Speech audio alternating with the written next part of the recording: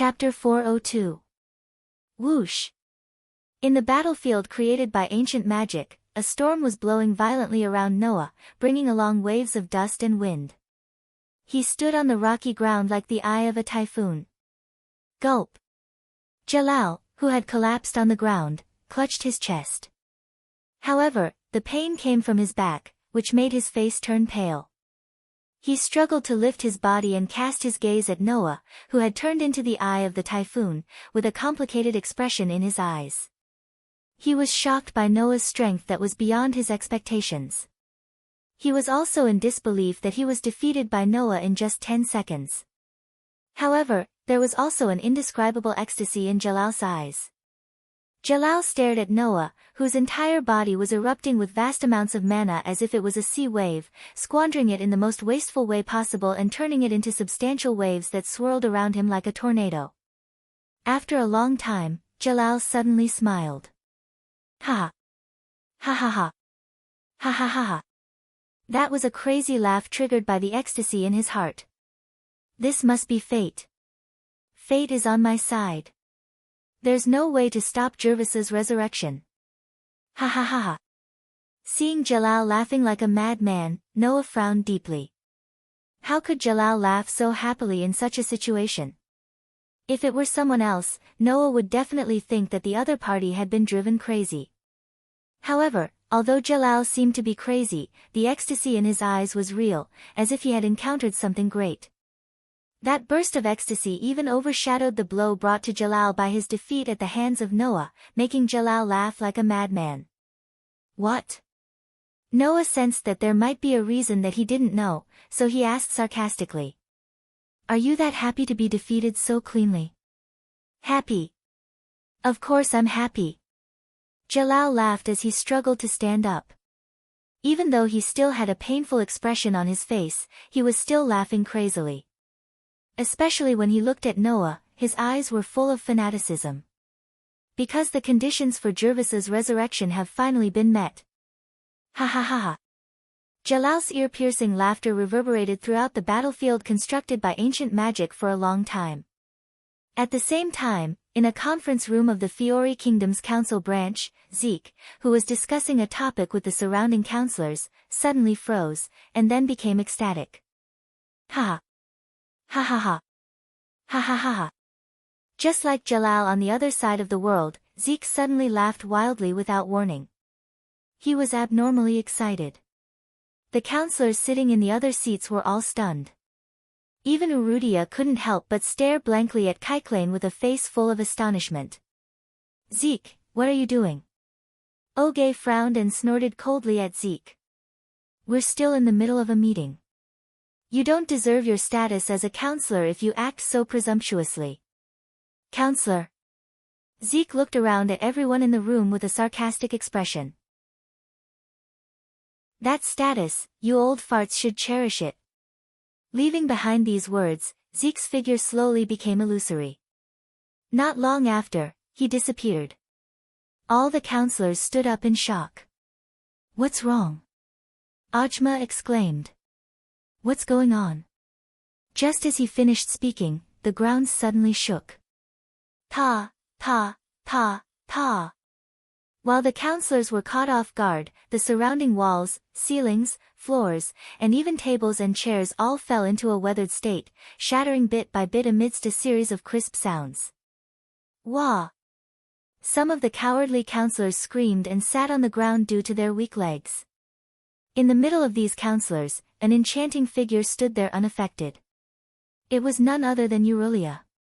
Although I don't know what happened, there seems to be some unexpected situation on the other side, making the plan go more smoothly. Urusha stretched out her hand and held a slowly rotating magic array as if she was holding a treasure. In that case, I can't let you get in the way. Hearing this, some of the more sharp-minded counselors, including Ajma, immediately understood. Both Zeke and Urusha were villains who had infiltrated the council for a certain purpose. At the same time, Noah, who was still on the battlefield constructed by ancient magic in the Paradise Tower, looked at Jalal who was still laughing maniacally. Suddenly, he raised his head as if he sensed something and looked in front of him, which was right next to Jalal. There, Chicharito, who had disappeared from the council, slowly appeared beside Jalal like a phantom. His wild laughter was almost identical to that of Jalal's. Noah's gaze suddenly froze. "It's you. I didn't think we'd meet again so soon." It was completely different from the last time they met. This time, Kieran's body was filled with the strange yet familiar evil aura that Noah felt at the same time. It was unfamiliar because Zeke didn't have such an evil aura in the past. The familiarity was due to the evil aura on Jermaine's body, which was exactly the same as that on Jalal's body. Noah's outstanding sensing ability and keen intuition allowed him to finally notice something. In the past, Noah had always felt something off about Zeke's body. Now, Noah understood the origin of this sense of dissonance. "Oh." Jalal and Zeke raised their eyebrows at the same time. "Did you notice?" "It should be said that you didn't notice until now. Your concealment skills are pretty good." Looking at Jalal and Zeke, who had the same expression, like two sides of a mirror, Noah laughed coldly. "I didn't think you'd get a body of thoughts to sneak into the council. You've put in a lot of effort, Jalal." "Yes. Body of thoughts." Zeke was Jalal's body of thoughts. The so-called body of thoughts referred to a three-dimensional projection or a doppelganger. In other words, Jalal and Zeke were not two different people, but one and the same. In order to not expose the identity of the body of thoughts, you've divided half of your magic into your body of thoughts, so that your body of thoughts can use magic on its own and act on its own, just like a real person, right? Noah was speechless. To think that even my sensing ability could only detect something amiss. Those fellows from the council are done for. Because it's necessary. Zeke, or more accurately, the body of thoughts of Jalal's doppelganger, grinned at Noah. "Although the Tower of Paradise is being built in an orderly manner, if we want to activate our system, we're missing the most important and essential thing. Magic." Jalal raised one of his fists, and magic fluctuated like a black gas. "If we want to activate magic, we definitely need magic. It's a pity that our system requires an enormous amount of 7 billion concepts of magic power. That's the amount of magic power that can be gathered by gathering all the sorcerers in the world. I don't know if that's enough magic power." Zeke narrowed his eyes. "That's why we set our sights on the council's magic elven power." Hearing this, Noah's eyes flashed. Magic elven power. That was the council's strategic weapon. It was a combination of sorcerers with various attributes, and was equipped with various magic instruments. It could be fired from a distance using a satellite magic array, and was similar to a satellite ray, a super spacetime destruction spell. It was said that once the magic elven power was activated, its power was enough to destroy a country. One could imagine how terrifying this super spacetime destruction spell was. However, it was precisely because it was so powerful that the mana contained within it was definitely extraordinary. It was not strange that Jalal would set his sights on this. But now, there's no need. Jalal's tone changed, and he looked at Noah with fanaticism. "Because I already have a better source of magic." Chapter 403. Seeing Jalal and Zeke staring at him with eyes full of ecstasy and fanaticism, and the meaning behind their words, Noah's face gradually turned cold. "So that's how it is.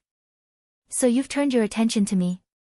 Noah finally understood why Jalal was so ecstatic. It was because the 7 billion concepts of mana that would take a lot of effort to gather, and it was said that even the magic shooters in the world could not gather it, was now right in front of Jalal. That's right. Noah was being targeted. Because of the unrestrained squandering of magic power, Jalal discovered the vast, ocean-like magic power in Noah's body and made the judgment that Noah himself could meet the demand of the 7 billion concepts of magic power. Perhaps, in terms of power, Noah had no way to achieve the super-destructive power that could destroy a country like the magic elven power. However, in terms of the amount of mana in Noah's body alone, even if it couldn't be said to be endless, it could be said to be boundless. It was definitely comparable to the strategic weapons of the council. It was because of this that Jalal was so ecstatic. In other words, Jalal wanted to use Noah as a source of mana for the R system and use Noah as a sacrifice. To appear here when the Paradise Tower is about to be completed, I have to say, this is simply fate, Jalal and Kiran said in unison, full of confidence. You'll be the sacrifice for Gerald's resurrection and submit here. As soon as he finished speaking, Jalal's body became illusory. Like mist, he floated back into Jalal's body and became one with him. Wang! Along with the sound of the space vibrating, an oppressive magic power spread out from Jalal's body, filling every corner of his body. Even his aura rose fiercely, becoming incomparably powerful. If Jalal's strength wasn't at the level of one of the 10 great Saint Magi before, then now, his strength was definitely at the level of one of the 10 great Saint Magi. That was only natural. Kiran, who had half of Jalal's mana, originally had the title of one of the 10 great Saint Magi. Although Kiran's strength hadn't reached the level of a 10 saint, he wasn't far from it. In addition, his status as a counselor and the other requirement to become a 10 saint magus was to have a good character. This requirement allowed Kiran, who had concealed his true identity, to be recognized. It wouldn't be difficult for Kiran to become a 10 saint. Now, half of his mana returned to Jalal, who wasn't far from becoming one of the 10 great saints. It wasn't strange at all that Jalal's strength had reached the level of one of the 10 great saints. Now, Jalal was probably on par with people like Makarov, Joseph, Kildas, and Laxas. He might even surpass them. Let's start the second round. Jalal clenched his fist and sneered. His whole body was covered in blazing magic power. His voice carried a sense of oppression. I'll let you see my real magic. Saying this, Jalal crouched down like a cheetah and put his hands on the ground. His eyes were fixed on Noah. A golden magic array spun out from the ground under Jalal, and a dazzling golden light covered Jalal's body. Meteor. His voice seemed to have turned into an echo as it reverberated in the surroundings. Chi. Along with a faint sound of breaking through the air, Jalal, whose body was filled with golden light, turned into a meteor in the truest sense of the word. Then, he suddenly shot out violently. His speed was even faster than that of the golden wolf, Bo. Noah, who was calm and unruffled, had just turned serious when Jalal suddenly appeared in front of Noah. His whole body was covered in golden light, and his eyes flashed with evil light like a meteor. He suddenly clenched his fist, condensed his mana, and smashed it toward Noah's chest without any fancy moves.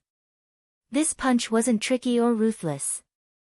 The only thing they had was the terrifying attack speed brought about by their terrifying speed. Under the influence of such a terrifying attack speed, the air around Jalal's fist was slightly disordered. It was as if an invisible vortex had formed around Jalal's fist. With an ear-piercing sound, he swung it forward. However, from beginning to end, except for Noah's obvious emotional fluctuation when he knew that Jalal had schemed against Alusha, Noah had always been calm and composed. With a calmness that was absolutely unbelievable to others, Noah judged that Jalal's strength had greatly exceeded his previous strength after Zeke's return and the use of the magic called Meteor. After he had the strength of a 10 saints, the mana in his body roared and flowed like a flood. Another vibration sound was heard, and a burst of rich white light quickly gushed out of Noah's body. Like a shock wave, it collided with Jalal's heavy fist. Bang! At the moment of collision, a loud explosion suddenly sounded. It was the sound of the bright brilliance of the magic called Meteor on Jalal's body exploding. Pa! Without the help of the super-fast speed of Meteor, Jalal's straight punch was like a paper tiger to Noah. He just raised his hand and firmly caught it with a crisp sound. Jalal, who was confident in his super-fast attack, had a stiff expression on his face as he cried out in astonishment. You crushed my magic. You actually have the same magic as Kilda's? So you didn't know? Noah suddenly smiled. Then I'm really sorry. While speaking, Noah's hand that was holding Jalal's fist suddenly burst with a ball of rich white light. Knowing the true nature of Noah's magic, Jalal knew that if he did nothing, then in the next moment, it would not be his magic that would be crushed, but his arm. This made Jalal couldn't help but shiver. His somewhat arrogant attitude due to the return of all his strength disappeared without a trace. He didn't dare to be arrogant anymore. Meteor. Calling out the name of his magic in a more urgent voice than before, Jalal's body was once again covered by the bright brilliance. His figure once again turned into a meteor, fiercely breaking free from Noah, and in a breath, retreated rapidly. Whoosh! Under the sharp sound of breaking the air, Jalal, who had turned into a meteor, seemed to want to surround Noah. With Noah as the center, he drew a big circle, blocking all of Noah's escape routes with his own strength, and his speed was getting faster and faster. This Jalal is really something. Even if his strength is not as good as Bio's, his speed is already above Bio's. While a touch of surprise flashed in his heart, Noah felt a chill on his back. He immediately clenched his fist and fiercely smashed it behind him without hesitation. Bang! His fist swung through the air, and a figure just happened to flash out from behind Noah. His fist was faintly suffused with some black gas under the magic power, and when Noah's fist was about to hit him, he also swung his fist, and in a muffled sound, the two heavily collided. Chi! However, Jalal's fist only touched the ground for a moment, and the moment it collided with Noah's fist, he suddenly withdrew his fist. Golden light burst out from his body, and his meteor-like figure spun freely in the air, turning into a ray of light, leaving behind a long tail of light in a semicircle, and following a semicircle arc, he swept past Noah's body. At this moment, Noah finally let out a gasp of astonishment. Too fast. This time, before he could finish his words, the meteor-like figure came to Noah's back in the blink of an eye. He clenched his fist and fiercely smashed it toward Noah. With the help of the sensing ability, Noah noticed this blow in time. When Jalal's fist was only half a meter away from his back, he suddenly turned around and raised his hand to block.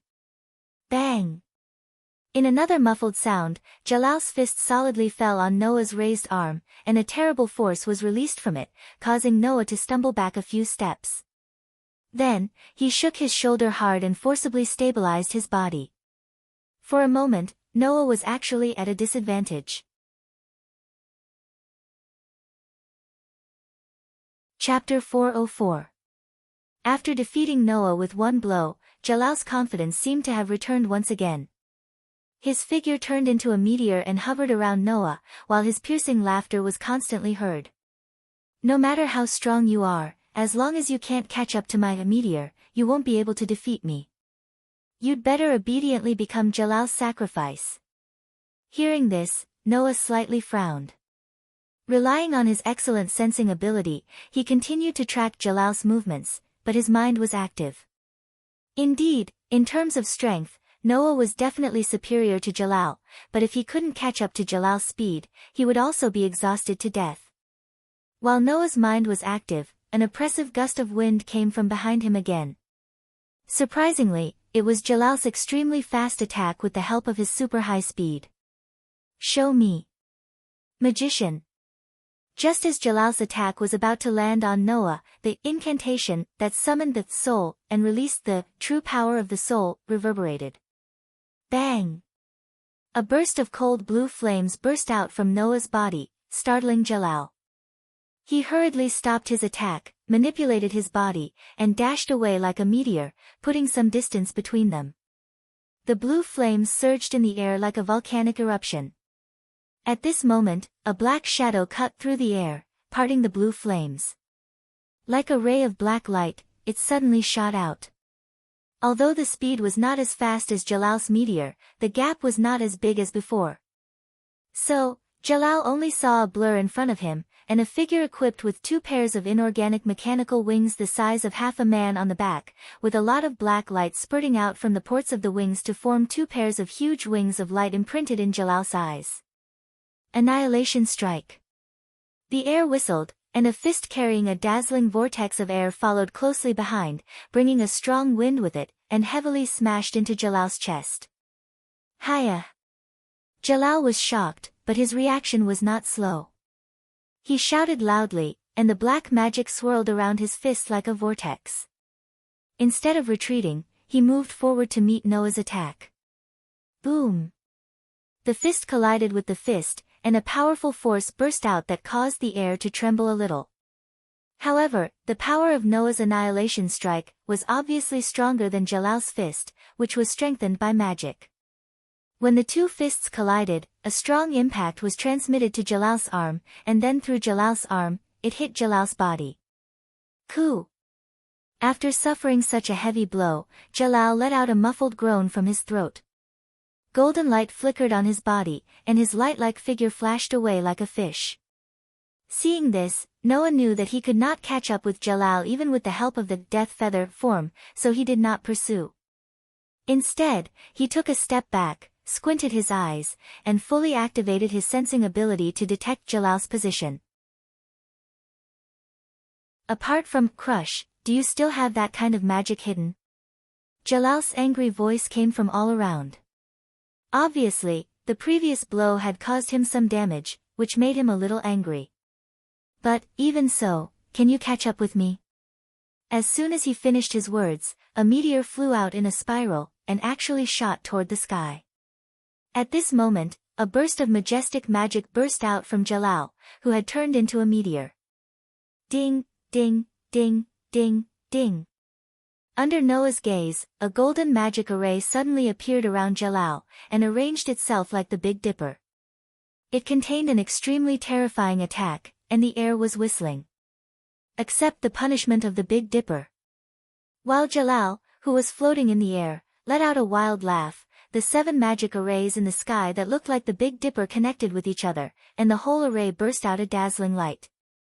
Feeling that the magic arrays contained extraordinary power, Noah squinted his eyes, and the death feather on his back spewed out a large amount of black light, forming a pushing force that made Noah's body disappear in an instant.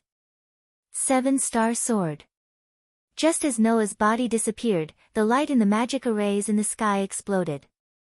Several resplendent rays of light descended from the sky, landing heavily on the hard rocky ground. Boom! Immediately, the ground that was struck by the resplendent light directly exploded with a deafening boom, stirring up a dense cloud of dust and shockwaves that blew in all directions. Oh! This level of attack can't catch up with your current speed. But my celestial magic is not only at this level. Jalal, who was floating in the sky, laughed loudly, and made a hand gesture. The magic arrays that looked like the Big Dipper flashed again. 7-star sword rain.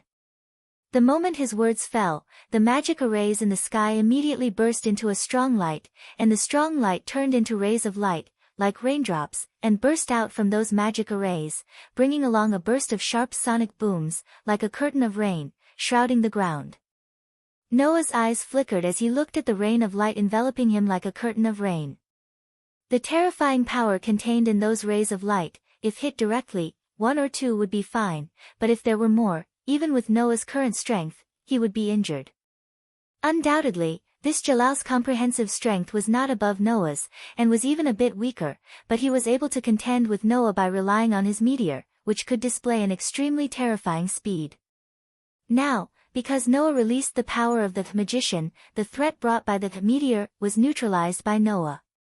If this continued, Jalal would undoubtedly be defeated. However, under such circumstances, Jalal used the 7-star sword rain magic, and each of those attacks was roughly equivalent to the attack power of a meteorite, which was really extraordinary. His speed was broken, and Jalal used a powerful magic to make up for his lack of strength, so Noah couldn't do anything to him for a while. Celestial magic was indeed a very powerful magic. If he couldn't find a chance to kill in one blow, then Noah would really have to waste time with this Jalal. Propelled by the death feather, Noah's figure rapidly retreated, leaving behind a series of afterimages in the air above the rocky ground. Pa pa pa pa. However, as soon as the afterimages appeared, they would be enveloped by the 7-star sword rain that fell from the sky in the next moment, and directly exploded. Peng peng peng peng. Under the attack of those meteorite-like attacks, the ground shook as if the sky was falling, and in the midst of the muffled explosions, one after another craters were blasted open, stirring up a lot of thick smoke and dust. Whoosh whoosh whoosh whoosh. Even under such circumstances, the resplendent curtain of rain continued to envelop them. Ha ha ha ha. Jalal's wild laughter kept echoing in the air. Therefore, Jalal, who was laughing wildly, didn't notice that while Noah was rapidly dodging, the magic in his body was also crazily gathering, causing one of Noah's arms to flash with a brilliant light. Since Jalal had endless tricks up his sleeve, then what Noah needed to do was to strike a killing blow that Jalal couldn't resist no matter what he did, and break this stalemate that Jalal had dragged into a war of attrition. It was for this purpose that Noah chose to dodge and save up his strength. Jalal gave up on using meteor to deal with Noah, and instead gave Noah time to use a powerful magic. So, while dodging the attack of the 7-star sword rain, Noah slowly stretched out his hand. On that arm, a burst of magic power surged, and a gorgeous light burst out. Inside, a delicate pattern gradually emerged. At the same time, Noah softly chanted, "Gather! Guide the fairies' river of light." Suddenly, the sky was like a calm lake that had a big stone thrown into it, stirring up ripples that constantly spread out. Illuminate. For the sake of destroying the evil minions. Violent magic rose from Noah's body. Finally, Jalal, who had realized that something was wrong, suddenly changed his expression.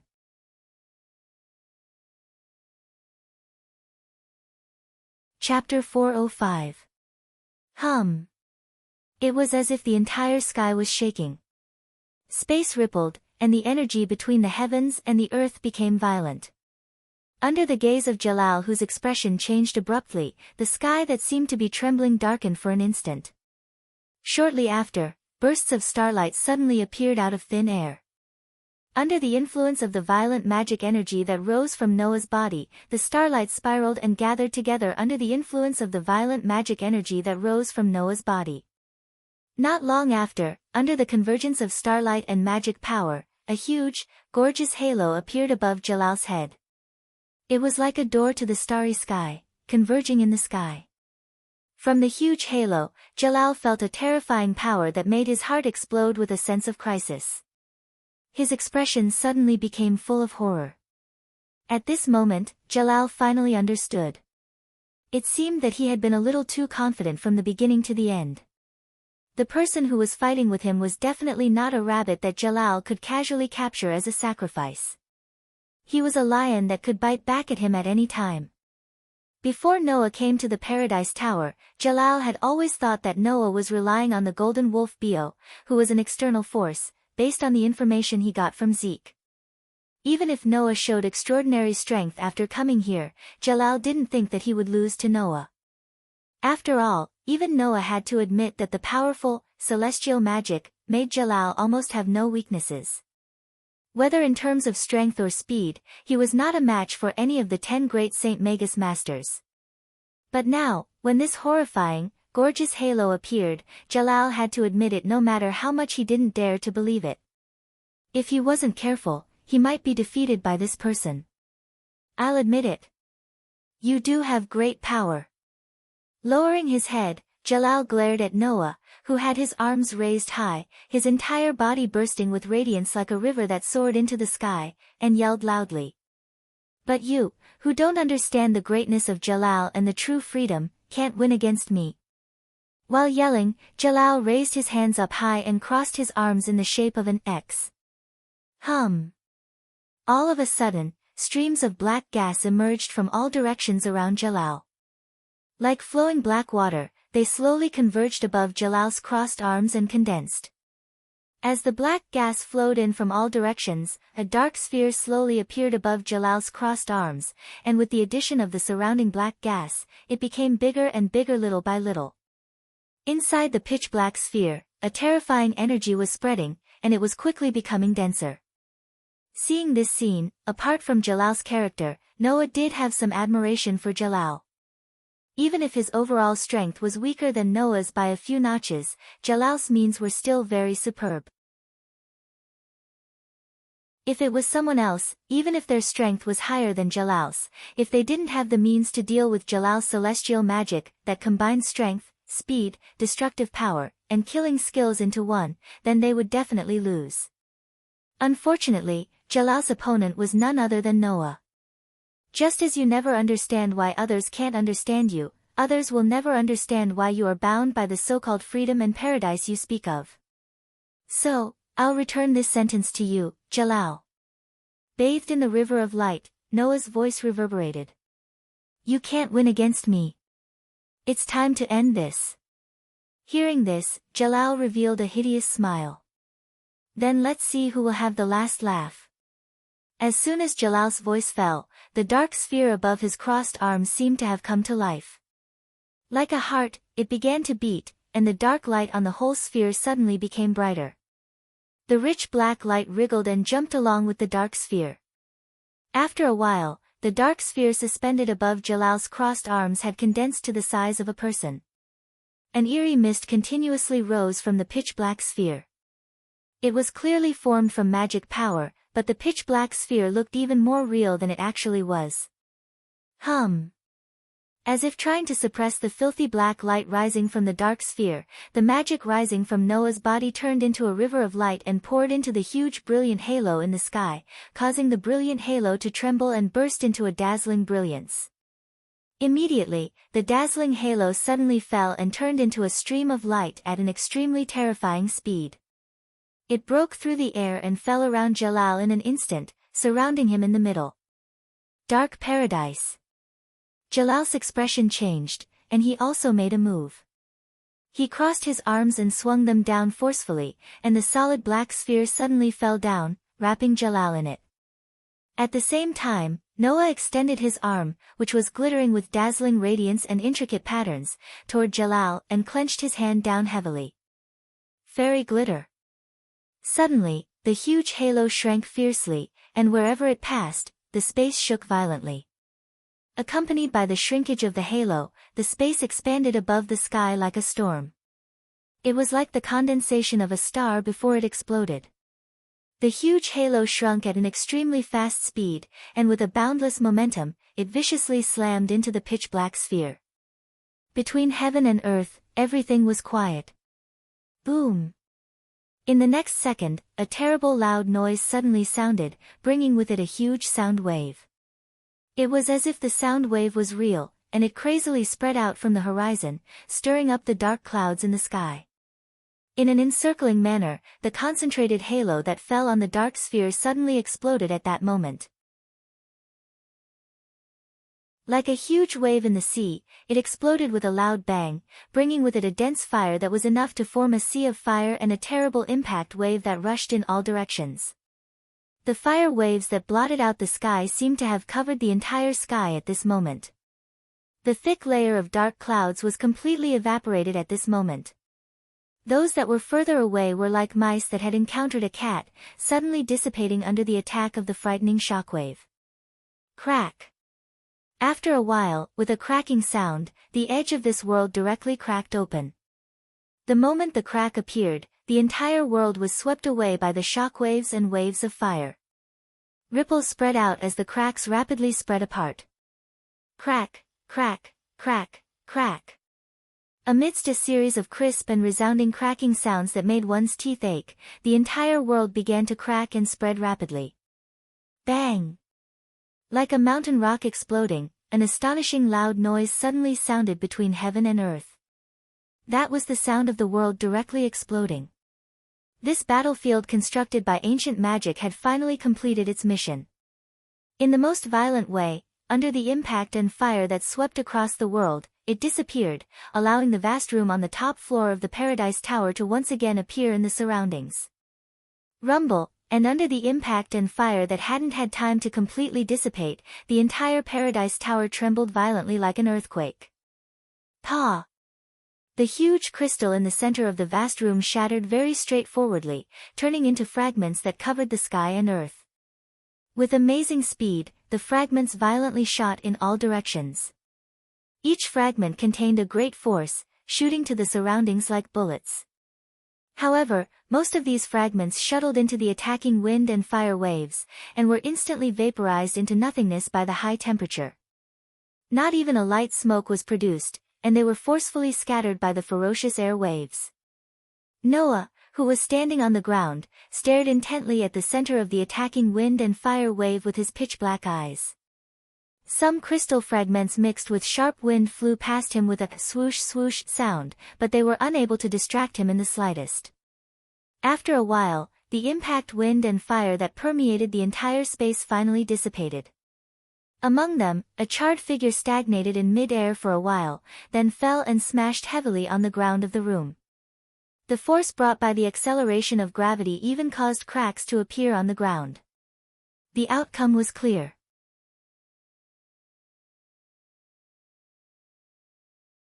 Chapter 406. When Noah, Zio, Simon, Wooly, and Miljana parted ways and headed to the top floor of the Paradise Tower to look for Jalal, they were actually attacked by the soldiers in the entire Paradise Tower. That was to be expected. Jalal had installed magic crystals in the entire Paradise Tower for surveillance. Although he couldn't say that he could clearly see every move of everyone in the Paradise Tower, he could at least know where they were. Jalal judged that with his current strength, he would not be able to deal with Noah's golden wolf, Bio, who was able to kill Joseph. Before summoning his thought clone, Jalal had yet to summon back his thought clone. Therefore, in order to buy time to construct a battlefield and restrict Noah's golden wolf Bio's ancient magic, Jalal had to restrain Noah. After all, to be able to construct another space and set rules that were beneficial to oneself in advance, ancient magic wasn't something that could be used at will. It required a lot of time to prepare and carve a magic array that could construct a battlefield. Therefore, Jalal got the soldiers in the Paradise Tower to arrest Noah. Naturally, there was no way to really arrest Noah in that way. However, Jalal's goal was only to buy time, so as long as he could buy time, it would be enough. In order to repel all the attacking soldiers and find Jalal, Noah was delayed quite a bit, allowing Jalal to successfully complete the carving of the ancient magic array. And while Noah was dealing with the attacking soldiers in the Paradise Tower, Zio, Wooly, and Miljana, led by Simon, arrived at Fairy Tale. At this time, the construction of the fairy tale was nearing completion with the help of various magic tools and the magic that the guild members were able to provide. Outside the fairy tale, Simon and the other three looked at the signboard that was hung high above the main door, and their hearts were more or less filled with emotions. Is this a proper guild? Wooly's eyes, which were like ornaments on his square face, widened. What a luxurious guild. Because of the expansion, Fairy Tale now looked like a huge castle. Looking at the huge castle in front of him, it was natural that Wooly, who had been living in the Tower of Paradise for the past 8 years, would be so excited. Zio was also excited. However, she was excited about something else. Sister. Zio had a complicated expression. Is sister inside? Hey, are we really going to go in and find little Elu? Miljana asked Simon timidly. It's all little Elu's companions inside. Hearing this, the four of them once again had complicated expressions. Companions. In the past, weren't they also Elusha's companions? Let's go in. Simon took a deep breath. We also have to make some closure for our past. Zio, Wooly, and Miljana exchanged looks, mustered their courage, and nodded. Pushed the door that looked like a city's gate, and the four of them walked into the Paradise Tower. First, the four of them saw a place that looked like a commercial street. After passing through the place that looked like a commercial street, the four of them came to the interior of the guild with the door wide open. They went straight inside and came to the guild hall that looked more like an auditorium than a bar. There were tables and chairs lined up. Rebbe, who was sitting on a chair and chatting with Lucy, noticed Simon and the others and asked in confusion. Who are those people? They're not from the guild, right? Huh? Lucy just noticed and made a sound of surprise. It's true. What's the matter? Naz, who suddenly stood on the table, said with some excitement. Are they here to mess things up? They don't look like it. Gray also looked over, and his hands began to unconsciously pull at his clothes. However, they do have a feeling of magic on them. They should be sorcerers. Be careful. Elisha, Elisha. Hubby flew to Elisha, who was engrossed in eating cake, and pointed in the direction of the door with some mischievous intentions. Someone is here to mess things up. Mess things up. Elisha turned her head in confusion. When she saw Zio, Simon, Wooly, and Miljana looking around in the direction of the door, her eyes trembled and her pretty face changed drastically. She was stunned. Welcome to Fairy Tale. Just as the people in the guild were whispering and Elisha was stunned, the signboard girls, Mira and Lisanna, came in front of the four of them. Excuse me, is there anything I can help you with? Mira greeted the four of them with a gentle smile. Do you have any requests for us? If that's the case, you can discuss it with us. Lisanna also greeted them with a polite smile. The president is not here now. If you want to ask Fairy Tale sorcerers for help, you can discuss it with us directly. We are not here to make a request. Simon stepped forward and spoke on behalf of the four of them. We are here to look for someone. Look for someone? Lisanna was stunned. Sister. Zio couldn't help but stand up. It's Elisha. Is she here? Are you here to look for Elisha? Mira was a little surprised and looked in the direction of Elisha. Following Myra's gaze, Simon and the others also turned their gazes and saw Elisha standing there in a daze. Although it had been 8 years, Zio, Simon, Wooly, and Miljana all recognized each other at once, just like Elisha. Elisha. Simon, who had always been very calm, showed a rare trace of excitement. Elisha. Wooly didn't know whether to breathe a sigh of relief or a sigh. Little Elu. Miljana called out. Sister. Zio was the only one who stood there in a daze, not knowing how to react. What's wrong? Gray frowned and looked at Elisha. Do you know each other? Zio. Simon. Wooly. Miljana. Elisha didn't answer Gray's question. Instead, her face was filled with a complicated expression, and even a trace of fear appeared in her eyes. You. Why are you? Simon suppressed the excitement in his heart and regained his composure. He said to Elisha in a deep voice, let's talk about reunion later. Elisha, we're here to tell you that your companion has broken into the Tower of Paradise and is planning to fight Jalal head-on. What? What did you say? Elisha finally stood up in shock and shouted anxiously, ignoring the fact that Simon's group of 4 had come here and making a living out of her various emotions. My companion? Who is it? We don't know his name either. Simon shook his head. All these years, I've been collecting all kinds of information about Fairy Tale, but there's no mention of him. We only know that there's a pure white emblem on the back of his right hand. That's the emblem of your guild. The emblem is on the back of his right hand? Or is it pure white? Lisanna interjected. Could it be Big Brother Noah? Noah? Elisha was completely confused. Why would Noah know about the Tower of Paradise? Why would Noah go to the Tower of Paradise? Why would Noah have a conflict with Jalal? Although I don't know why he broke into the Tower of Paradise, he went looking for Jalal because of you, little Elu, Miriana said to Elisha. We told him about what happened in the past and how you betrayed us and escaped from the tower alone. But he didn't believe us, so he went looking for Jalal. Sister. Zio finally stood up and shouted with a face full of excitement. You really didn't betray us? Zio. Elisha lowered her head in pain. I think it's better to talk about it later. Wooly nodded. If we don't go to the Tower of Paradise now, that Noah guy might be killed by Jalal. Elisha raised her head abruptly, her original timidity and hesitation all gone, replaced by her usual sternness. I will never allow such a thing to happen.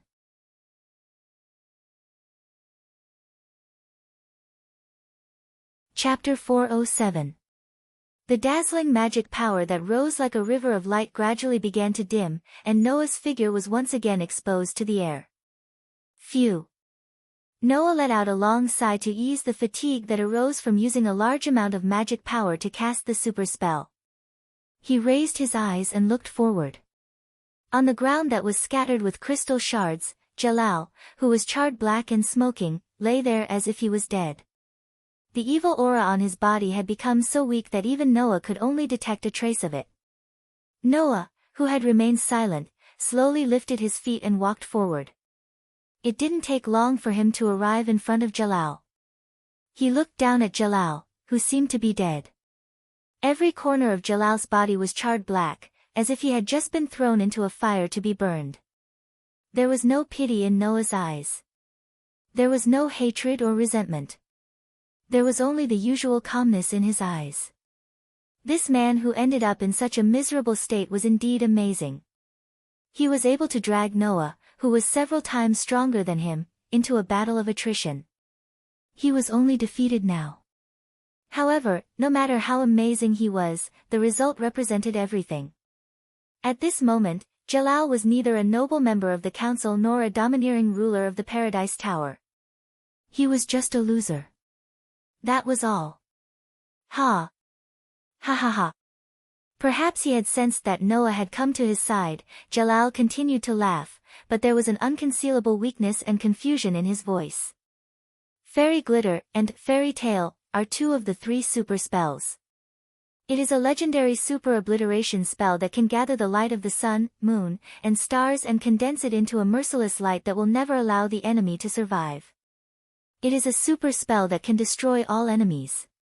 In the past 8 years, I have never slacked off on collecting information about the outside world.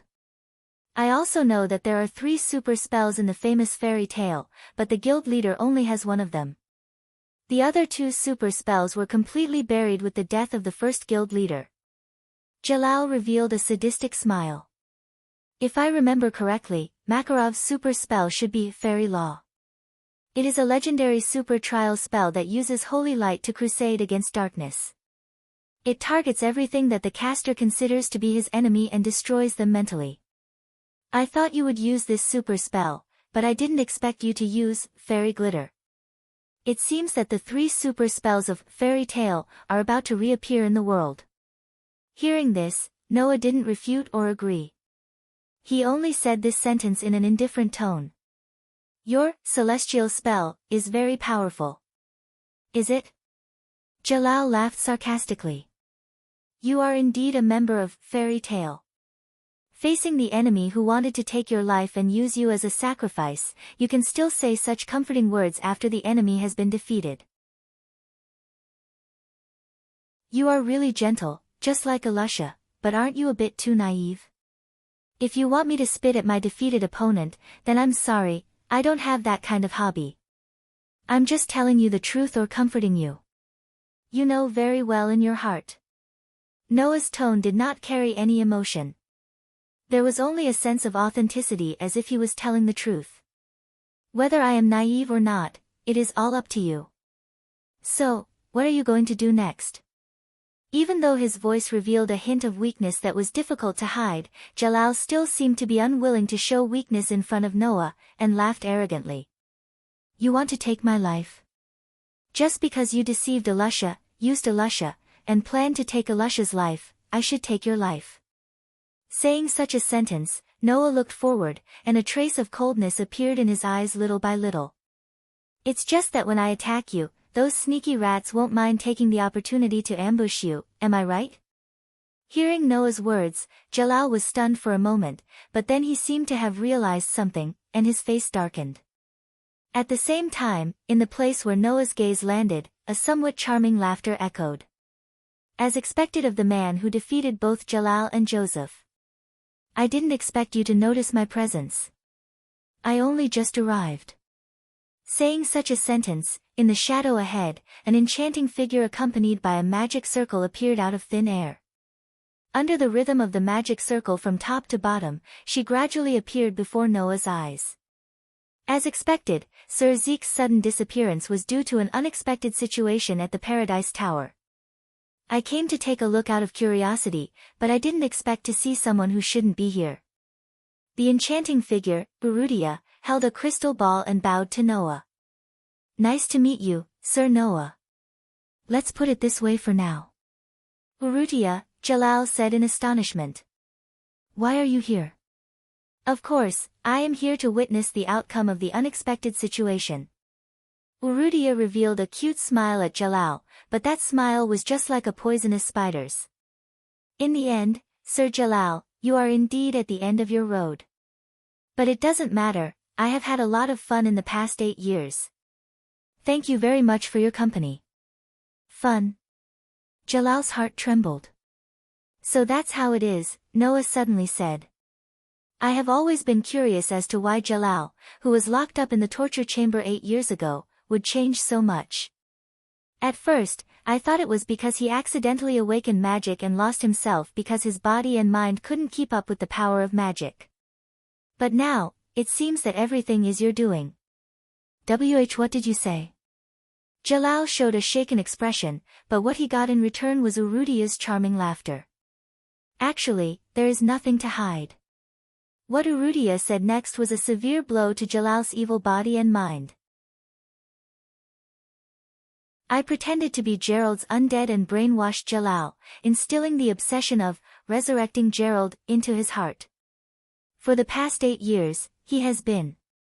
At this moment, Jalal felt as though his entire head had exploded, and everything went blank. However, neither Noah nor Urrutia paid attention to Jalal, who was at the end of his road. Noah stared at Urrutia and suddenly laughed. In other words, in the end, the one who caused Alusha so much pain was you. Urrutia grinned. It's quite interesting, isn't it? When these words came out of Urrutia's mouth, a strong sense of crisis rose in her heart, causing her expression to stiffen.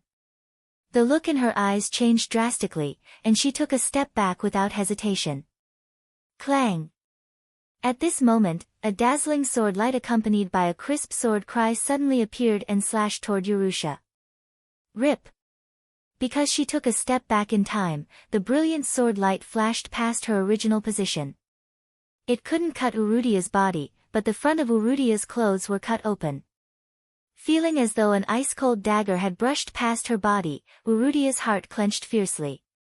She couldn't care less about covering her exposed skin and raised the crystal ball in her hand. Future flash. The crystal ball lying quietly in Urrutia's hands suddenly trembled. It suddenly split into dozens of crystal balls. Like cannonballs, the crystal balls flew against the atmosphere. Amidst the piercing sound of air breaking, the crystal balls ruthlessly shot in front of Urrutia. Buzz! However, at the same time, an intricate magic array rotated in front of the crystal balls, suddenly releasing a burst of strong light. An extremely dazzling beam of light burst out from it, enveloping the dozens of crystal balls that were flying over. Bang! All the crystal balls exploded under the attack of the laser beam. Then, the beam of light rushed toward Urrutia without slowing down. Urrutia's expression changed greatly. In the next moment, Urrutia's figure was completely engulfed by the beam of light. Boom! A loud sound resounded through the Paradise Tower.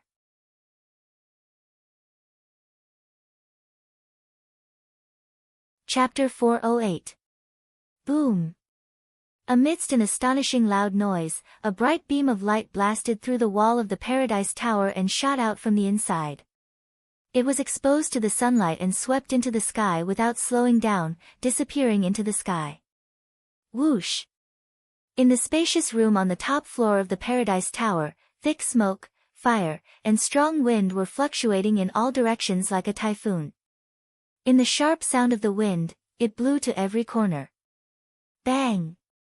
Jalal, who had collapsed on the ground, was unsurprisingly blown away and hit hard against a wall. Coo! Jalal, who had used up all of his mana and was unable to move due to the wounds all over his body, could only endure the excruciating pain of crashing into the wall. He let out a pained groan before softly sliding down to the ground. However, the pain from his body couldn't erase the impact on Jalal's heart at all. Under such circumstances, Jalal struggled to raise his head and looked at Noah, who was levitating in the air with the help of Feather of Death. There was a magic circle full of phosphorescent light rotating in front of Noah. Noah was holding a black knight's sword in his hand, and Jalal couldn't help but laugh bitterly. That sword, I've never seen it before.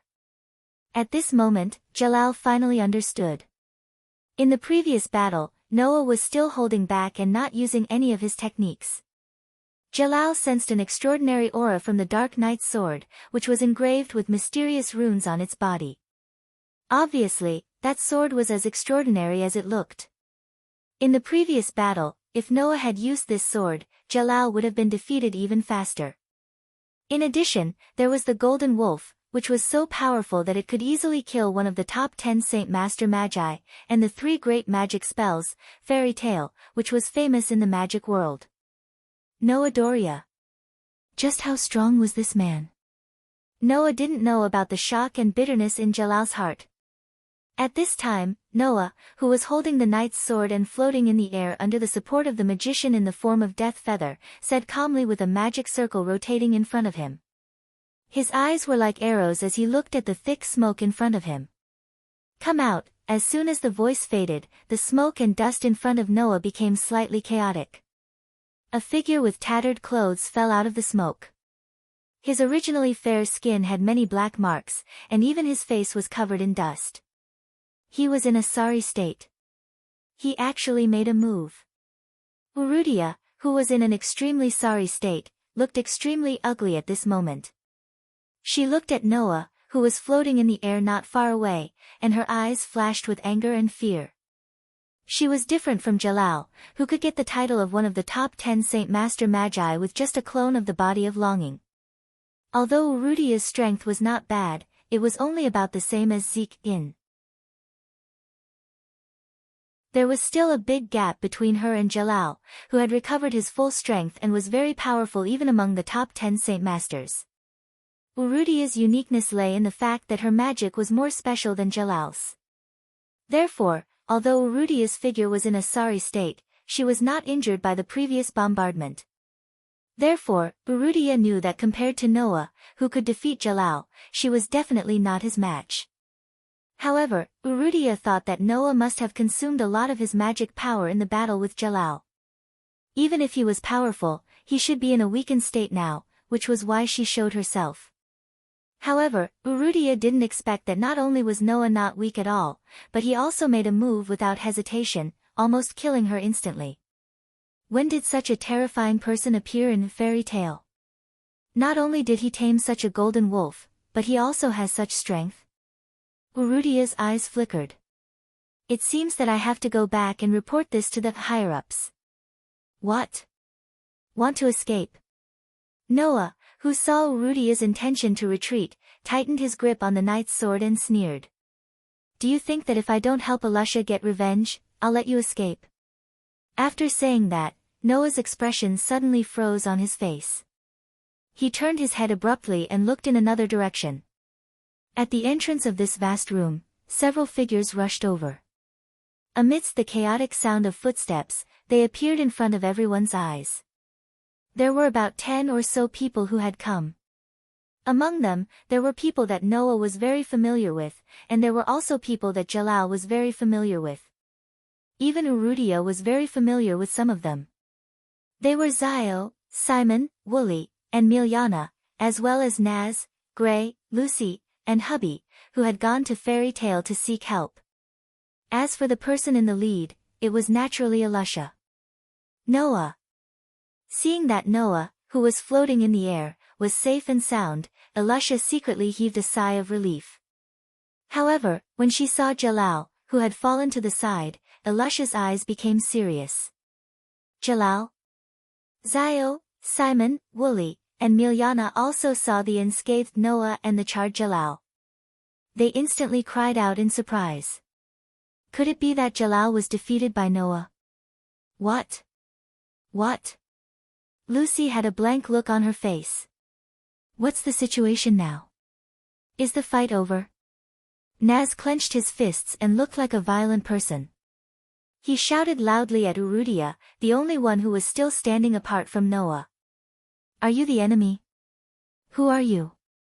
Unlike Naz, when Gray saw Urudia's full appearance, especially her face that was covered in dust, he felt that it was a little familiar. This made him anxious. You. Instead, Elisha, who had been to the council, recognized Urudia and said in surprise. Are you Urudia? You are you? This name seemed to have an extraordinary meaning to Gray. Gray was stunned.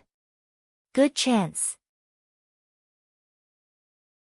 Seeing that everyone's attention was suddenly taken away by the sudden intruder, Urudia, who was holding her clothes with one hand and hiding her beautiful figure under the tattered cloth, suddenly raised the crystal ball in her hand again.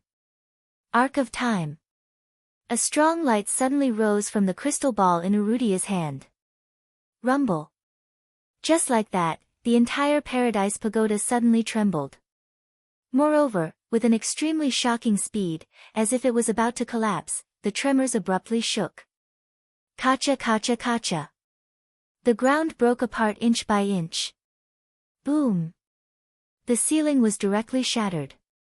Pa. Even the walls seemed to have been weathered and turned into dust and began to dissipate. Woo woo woo woo. Naz, Gray, Lucy, Hubby, Zio, Simon, Wooly, and Miljana didn't even have time to react to what had happened. The ground suddenly collapsed, causing them to lose their balance and sway along with the fragments of the collapsed ground. Boom! Noah swung his sword and shattered a huge piece of the ceiling that had fallen above him.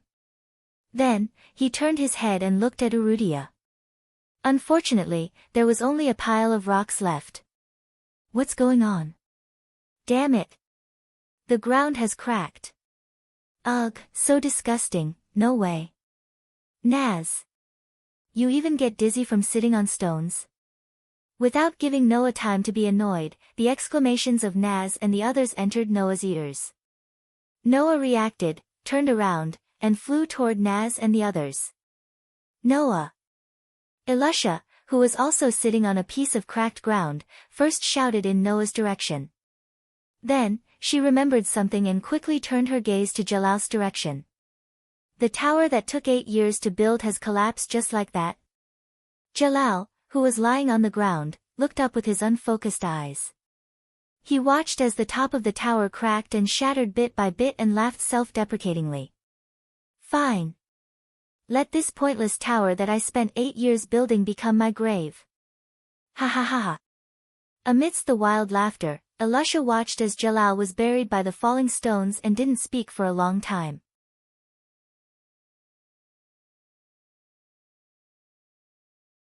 Chapter 409. Rumble.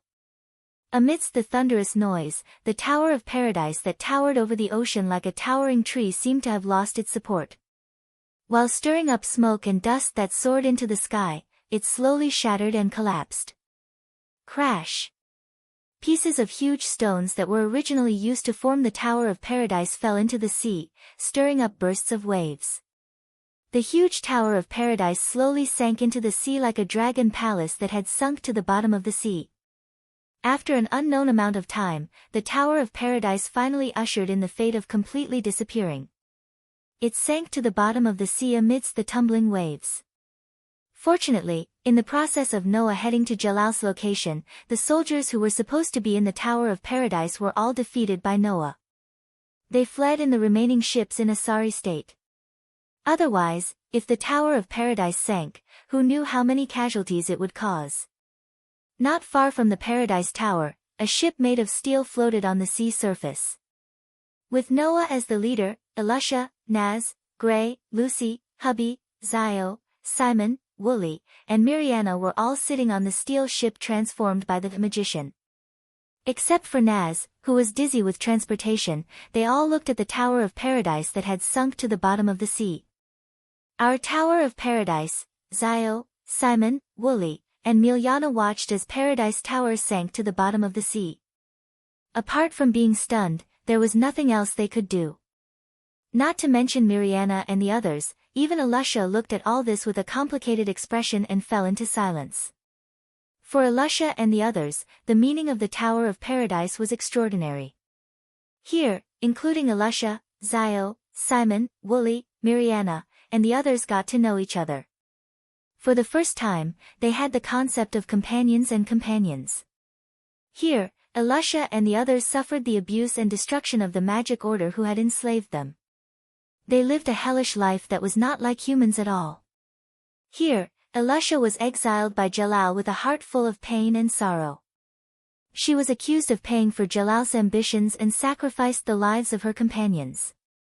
Here, Zio, Simon, Wooly, and Milyana spent a total of 8 years to build the tower that was either a symbol of existence or a curse. Now, this place had finally returned to dust and sunk to the bottom of the ocean. Nothing was left. For Elisha and the others, it was easy to imagine how complicated their feelings were after witnessing all of this. Compared to Elisha and the others, Gray and Lucy were completely baffled. In the end, I thought we would encounter a fierce battle here, but we're only here to witness the end of this tower. Lucy sighed. Furthermore, I nearly lost my life. Love. Hubby was as spirited as ever. It's all thanks to Noah. That woman. Gray couldn't help but be immersed in Urusha's dusty face and quietly clenched his fist. Urusha, huh? At the same time, Elisha raised her feet and walked towards Noah, who was standing at the bow of the ship and also looking at the Paradise Tower that had sunk to the bottom of the ocean. She stood side by side with him and looked into the distance. It was just like when they were looking at the scenery and chatting by the river bank in the forest. However, compared to the past, Elisha's feelings were more complicated now. Why did you come to the Paradise Tower and even duel with Jalal? Hearing Elisha's words in a somewhat heavy tone, Noah casually responded as if he didn't notice the complicated feelings in Elisha's heart. Just treat it as a childhood sweetheart worrying about unnecessary things. How can that be the same? Elisha couldn't help but raise her voice a little. If something goes wrong, you might not be able to go back. Even if that's the case, what's the difference? Noah replied indifferently. I believe that if it were you, if you were in the same situation, you would also jump into the fire without a care for your own safety, right? Elisha opened her mouth slightly but couldn't say anything. At this time, Noah glanced at Elisha and smiled. I said that I envy you for having a past. I also said that no matter if it's a painful past, a sad past, or a despairing past, it's all evidence to prove your existence, right? Elisha couldn't help but be startled. Actually, there's something I didn't say after that. Under Elisha's startled gaze, Noah smiled freely. That smile was deeply imprinted in Elisha's heart. Although I envy you for having a past that can prove your existence, if it's possible, I really don't want it to exist. As proof of your existence, you only need a fairy tale, and that's enough. You only need a fairy tale, and that's enough.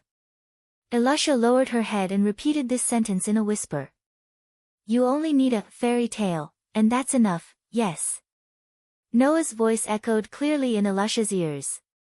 So, those unbearable memories of the past don't matter. As he said this, Noah turned around and put his arm around Elisha's slender shoulders. He turned Elisha around to face another direction. Of course, I'm not asking you to abandon all of your past. You still have responsibilities that you need to complete. Hearing this, Elisha came back to her senses and looked ahead. Immediately, she saw Zio, Simon, Wooly, and Milyana staring blankly in the direction of the Paradise Tower that had sunk to the bottom of the sea. Their faces were filled with confusion and emptiness. Unlike you, there's really no evidence to prove their existence. Noah sighed. Whether it's to end things with the past or for the sake of your former companions, you still need to talk to them. Suddenly, Elisha's eyes became brighter and brighter. The complicated feelings that originally existed in her eyes disappeared bit by bit. That's true. Staring at Zio, Simon, Wooly, and Milyana, Elisha finally smiled. That's true. Seeing Elisha's unprecedentedly beautiful smile and the sudden brightness in her eyes, Noah couldn't help but smile as well. Because Noah knew. From this moment on, Elisha would really try to get rid of the past and become the fairy queen that truly belonged to the fairy tale. So, the two looked at each other and smiled. As usual, they had a tacit understanding and didn't need to say anything. Wow! Not far away, Hubby, who was flying in the air, pointed at Lucy.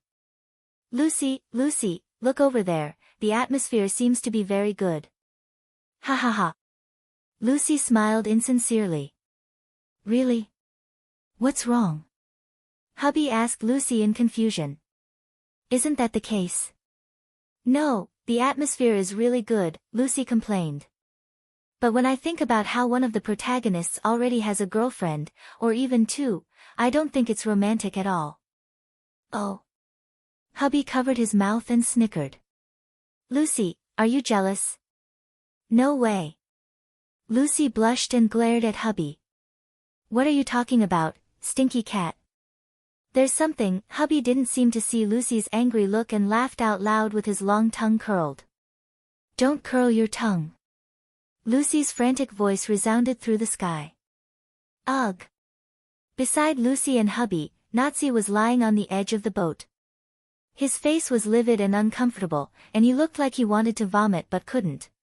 So disgusting. Looking at Lucy, who was frantically interacting with Hubby, Naz, who was lying on the ground, unable to stand up, Gray, who had a thoughtful look on his face, and Alyssa, who was walking towards Zio, Simon, Wooly, and Mariana, who were at a loss. Noah turned around and looked into the distance, his heart constantly fluctuating. Although this trip to the Paradise Tower eventually developed to the point where he had to settle the past for Elisha, the result was still good. Now, the dangerous, our system, had sunk, and Jalal had sunk to the bottom of the sea with the Paradise Tower that he had built for 8 meaningless years. Elisha would also bury the hatchet with her former partner, and everything was going in a good direction. The only variable was probably Urrutia. She used Jalal's 8 years of time and sank the tower to the bottom of the sea without hesitation. Noah looked at the sky. You, who are you?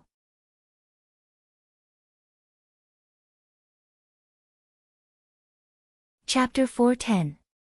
Just like that, 3 days passed quietly. During these 3 days, Noah and company stayed in a city by the sea. During this time, Elisha had a long conversation with Zio, Simon, Wooly, and Milyana. After that long conversation, Elisha, Zio, Simon, Wooly, and Milyana finally resolved all their misunderstandings and buried the hatchet. Just like 8 years ago, they became partners that could rely on each other. Although it couldn't be said that they were extremely close, there were no more grudges between them. However, perhaps because of what Noah had said, Zio seemed to have always been unable to trust Elisha and had always wronged Elisha. She even resented Elisha because of this. In order to enlighten such a Zio, the extremely domineering Elisha directly barged into the hotel room where Noah was staying and reprimanded Noah. With regards to this, Noah could only keep rolling his eyes. Who was all this for? Wasn't it because of Elisha that Noah had said those words to Zio back then? Besides, those words weren't wrong. Otherwise, Zio wouldn't have felt guilty, right? However, it was said that women were unreasonable. This characteristic was even more obvious when it came to Elisha. With no other choice, Noah could only helplessly find Zio and have a long conversation with her. After that, Zio finally let go of this matter. It was worth mentioning that Gray was the opposite. He seemed to have become a little preoccupied. Even though he usually acted the same when interacting with Noah, Elisha, Naz, and the others, Noah realized that Gray was secretly using some channels to gather information on someone. Apart from that, Gray was no different from usual. Regarding this, although Noah was a little concerned about this first childhood playmate of his, if Gray didn't want to talk about it, Noah wouldn't ask. He could only choose to watch from afar.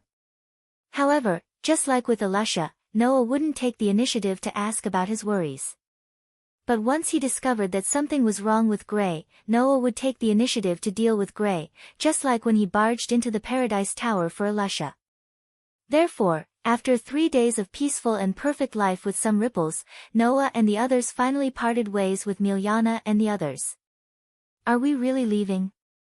At the entrance of the hotel, Elissa stared intently at Zio, Simon, Wooly, and Miriana standing in front of her. Although she didn't show any obvious reluctance, she still couldn't let go of her feelings. Actually, you can also come to Fairy Tale with me. Hearing this, the 4 of them looked at each other and smiled. We also want to be with you, little Elu, Miljana said lively. But we've always lived in the tower, and now we really want to go around. I have a younger sister. Simon looked at Elisha's pretty face as if he wanted to remember Elisha's face. After a while, he closed his eyes and smiled.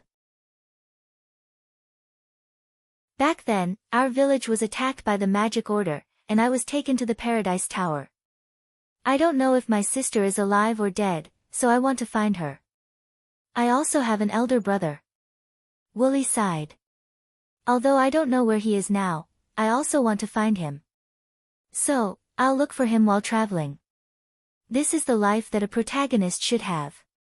That's it, sister. Zio changed her usual gloomy appearance and now had a cheerful expression.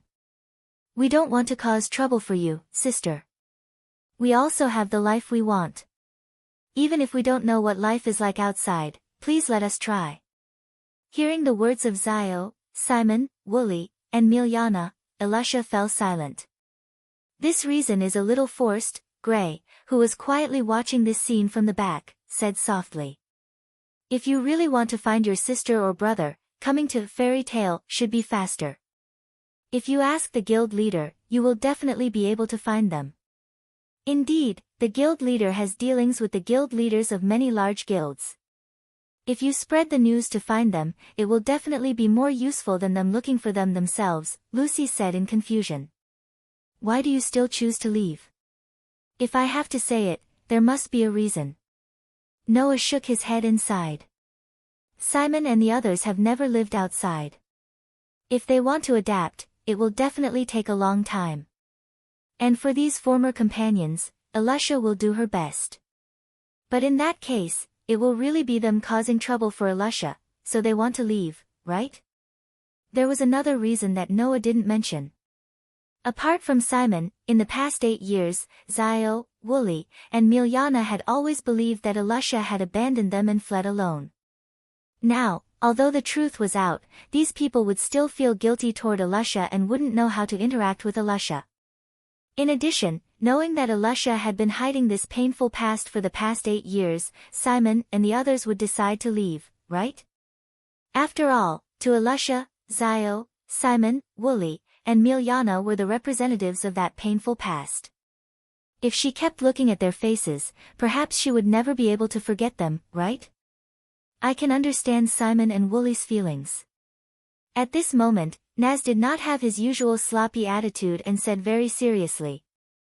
Like them, I've always wanted to find Ignir. Love. Habby raised his hand. So, we can't stop them. Then, I hope they can live better in the future. Lucy sincerely hoped.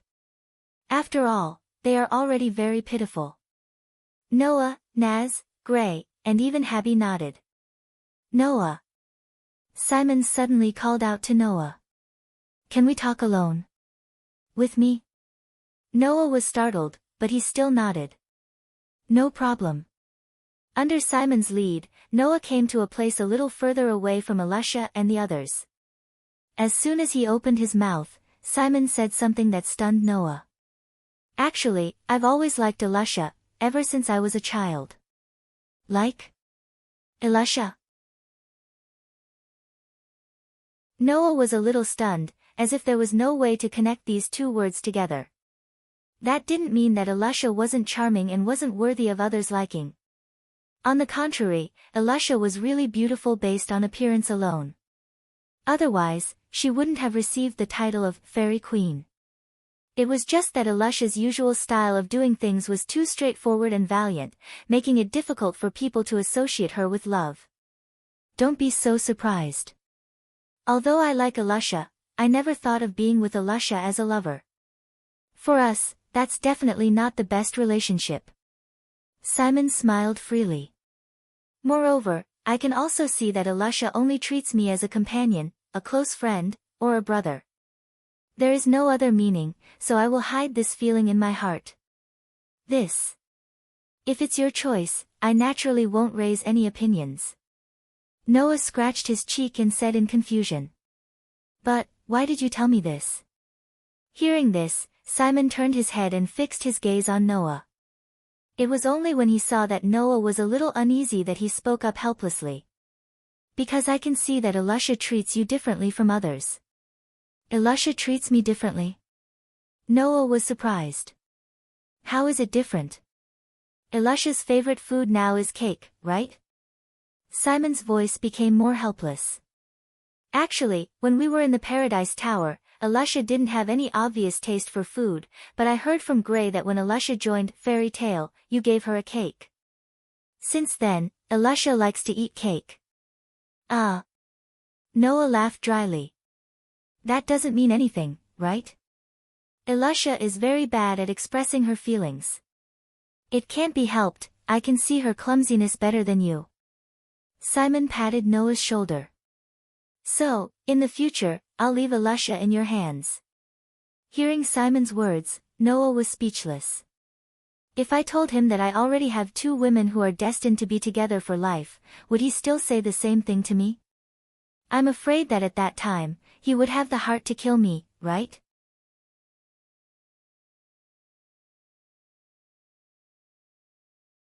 Chapter 4:11. In the blink of an eye, another 3 days had passed since Shio, Simon, Wooly, and Miljana left. In a leisurely state, Noah and his team traveled leisurely while playing. After 3 days, they finally returned to the castle-like Fairy Tale that had been completely rebuilt. Of course, the current Fairy Tale was not only domineering on the outside, but it was also equipped with a defense system that Noah had set up using a large number of runic runes. Moreover, the most central part of the fairy tale was equipped with a magic crystal that was larger than a person. As long as the magic crystal was continuously supplied with mana, the defense system formed by the runic runes engraved on the fairy tale would remain active and protect the fairy tale from being invaded. As soon as they returned to the fairy tale, Noah and his party were called over by Makarov. The council has been dissolved. After hearing the important news that Makarov revealed, Noah, Elisha, Naz, Gray, Lucy, and even Habe were all shocked. There's nothing strange about this, Makarov said solemnly with his arms crossed. This time, not only did spies like Cochrane and Urrutia infiltrate the council, but because of Urrutia, the entire council system was disintegrated and can no longer operate. All the council members have stepped down without exception. Now, the higher-ups seem to be debating about this matter. It is said that a new council will be formed soon for the sake of peace, security, and order in the magic world. But before that, without the council, there will be a lot of turmoil in the magic world, Mira added. Currently, because of the dissolution of the council, many dark guilds and magic orders that were originally operating in the dark have begun to emerge and cause a lot of trouble. Because of this, many magic shooters in our guild have been sent out to annihilate them. It's no wonder why I haven't seen Kana or Elfman since the start of the battle. Even the strongest members of the guild are nowhere to be seen. So, that was the reason. Noah frowned. But, is that okay? Although Kana, Elfman, Naz, and Gray were all magic shooters in Fairy Tale who were active on the front lines, but with just 1 or 2 of them, wasn't it a little too much for them to deal with an entire guild and an entire church? Elisha seemed to have thought of this problem as well. She took a step forward and made a declaration with a strong and powerful voice. Guild leader, let me go as well. Me too. Naz was excited. We didn't even get into a fight when we were in the Paradise Tower. This time, I must have a good fight. Hey, this is a quest, not a game. Lucy was a little timid. Our opponents are all dark guilds and magic orders. Naz, think about it carefully. But, we can't let these guys continue to cause trouble. Gray also took a step forward and looked at Makarov. If there's a need, let us go. Guild leader. No way. Lucy's face was full of tears. Are we really going to do such a dangerous thing? Well, you guys calm down first. Lysana, who was standing beside Mira, said with a smile. The guild leader has also considered the things you guys have considered. Kana and Brother Elfman are only dealing with a few weak dark guilds and magic orders. Nothing will happen. You guys can rest assured. After all, the council has just been disbanded not long ago. Those truly powerful dark guilds and magic orders are still observing. Only those weak dark guilds and magic orders will not be able to hold themselves back and take action. Mira also gently advised. So, right now, we only need high mages like Kana and Elfman to take action. However, not long after, when those truly powerful dark guilds and magic orders take action, we will need the S-rank high mages in the guild to take action. Naz. Gray. Make your preparations first. Soon, there will be a quest for you guys. Makarov said loudly. Lucy, your strength is still insufficient. So, you should wait for orders first. Yes. Lucy couldn't help but heave a sigh of relief. Yes. Naz and Gray also responded in various ways. As for Noah and Alusha, you guys should also wait for orders temporarily. Makarov turned his gaze to Noah and Alusha. When the situation worsens to the point where we need S-rank high mages to take action, it will be time for you guys to take action. Understood, guild leader. Alusha nodded in response. S-rank high mages. Noah couldn't help but glance at Mira and quietly held her hand. Don't tell me you will also need to take action when the time comes? Not for the time being. After all, I am no longer working as a high mage. Mira had a sweet smile on her face as she held Noah's hand and replied. But, if there is a need for manpower, I will also take action. Mira might also take action. Gray raised his eyebrows. It has been a long time since we last met, Mira Jenny of the Demon. Let us see how much your strength has improved in these 2 years. I am burning up. Naz was so excited that he was spitting fire. What? What? Miss Mira is also going to take action. Lucy looked at the gentle and smiling Mira in astonishment and couldn't help but tug at Noah's sleeve. Is that really okay? You don't have to worry about that. Noah smiled helplessly. Don't be prejudiced by first impressions. You should know that even 2 years ago, Mira had already taken action to annihilate many dark guilds and magic orders. She is a woman who will take action when the time comes. That was why Mira began to change herself the next day after Noah casually said those words when he left Fairy Tale. Moreover, when Noah returned, even if she knew that Noah had a relationship with Lysana, Mira still did not hesitate to take action. She was so tempting that Noah could not resist and devoured her completely. In this regard, Noah could only say that even if she really showed her gentleness, the valiance in the depths of Myra's heart still existed. However, I really didn't expect that Zeke Klein was actually just Jalal's body of remembrance. A body of remembrance that only inherited half of his mana was able to obtain the title of one of the 10 saints. That Jalal really isn't simple. At this point, Makarov looked at Noah with gratification. To be able to defeat Jalal, your growth is greater than I imagined. Perhaps you already have the strength to contend with Gildas. Hearing that, Alusha and the others turned their gazes to Noah. Looking at Noah's face that was more mature than before, their hearts were abnormally excited. Back then, the child who couldn't even learn magic and could only tremble in fear and train his mana control had finally grown to the level of the strongest archmage in Fairy Tale. Time really passed by very quickly, even Mira and Lysana exchanged glances and smiled at each other, faintly feeling somewhat proud of themselves. For Mira and Lysana, praising Noah was even more delightful than praising themselves. Gildas, huh? Noah stretched out his hand and looked at it. After a while, he suddenly smiled, letting his palm blossom with a brilliant white light. That was the sign of shattering magic. Then, Noah tightly clenched his hand that was blossoming with brilliant white light, a look of confidence in his eyes.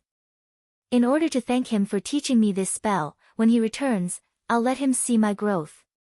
Hearing the confidence in Noah's words and feeling the powerful mana emanating from Noah's clenched hand, the surrounding companions felt their emotions being stirred up, their blood boiling. Even Makarov smiled faintly and closed his eyes in gratification. I've really gotten old. As he said that, Makarov seemed to have suddenly thought of something.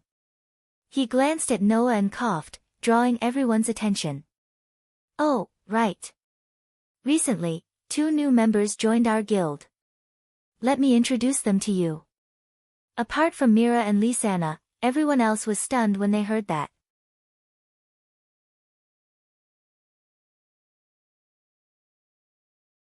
Chapter 4:12. Although it could not be said that there were new members joining Fairy Tale every day, there would usually be new members every once in a while. For example, Lucy, it seemed that Naz had met her outside by chance and brought her back.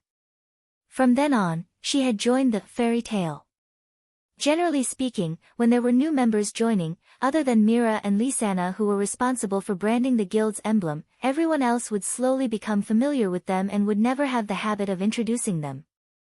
However, looking at Makarov's serious attitude, it seemed that the new member joining this time was not an ordinary new member.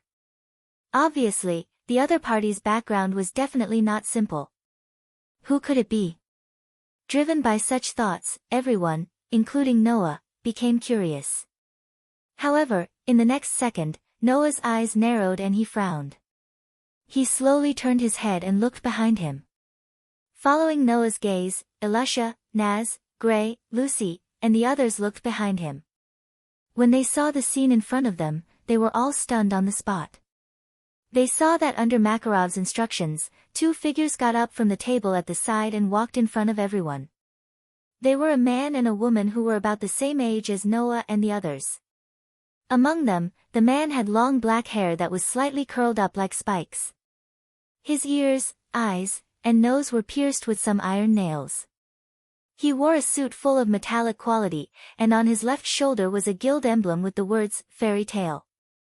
The woman had short hair that did not reach her shoulders. Her eyes were blue, and she was also wearing a blue and white princess dress and rain boots. She even had a hat on her head. She looked quite cute. At this moment, the man and woman had different expressions. The man who looked like a bad girl was staring at Noah. His gaze was very sharp, and there were fluctuations in his emotions, but more importantly, there was a serious expression. The woman, on the other hand, was the complete opposite. Not only did she look a little timid, she also looked at Noah with a frightened expression. It was as if she had encountered a terrifying monster. It even made people feel that she had a psychological shadow. Who?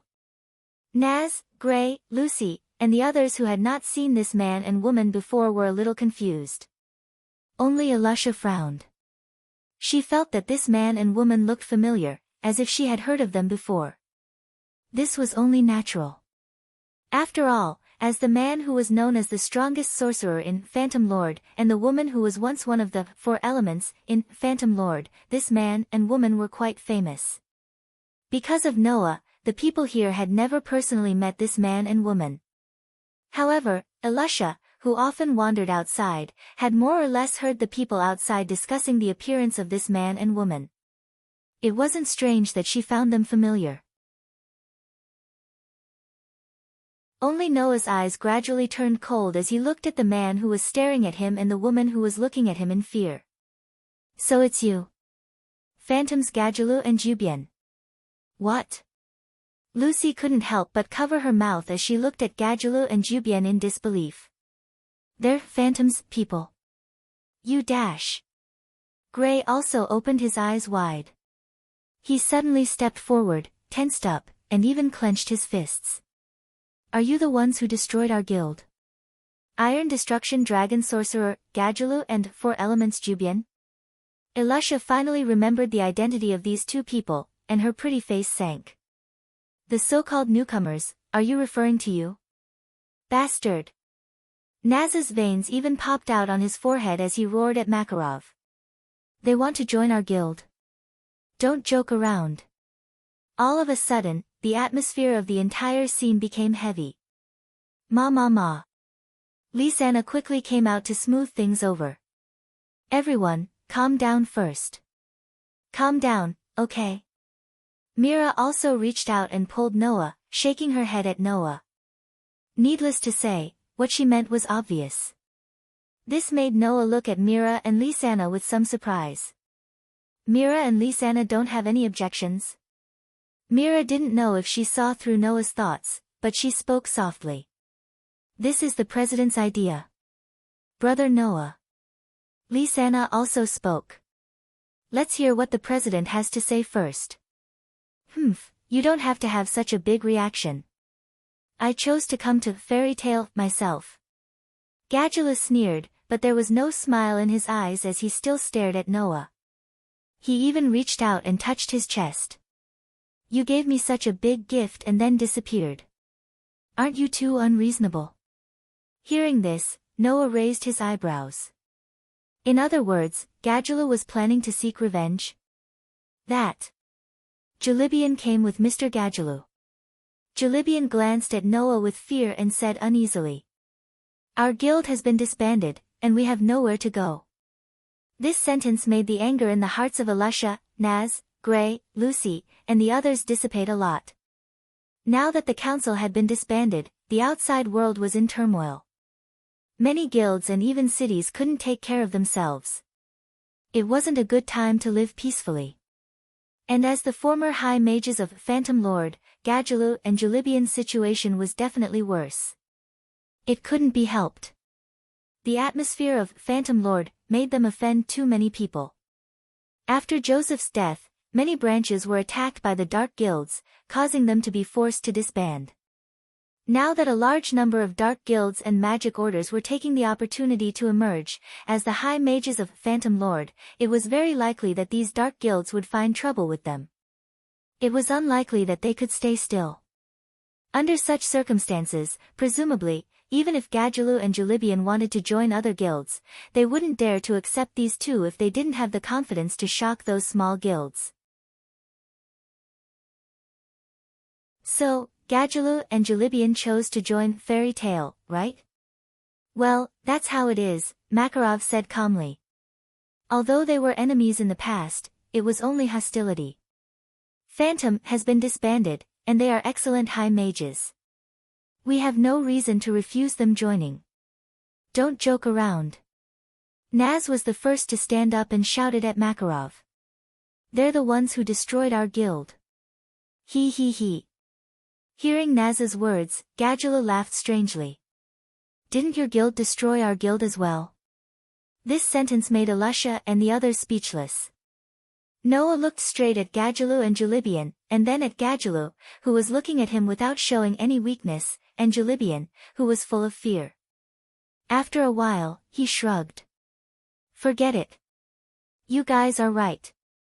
They destroyed our guild, and I destroyed their guild as well. I even killed that disgusting bastard, Joseph.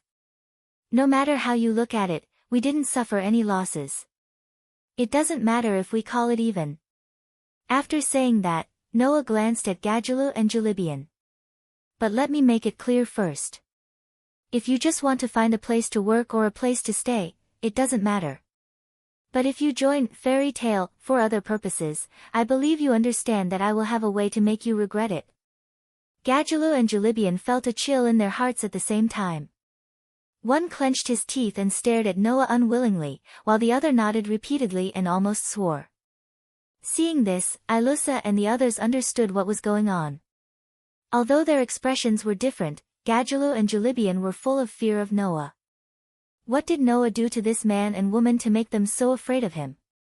Ilusha and the others naturally didn't know that, not to mention Gadulu and Jalibian, even the rest of the Phantom High Mages were completely afraid of Noah after the one-sided and overwhelming battle last time.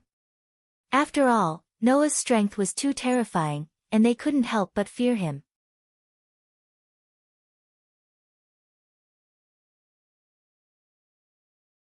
Chapter 413. This was a room on the top floor of Fairy Tale. The size of the room wasn't very large, only about the size of a normal family's room. The furniture inside was unusually neat. Not only was there a wardrobe, a hanger, a desk, and a bed, there was even a small square table on the floor. The surroundings were paved with white stone tiles, and the lighting was excellent. There was also a glass door leading to the outside, and outside was a small balcony. Under Lisanna's lead, Noah came to the room. After looking around the room, he said to Lisanna, who was looking at him with a smile, with great satisfaction. "Not bad, it's much better than the previous one." Previously, in Fairy Tale, Noah's room not only had walls and floors made of wood, even the furniture was only equipped with a wardrobe, a hanger, and a bed. It couldn't be compared to this room at all. Of course, Noah had a separate house in the world of Pitch Black Bullet, and under Lilith's influence, the dormitory in Absolute Dual Blades was transformed into a luxurious suite. Even in the world of Night of the Magi, he lived in a mansion. Compared to those, this room naturally couldn't be compared. However, as a residence that he didn't know if he could live in for long periods of time, Noah was already very satisfied to have this kind of scale. Compared to Noah, Lisanna felt that it wasn't enough. "Is this really okay?" Lisanna said with some regret. "It's rare for the guild to be rebuilt, Brother Noah. Actually, you can also ask for a bigger room, the guild leader definitely won't reject your request." "What do I need such a big room for?" Noah came in front of Lisanna and pinched her cute little nose. "As long as it's comfortable." "Don't pinch, what if you break it?" Lisanna first rebuked Noah's hand, then angrily glared at Noah. "It's good to decorate it a bit more luxuriously, wouldn't that make it more comfortable?" Hearing this, Noah bitterly smiled. Looking at the rebuking Lisanna, he felt more or less complicated. The reason why Noah didn't ask for a luxurious room was because he didn't know if he could live in it for long periods of time. As the one and only chosen by the world, the so-called beloved, Noah could travel between different worlds. Although he wanted to stay in Fairy Tale and stay in his home, when he thought of those broken feathers in between worlds, Noah could not sit still. Those worlds that were like children yearning for Noah's restoration made Noah unable to sit idly by. Therefore, Noah might not be able to stay in this world for a long time. Soon, he would have to go out and travel to various worlds again. Since he couldn't stay in Fairy Tale for long periods of time, wouldn't asking for a room that was too big be a burden to Mira and Lisanna? After all, once Noah left, given how much Mira and Lisanna loved Noah, they would definitely clean his room every day like before. That way, Noah would rather have his room be smaller so that Mira and Lisanna wouldn't have to work too hard. Noah had wanted to say this to Lisanna, but when he thought of how anxious and worried the two sisters had been when he asked them to leave the Paradise Tower, Noah felt as if his chest was blocked. No matter what, he had an indescribable feeling. This made Noah realize something. It was different from before. Now, not only did he have a family, he also had a lover. If Zhang Tai left, Mira and Lisanna would definitely send off their other halves with smiles like two loyal and virtuous wives while staying at home and worrying about Noah, who was away from home and waiting for Noah's return all the time. When he thought of this, Noah's heart ached, and he had the urge to not leave. Lisanna seemed to have noticed that something was wrong with Noah, so she asked suspiciously. "Big brother Noah, what's wrong with you?" Lisanna. Under the control of an indescribable emotion, Noah scratched his cheeks, hesitated for a while, and tentatively asked such a question. "Can I ask you a question?" Hearing this, not only did Lisanna not reveal a look of doubt, she instead stared at Noah's deep black eyes, as if she wanted to see through Noah's heart, her gaze full of aggression. Under the gaze of Lisanna's unusually aggressive gaze, Noah couldn't help but turn his head away. That was a natural reaction caused by guilt. Seeing Noah's appearance, Lisanna suddenly smiled, and her smile was exceptionally gentle like Myra's. "Let me guess what Big Brother Noah wants to ask." Saying such a sentence, Lisanna playfully smiled. "Big Brother Noah must want to ask me, if you need to leave for a period of time like before, what will Sister Mira and I think, right?" You. Noah couldn't help but be stunned. You know.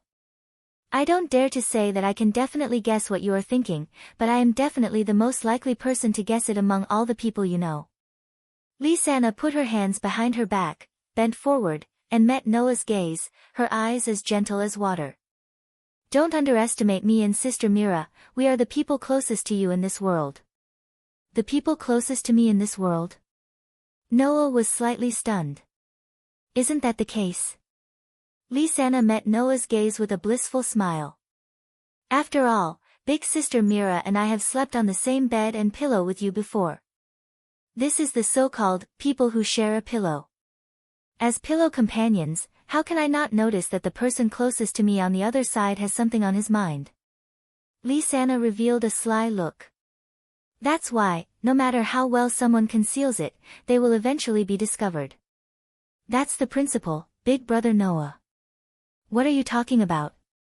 Noah didn't know whether to laugh or cry. Only then did Lisanna put away her sly and playful look and smile at Noah with a hint of reluctance. Big Brother Noah, actually, Sister Mira and I have talked about the same thing in private, and we have already come to a conclusion. After saying that, Lisanna took a step forward and leaned into Noah's embrace. She greedily took in a breath and let the familiar smell of Noah waft into her nose. Then, an unprecedentedly gentle voice sounded in Noah's ears. We know that Big Brother Noah is very impressive, more impressive than your grandfather, President Makarov, more impressive than your brother, Laxas, more impressive than Kildas, more impressive than Mishgang, more impressive than Alusha, more impressive than Naz, and more impressive than Gray. With such an impressive Big Brother Noah, you will definitely have a lot of hard work to complete. This is what Sister Mira said, the greater the power, the greater the responsibility, Lisanna said with a hint of nostalgia. That's why, Big Brother Noah, Sister Mira and I don't want to be a burden to you. Do whatever you want to do. No matter how long it takes, Sister Mira and I will be here waiting for you to come back. Always, always. After saying that, she raised her head, and her eyes, which were rippling with strange emotions, met Noah's eyes. Big Brother Noah, don't forget that we're still waiting for you here. No matter how far you go, you have to come back. Every single word of hers pierced into the depths of Noah's heart in the most direct way, causing Noah's pity for the two of them to erupt in an instant. At that moment, Noah hugged her tightly with almost all of his strength. Ugh! Lisanna let out a muffled gasp, but didn't resist at all as she endured Noah's strength. She let out a sound of happiness and suffering. Big Brother Noah, you're using too much strength. Not only did that not make Noah relax, he even increased his strength. Driven by the pity in his heart, he couldn't hold himself back and carried her towards the bed. Wait. Wait. Big Brother Noah. What are you doing? Don't. It's still daytime, ugh. Not long after, her shy voice echoed in the newly constructed room as pieces of clothing fell to the ground. A short while later, a series of even more embarrassing panting and crisp knocking sounds could be heard, turning the day into a pink one.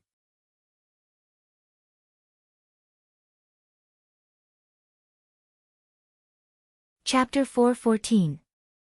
About 4 to 5 hours later, Noah came down from upstairs with a refreshed expression and returned to the hall on the first floor of Fairy Tale. Perhaps it was because the venue had been expanded, but in the vast hall on the first floor, the noise that used to resound in Fairy Tale was still there, but it was not as dense as before. For the time being, it could be considered a decent gathering place. Of course, the main reason was that the disbanding of the council had caused the dark guilds and magic orders that were originally hiding in the dark to emerge one after another in the magic world. This caused many powerful magic shooters in the guild to go out and carry out annihilation missions, causing the guild to lose a lot of people.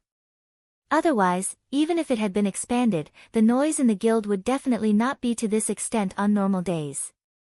At this time, Naz and Gray had already gone out on annihilation missions, and even Gadjalu had been chased out by Makarov to annihilate a magic order.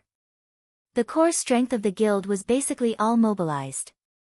Hence, in the current Fairy Tale, there was only a group of sorcerers with decent strength left. However, they were not strong enough to face an entire guild and an entire order of sorcerers alone. Elisha seemed to have returned to her residence to conserve energy and prepare to participate in the punitive expedition that was very likely to appear with some powerful dark guilds and magic orders. Even Mira put down her waitress-like job and returned home to make some preparations in case she really needed to go out on a mission. It was precisely because of the existence of these two strongest female magic shooters in Fairy Tail that Fairy Tail would not fall into the predicament of not being able to send out S-rank magic shooters in the future. After all, Kildas was traveling outside and had not returned until now. Mishgang was also mysterious and did not know if he would return to the guild. Laxus was still in his rebellious period and could not be ordered at all. If it were not for Mira and Elisha, when those truly powerful dark guilds and magic orders appeared, Fairy Tail would definitely be laughed at by the other guilds if they could not send out a powerful person to deal with them. Makarov would also lose a lot of face. Noah couldn't help but sigh. Who would have thought that in the end, the Fairy Tail needed the support of two girls? If he did not know the situation of Kildas, Mishgang, and Laxus, Makarov would have cried himself to death. As for Noah, although he was powerful and was even evaluated by Makarov to be able to compete with Kildas for the throne of the strongest magic shooter in Fairy Tail, to outsiders, Noah was just an ordinary member, not even an S-rank magic shooter. Under such circumstances, Makarov really wouldn't send Noah on an annihilation mission if it wasn't absolutely necessary. He didn't want others to find an opportunity to make fun of Fairy Tail, saying that they couldn't even send an S-rank magic shooter and could only send an ordinary member. This was a matter of face.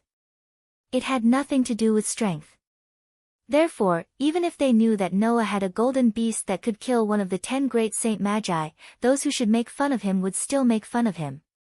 It seems that I have to participate in the next S-rank magic shooter advancement test.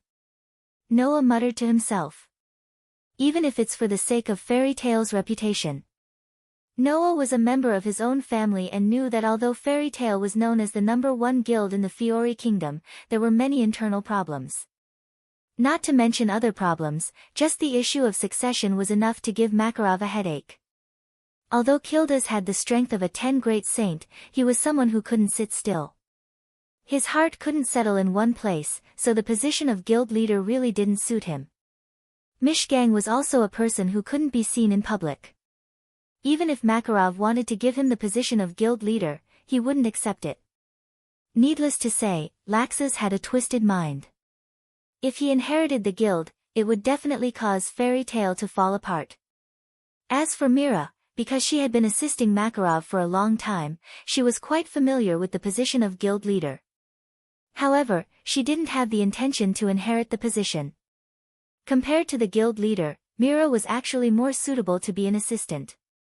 On the other hand, Elisha's leadership was passable, her strength was passable, her thinking was meticulous, and her methods were exceptional. She was definitely the best choice for guild leader. Unfortunately, Elisha sometimes made mistakes. Even if she didn't drop the ball at critical moments, she was still a troublemaker. This made Makarov very hesitant. Fortunately, this problem had been solved. Because of Noah's return, Makarov saw hope. If it was before, he might have hesitated to let Noah become the guild leader. After all, Noah also had many areas where he wasn't mature. But after traveling through several worlds, especially the experience in the world of Black Bullet, Noah had already been reborn. Otherwise, he wouldn't have been able to lead another Fairy Tail. Makarov already had the intention to pass the position to Noah. This was something that everyone in Fairy Tail could vaguely see the trend of. Noah naturally knew about this matter and also had the idea of sharing the burden with his grandfather. Therefore, even now, he had begun to consider various matters in Fairy Tail. If grandfather makes me the guild leader, and the guild leader is a guy who isn't even an S-rank magic shooter, many guilds who are eyeing Fairy Tail covetously will definitely take the opportunity to cause trouble. Noah suddenly smiled. Of course, I won't let the guild leader of Fairy Tail be a mere S-rank magic shooter. One of the 10 great holy magi. This was the highest honor that a magic shooter could obtain in the magic world. It was precisely because the guild's leader was one of the 10 great saint magicians, Fairy Tale and Phantom Lord, that the guild's fame had spread far and wide. The reason why Fairy Tale and Phantom Lord could compete for the position of the #1 guild in the Fiori Kingdom was not only because of the guild's strength, but also because the guild leader was one of the 10 great holy magi, enough to intimidate everyone. This could be seen from the fact that the moment Joseph died, the Phantom Lord was disintegrated by someone else. Noah had long since decided that since he wanted to inherit Fairy Tale, he had to at least obtain the title of one of the 10 great holy magi so that the reputation of Fairy Tale would still resound throughout the Fiori Kingdom like before. This was definitely not ambition. Because with Noah's strength, it was completely possible for him to do so. Let's see if the guys in the newly formed council will give me face or not. Leaving this sentence, Noah smiled faintly and went downstairs. However, Noah quickly stopped in his tracks and cast his gaze towards a corner of the guild. There, Julian, who had just joined Fairy Tale not long ago, sat at the table and looked at the guild members who were chatting excitedly around him. He looked like he really wanted to join, but he was very hesitant. This was of course. After all, Julian was previously a member of the opposing guild of Fairy Tale, so it was natural for her to be worried about being ostracized. This reminded Noah of Elisha, who sat in the corner like he did in the past, and he could not help but walk over. On the other side, Julian was still secretly looking around, as if attracted by the commotion around her. Just as she was hesitating whether she should join in, a voice sounded from behind her. "What's wrong? Don't you want to chat with your companions?" Julian had not heard this voice many times, but it was so familiar that it made her heart skip a beat. At that moment, Julian stiffened her head and slowly turned around. When she saw Noah's familiar face, her pair of cute eyes widened, and even her delicate body trembled. Her mouth opened and closed like a goldfish, and she was stunned for a moment. Noah couldn't help but feel amused. This girl seemed to be quite interesting.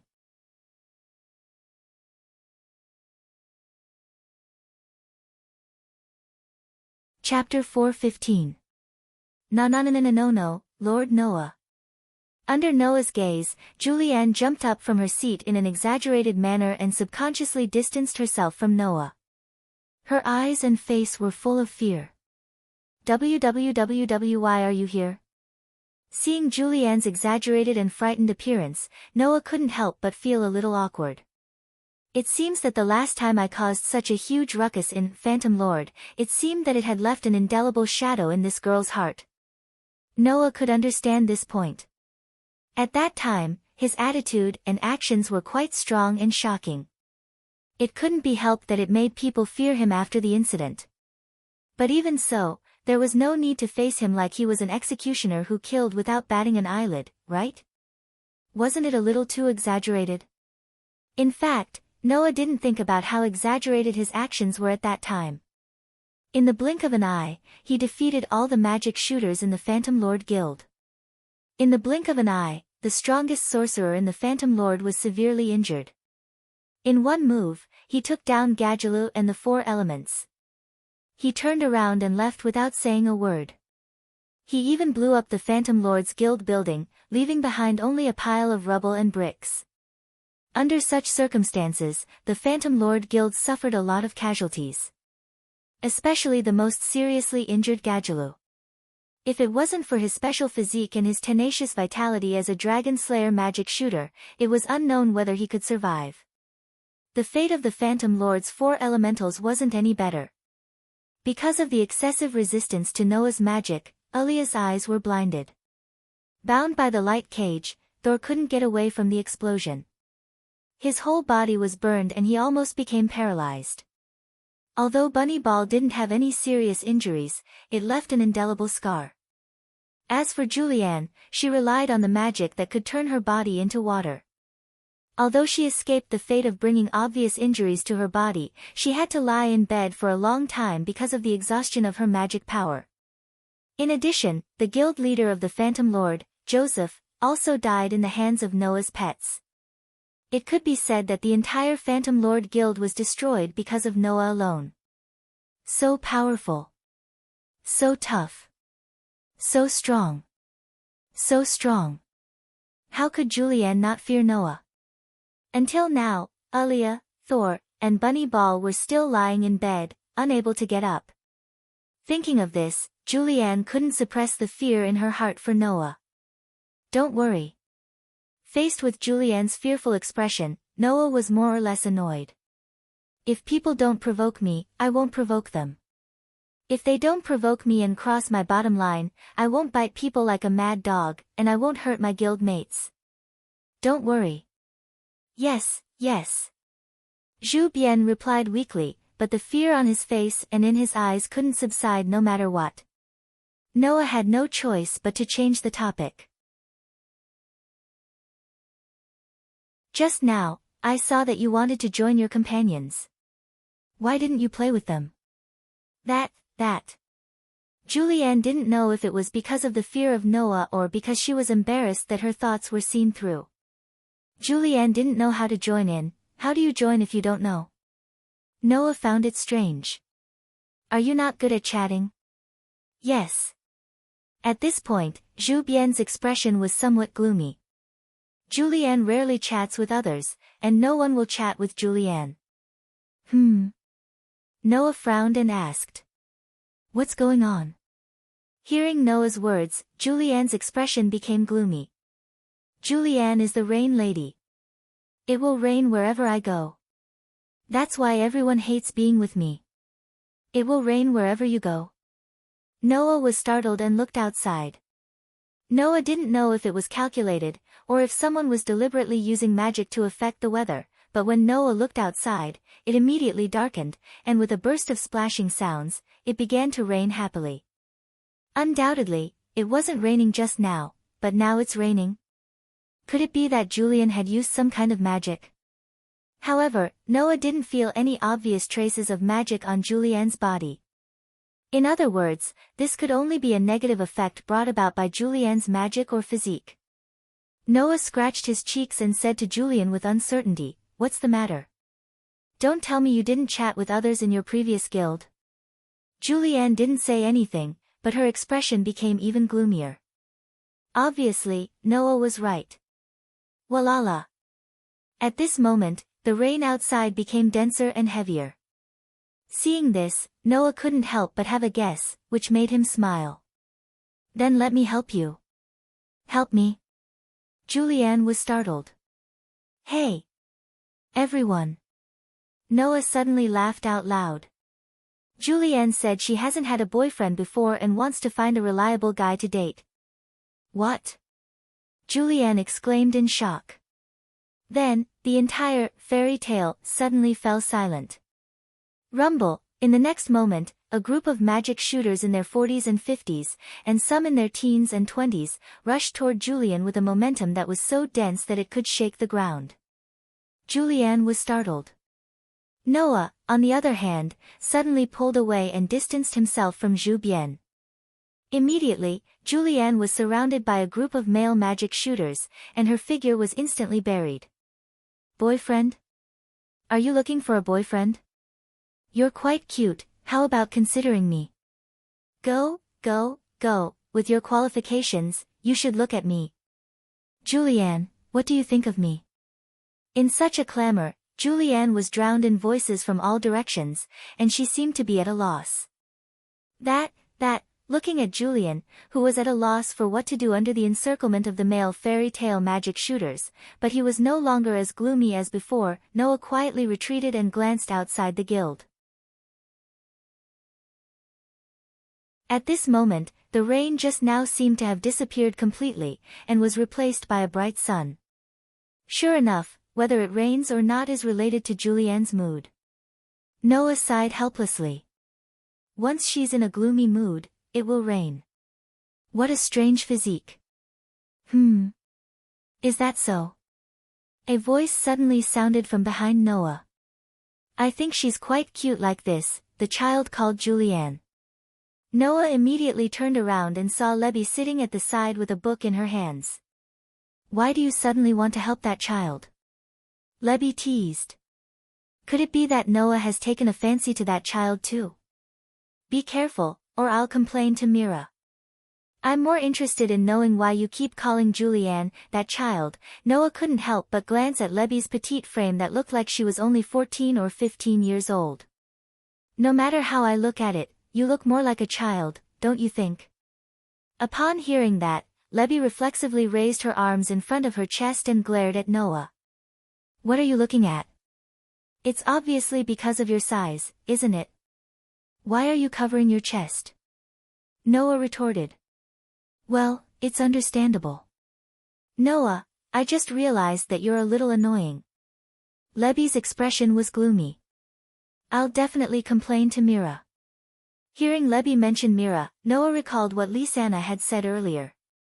Both Mira and Lisanna had privately expressed their absolute support for Noah. In that case, shouldn't I express my feelings too? With that thought, Noah suddenly had an idea. Hey, Lebby. Noah looked straight at her. Let's go out for a walk.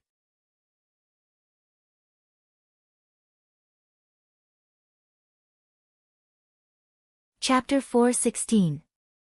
Let's go out for a walk. Hearing Noah say something like that, Lebby was completely stunned. What does that mean? Is it an invitation for a date? That. Lebby asked carefully. Noah, what do you mean by, go out for a walk? Can you be more specific? More specific? Noah found it strange. It means what it means. How much more specific do you need me to be? Ahaha. Lebby laughed dryly and shook her head. Then you should go look for Mila or Lisanna. I'm not suitable. Why not? Noah's interest was piqued when he saw Lebby's strange reaction. I think Lebby is pretty good. Pretty good? Lebby raised her voice a little. Is it really a date? But doesn't Noah already have Mila? Furthermore, Noah seemed to be in an ambiguous relationship with Lisanna, didn't he? What was the meaning of inviting him now? Is it really like what Jet and Troy said? Is Noah a womanizer who likes every girl he sees? Thinking of this, Lebby shook her head fiercely and denied her guess. After all, Lebby had grown up with Noah in the guild, and she had always seen Noah's performance since he was a child. If Noah was really a womanizer, he wouldn't have been so well behaved after so many years. With Noah's strength, good looks, and good character, if Noah really had the heart, he would have gathered a lot of girls around him. However, Noah had not returned to the guild for 6 years. It was very likely that he had changed in the past 6 years. What should I do? Unable to make up her mind, Levi began to feel conflicted. On the other hand, the corner of Noah's mouth twitched as he watched Lebby fall into silence. She shook her head, suddenly came to a realization, had an uncertain expression, and was inexplicably conflicted. What was the saying again? A woman's heart was like a needle at the bottom of the ocean. Why did Lebby become like this all of a sudden? Noah really couldn't figure out the reason. How is it? Noah asked helplessly. Do you agree or not? Can you give me a definite answer? Wait. Lebby said in a panic. Let me think about it. Noah rolled his eyes. Consider. Looking at how conflicted you are, I'm afraid you won't be able to come up with a solution even by nightfall, right? Moreover, Noah had specifically brought it up when Jet and Troy were not around. When Jet and Troy returned, things would probably become even more troublesome. Noah grabbed Lebby's hand and pulled her up from her seat. She was caught off guard by Noah's action. Since you can't come up with an answer, I'll decide for you. Let's go. Wait. Perhaps it was because she was delusional, but when Noah grabbed her hand, Lebby panicked and stuttered. At least let me bring my book. We're going shopping, not for an exam. Why are we bringing books? Noah pulled Lebby's hand and walked out of the guild. Let's go. Slow down. Just like that, Noah and Lebby left the guild amidst their banter. Noah didn't notice. Inside the guild, Julian, who was surrounded by a group of male magic shooters, glanced at Noah's back as he walked out of the guild. There was less fear in his eyes, and more gratitude and curiosity. A jewelry store. After exiting the guild, Leia was stunned when she heard Noah's destination. She then looked at Noah with a doubtful expression. Why are we going to a jewelry store? What can I do there? Noah rubbed his nose and changed the subject. Of course it's to buy something, isn't it? Do you want to buy jewelry? Realization dawned on Levi's face. You want to give it to Mila or Lisanna, right? Well, that's more or less it, Noah said half-heartedly. It's just that it's been 2 years since I left Magnolia. Back then, I trained outside for 4 years, and I didn't stay long after I came back. It's been 6 years since I last visited Magnolia. I don't even know where to find a good shop. So that's why you asked me to show you the way. Lebby finally understood. She didn't know if she was relieved or disappointed as she let out a sigh of relief. Then why didn't you say so earlier? Is that so? Noah looked at her with a half-smile. It seems like someone didn't give me time to explain and fell into some delusional delusion. Lebby blushed and glared at Noah. I'm not delusional. Yes, yes, yes. Noah waved his hand casually as if he didn't hear what Lebby said at all. This made Lebby grit her teeth. Don't look at me like that. Seeing Lebby's hateful expression, Noah stretched out his hand and patted her little head. In return, I'll buy you a book as a gift later. Really? Lebby couldn't care less about Noah patting her head affectionately. She was delighted, but soon seemed to have thought of something and changed the topic. But I remember that you haven't had a job since you came back. You don't have any money on you, right? How are you going to buy jewelry and books? Well. Noah smiled mysteriously. I have my own plans. Thus, under Lebby's lead, Noah arrived at the most famous jewelry store in Magnolia. You want a custom-made diamond ring? The shopkeeper, who looked very upscale and was wearing branded clothes, said to Noah with a very businesslike smile. Of course. It'll only take about half an hour to complete it. Half an hour? Noah couldn't help being surprised. Can it be completed so quickly? Of course. The shop owner recommended in a warm tone. Our store has magical equipment specially configured for the creation of all kinds of jewelry. No matter what kind of jewelry it is, it'll be completed in less than an hour. It'll definitely satisfy you. Hearing this, Noah was relieved. Yes, this world was different from other worlds. No matter what industry it was, it would be related to magic. After all, it was such a convenient thing. It would be a waste if he didn't make good use of it. Then please help me make 2 diamond rings. Noah placed a piece of paper on the counter. The required model number and requirements are already written on it. You just have to follow them. Yes. No problem. At this time, the store owner began to rub his hands together. It's just that, the price, Noah smiled indifferently. He took out a dagger from the side of his jacket. It was an ordinary dagger. However, there were intricate runes engraved on the blade of the dagger. Noah slowly released his magic power from the limited state and poured his magic power into the dagger. And the next moment, the dagger, which was extremely ordinary except for the intricate runes on the blade, flashed with a crackling electric light. Seeing this, the store owner cried out in surprise. Magical weapon? Actually, this was not a magical weapon. It was just an ordinary dagger. However, Noah had engraved runes on this ordinary dagger. This way, as long as he poured magical power into the dagger, the runes engraved on the dagger would be activated. It was no different from an ordinary magical weapon. In this world, the price of a magical weapon was different depending on its effect. The price of a magical weapon with lightning magic had always been high. Originally, Noah wanted to use it to exchange for some money, but now he changed his mind. I'll use this dagger to exchange for 2 diamond rings and 100,000 J. Noah looked at the store owner with a smile. What do you think? Okay. The store owner readily agreed. Even if it was a rough estimate, Noah's dagger could be used to buy 10 diamond rings. In other words, this was a profitable transaction.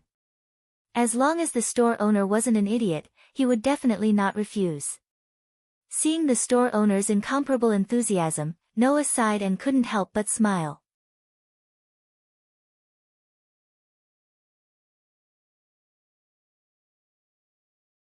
Chapter 4:17. Phew. When the shop owner entered the inner shop to start making rings, Noah heaved a sigh of relief and walked to Lebby, who was reading a new book with great interest at the side. I thought I would have to put in a little effort to persuade him. I didn't think it would be so easy. Although the price of a lightning magic weapon was not cheap, Noah was still here to buy something.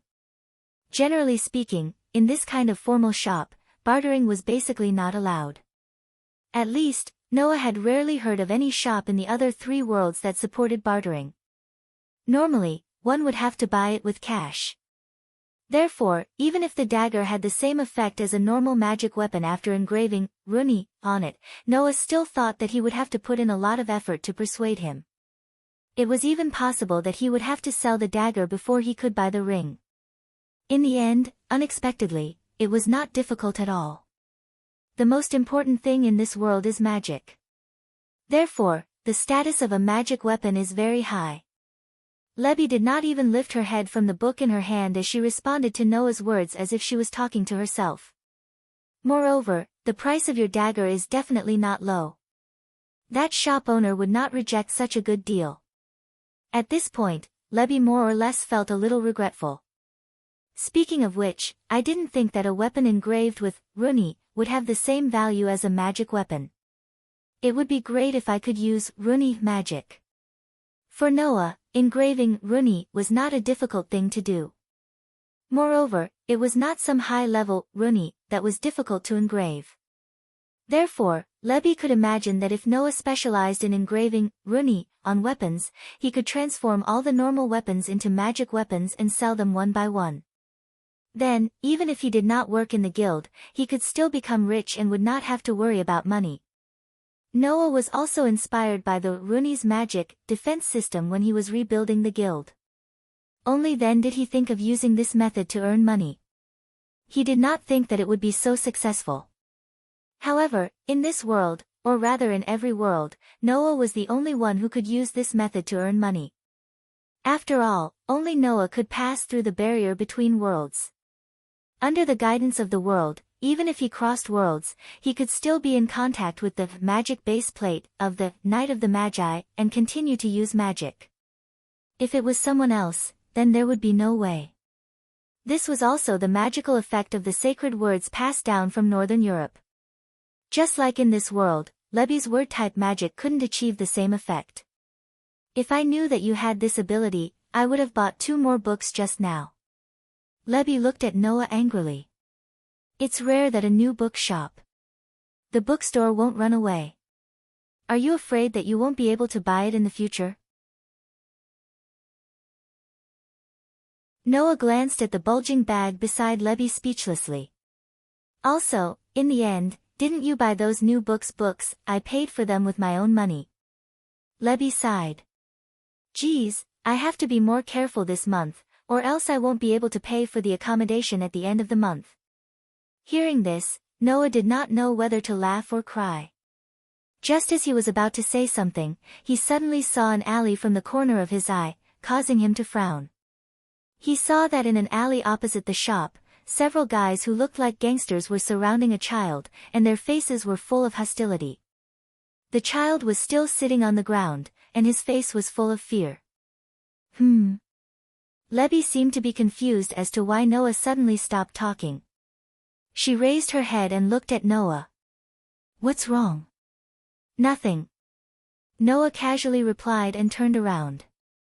As he walked outside, he waved at Lebby. Wait for me here, I'll go out for a while. Wait.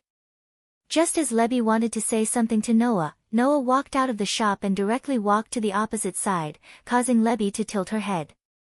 Did he suddenly have another idea? With this thought in mind, Lebby refocused her attention on the book in her hand and began to read with great interest. Hey! Kid! Don't play dead. Hurry up and get up. In that narrow alley, 3 extremely badly dressed people were surrounding a child who was sitting on the ground and shivering. The leader of the group was even yelling out viciously. Did you see that? You dirted my clothes. Upon closer inspection, the corner of the gangster leader's pants was smeared with a little black stain. This little bit of dirt could be wiped off with just a little rub, but the leader of the hooligans had no intention of wiping it off. Instead, he arrogantly placed it there and shouted at the child who was paralyzed on the ground with an insolent expression. Don't you have eyes when you walk? How can you rub on anything? Hurry up and pay for it. Pay for it, pay for it.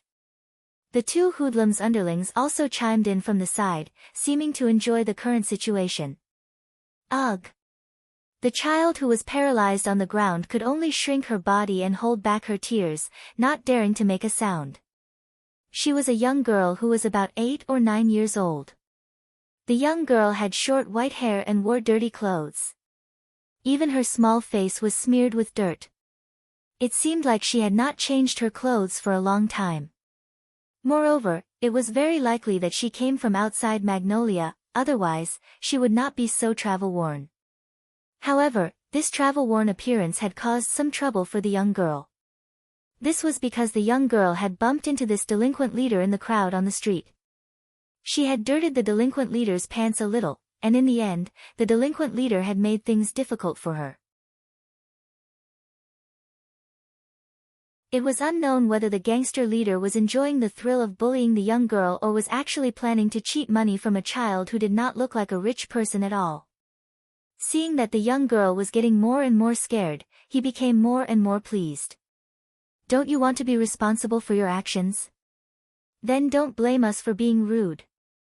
The young girl suddenly trembled and closed her eyes in fear. Hee hee. The gangster leader licked his lips excitedly and reached out to grab the young girl's head. Pa! At this moment, a hand suddenly stretched out from the side and grabbed the gangster leader's wrist.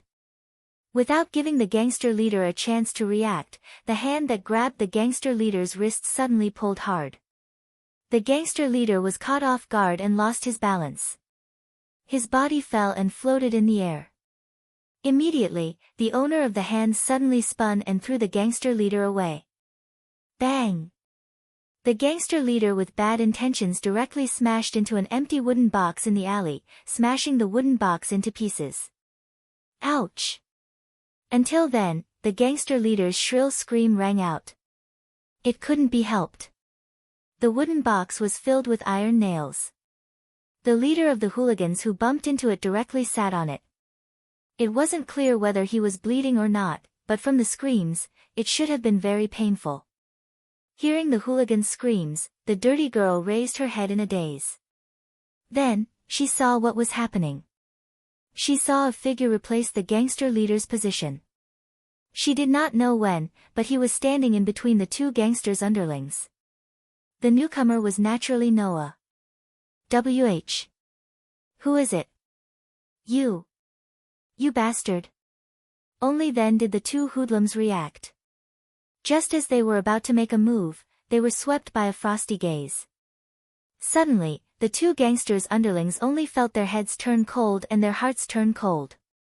They involuntarily took a few steps back and distanced themselves from Noah. To this, Noah only coldly said, "Scram! You!" One of the gangsters was enraged, but before he could do anything, the other gangster pulled him back and pointed at the back of Noah's hand. On it, there was a guild emblem that all residents of Magnolia would be familiar with. It was the guild emblem, Fairy Tale. It's from that guild. Hurry. Hurry up and leave.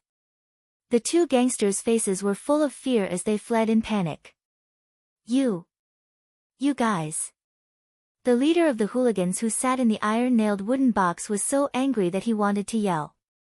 However, when he saw the emblem on the back of Noah's hand, he immediately covered his buttocks and ran away while screaming inaudibly.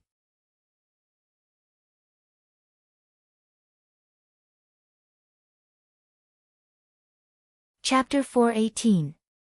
After a series of rolling and crawling, the three hoodlums all ran away in a sorry state. Not long after, they disappeared from Noah's sight. After the three hoodlums disappeared from his sight, Noah turned around and looked at the dirty white-haired little girl. When her eyes met with Noah's, the little girl couldn't help but jump in fright. She quickly shrank her body and spoke in a trembling voice. Thank you, sir." From the beginning, the little girl used honorifics that normal children would never use. It was not polite behavior, but a certain emotion in the little girl's heart that caused trouble. Inferiority. He didn't know what kind of life she had in the past, but there seemed to be a very strong sense of inferiority in the little girl's heart, causing the little girl to constantly place her status below everyone else. Thus, the so-called "sir" title was born. Although there was no proof, Noah inexplicably understood this point. At that moment, Noah couldn't help but slightly crouch down, and even kneel on one knee on the ground. He took out the handkerchief that Mira would secretly stuff into his pocket every day. He stretched out his empty hand, lifted the little girl's little face, and gently wiped it. When Noah stretched out his hand, the little girl still had a frightened look on her face. But when Noah used extremely gentle movements to help the little girl wipe her face, the fear in the little girl's heart magically disappeared. This was not strange. In the world of the Black Bullet, Noah often took care of the children of the cursed child, like a nanny. Thus, Noah had already mastered how to eliminate the nervousness, timidity, and fear in a child's heart. This gentle wiping action was one of them. After wiping the little girl's dirty little face clean, Noah was surprised to find that the little girl in front of him was quite cute. Moreover, the little girl's hair was white and did not go past her shoulders. Her appearance was at least 95% similar to Lisanna's when she was young. If Lisanna saw this little girl, she would definitely be very surprised, right? Not knowing the surprise in Noah's heart, the little girl nervously opened her mouth. Thank you, sir." It was the same sentence, but instead of fear, it sounded more nervous. This caused Noah to recover from his shock. He smiled slightly and stuffed the handkerchief into the young girl's hand. "What's your name?" "Me?" The young girl glanced at Noah hesitantly. After a while, she responded with a mosquito's voice. My name is Xuanai." Noah couldn't help but smile. He gently rubbed the snow-white hair of the girl named Xuanai. "This name suits you." "Thank you for your exaggeration, my lord." Xuanai lowered his head. That was because Xuanai didn't dare to look straight at Noah, and also because Xuanai didn't want Noah to see her reveal a comfortable expression when she was rubbing his head. Perhaps it was because Noah's methods of dispelling the negative emotions in children's hearts were truly exceptional. Xuanai secretly glanced at Noah. After a while, she gathered her courage and asked this question. "Why are those bad guys so afraid of Lord?" Hearing this, Noah was stunned. "Why do you ask this question?" "Xuanai wants to learn," the white-haired girl said with an innocent and pure expression. "If that's the case, no one will bully Xuanai in the future." This sentence caused the smile on Noah's face to disappear bit by bit. He fixed his gaze on Xuanai's tender and timid little face. He sighed and smiled. "They're afraid of me because I'm a sorcerer." "Sorcerer?" Xuanai tilted her head. "Lord, are you a sorcerer?" "That's right." Noah suddenly smiled. "Moreover, you're a sorcerer from the strongest guild in the Fiori Kingdom." "The strongest guild?" "Sorcerer." Xuanai murmured as if she was sleep-talking. She couldn't help but let out a longing voice. If Xuanai can also become a sorcerer, that would be great. "Why not?" Noah raised an eyebrow. "As long as Xuanai wants to, she can definitely become a great sorcerer." Hearing Noah's words, Xuanai's eyes couldn't help but brighten. She looked at Noah with a face full of hope. "Really? Xuanai can also learn magic? Can she become a sorcerer?" "Xuanai, you have to remember one thing. Noah looked straight at Xuanai's sparkling eyes. The possibilities of a person are limitless. It's the same for magic. That is everyone's heart.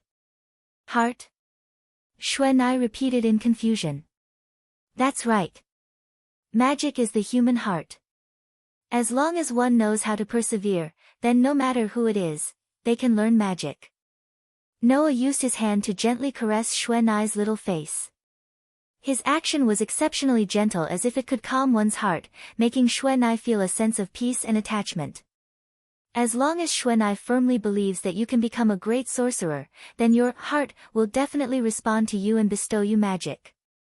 Really?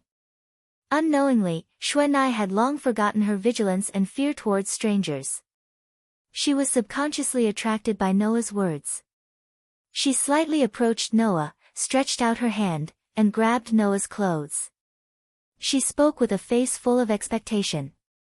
Then if Xuanai learns magic, will I not bring misfortune to others and not be bullied by others?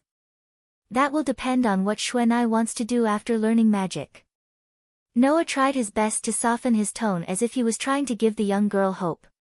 If Xuanai only wants to not be bullied, then as long as you learn magic, there will be very few people who can bully you in the future. But if Xuanai wants to become a great sorcerer, not only does she not want to be bullied, but she also wants to help those who are bullied. That will require more effort. Help others? The expression on Xuanai's pretty face dimmed slightly. Can Xuanai also help others? What are you talking about? Noah laughed involuntarily, and lightly knocked on Xuanai's little head. Don't forget, you have to believe that you can do it, then your heart will respond to you and give you magic. Yes. Yes. Xuanai then remembered what Noah said before. Her little head repeatedly nodded, and her eyes were filled with hope for the future. Seeing this, Noah knew that he had succeeded. The young girl in front of him seemed to be the same as Elisha. She had a past that couldn't be described as beautiful, causing her to become quite inferior. Noah wanted to let Xuanai's heart have a little more hope for reality and the future, so that she would have more motivation and live a better life. Seeing that you are so obedient, I will give you some gifts. Saying this, Noah took out 2 things and placed them in Xuanai's little hand. It was a money bag and a key. The money bag was just exchanged from the jewelry store owner with a dagger engraved with runi. There were 100,000 J coins inside. The key was the Star Soul key. It was given to Noah by Lucy when Noah returned to this world, before returning to the guild with Elisha, Naz, Gray, and Lucy. Noah originally wanted to use this key as a talisman, but now, if he gave it to Xuanai, perhaps it could let Xuanai sign a contract with the Star Soul and awaken the Star Soul magic. Use them well. Noah said softly as he put the money bag and key into Xuanai's hand. I hope that the next time we meet, you will have become a great sorcerer. Leaving this sentence, Noah stood up, patted Xuanai's little head, turned around, and left without any reluctance. My lord. Xuanai, who had been staring at the money bag and key in her hand, finally recovered from her absent-minded state. She quickly got up and shouted in the direction of Noah. Please tell Xuanai. What is your name? As soon as the voice fell, Noah's voice reverberated in Xuanai's ears. My name is Noah, goodbye, little Xuanai. With such a sentence, Noah walked into the opposite jewelry store and disappeared from Xuanai's sight. Xuanai stared blankly at the direction where Noah disappeared. After a long time, she lowered her head and looked at the money bag and key in her hand. She held them tightly in her arms and murmured as if she had found the most precious treasure. Noah. My lord. In the mood of worrying about gains and losses, Xuanai couldn't help but think of Noah's words just now. The sorcerer of the strongest guild, tightly holding the money bag and key, Xuanai showed an unprecedented determined expression. In the future, I will also join the strongest guild and become the sorcerer of the strongest guild.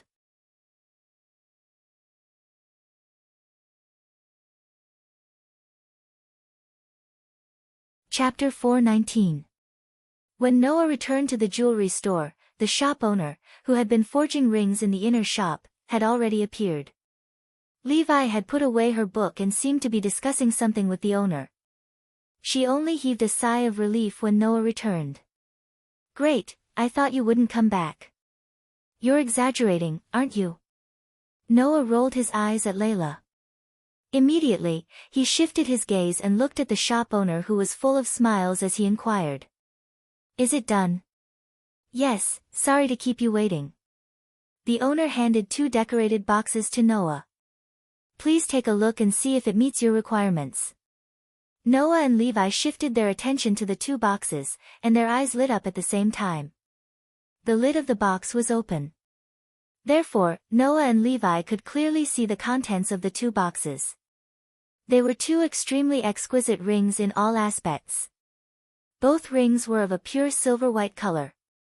The ring was slender, and at first glance, it was obvious that it was a more feminine design. The ring was inlaid with a diamond that was neither too big nor too small. Under the sunlight, it shone with a dazzling arc like a pearl, but it was even more dazzling and attractive than a pearl. These 2 rings were incomparable to those priceless and unique treasures, but in terms of craftsmanship, appearance, cost, and exquisiteness, they were the best of the best. She believed that even the wedding rings of some rich couples were probably at this level. Of course, the most important thing was that for women who loved beauty by nature, such 2 rings could definitely evoke the longing of any girl. This could be seen from Rebbe, who had always displayed an obvious interest in reading books. "It's so beautiful." Levi's eyes were sparkling. "I want it so much." Even Noah couldn't find any fault with the 2 rings, let alone Levi. He nodded in satisfaction and closed the box. "Thank you, owner." You're welcome," the restaurant owner rubbed his hands and said to Noah enthusiastically. "If you have any requests in the future, please continue to visit our store. We will provide you with the best service and products." Of course, Noah nodded with a smile and walked out with the 2 boxes in his hands. He couldn't hide his joy. Just as Lebby was about to follow him, she noticed that the shopkeeper was wiping a tiny diamond on his sleeve. That diamond was not as exquisite as the diamond inlaid on the 2 rings on Noah's hand. At first glance, it was obvious that it had not been specially polished. Levi rolled her eyes when she saw the small diamond. She seemed to have understood something and curiously moved her face closer to the owner. "Is that the diamond left over from the polishing of the 2 rings?" "Yes. When I was making it, I thought I would need more, so I cut a little more. In the end, it was left over." The shop owner seemed to be overjoyed. "It's a little small, but if you polish it well, it can be made into a high-priced ring." "Is that so?" Levi said with a smile. "Then, give me this small diamond." The shopkeeper was stunned. He did not expect Lebby to make such a request out of the blue. "That's the diamond left over, right?" "It's also my companion's property." Lebby reminded him out of kindness. "If you let him know that you still have such a diamond left after forging the ring and haven't given it to him, then my partner will definitely think that you are cutting corners. Then, next time, he will definitely not bring you the same business. Even that dagger may be taken back." Don't. Only then did the shopkeeper realize what was going on. He let out a hollow laugh and handed the tiny diamond to Layla reluctantly. "I just forgot about it. Please pass it to that person." "I will." Levi replied cheerfully. She took the diamond and skipped out of the jewelry store. Afterward, Lebby put the tiny diamond into a pouch that looked like an amulet. She tied the pouch with a red string and hung it around her neck. As for why she did that, perhaps even she didn't know. Night came quietly. Lying on the bed in his room, Noah held a box in one hand and opened the lid of the box. He started to observe the 2 delicate rings once again. As if it was planned, the door to Noah's room was pushed open. Mira and Lisanna entered at the same time. "Noah, big brother Noah, come in." In the 2 years that Noah had left Fairy Tale, Mira and Lisanna had helped him clean his room almost every day. They had long regarded Noah's room as their own and wouldn't have any restrictions. With their current relationship with Noah, they didn't need to care about anything when they entered their sweetheart's room. Therefore, with just a simple greeting, the beautiful sisters of the Strauss family entered Noah's room as if they were entering their own room. "It's already dark. Why are you here?" Noah hurriedly got up from his bed and looked at the sky outside the window. He then looked at Mira and Lisanna with a reproachful gaze. "You two are already tired today. Why don't you go home and rest?"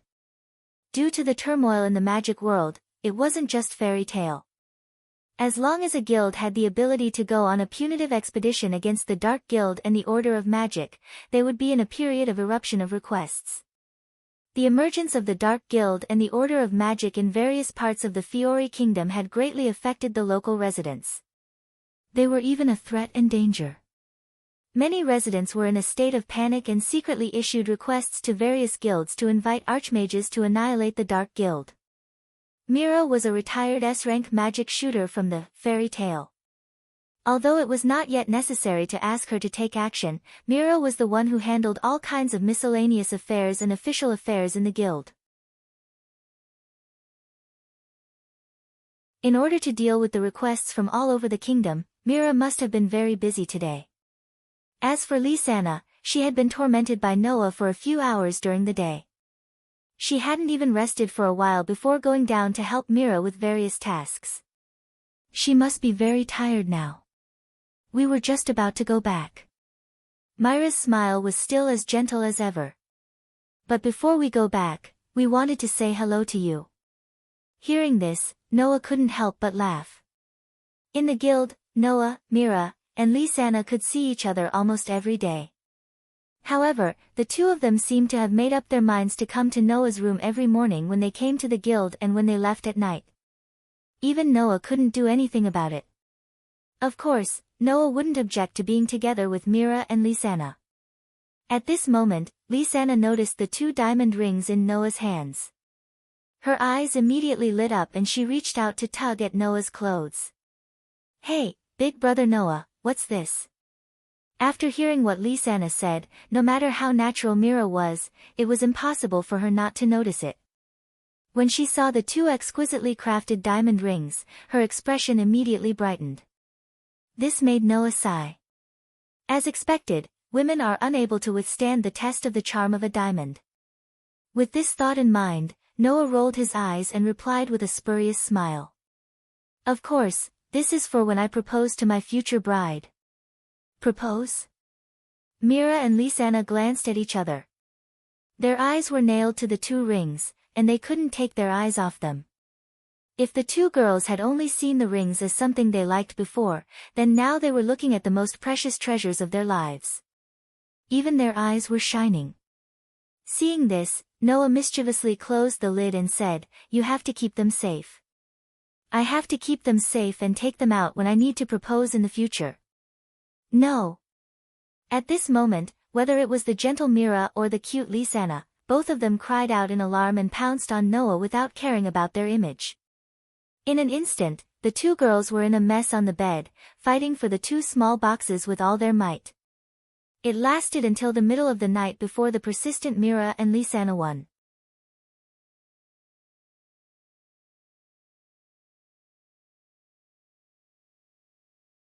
Chapter 420. Fiancé.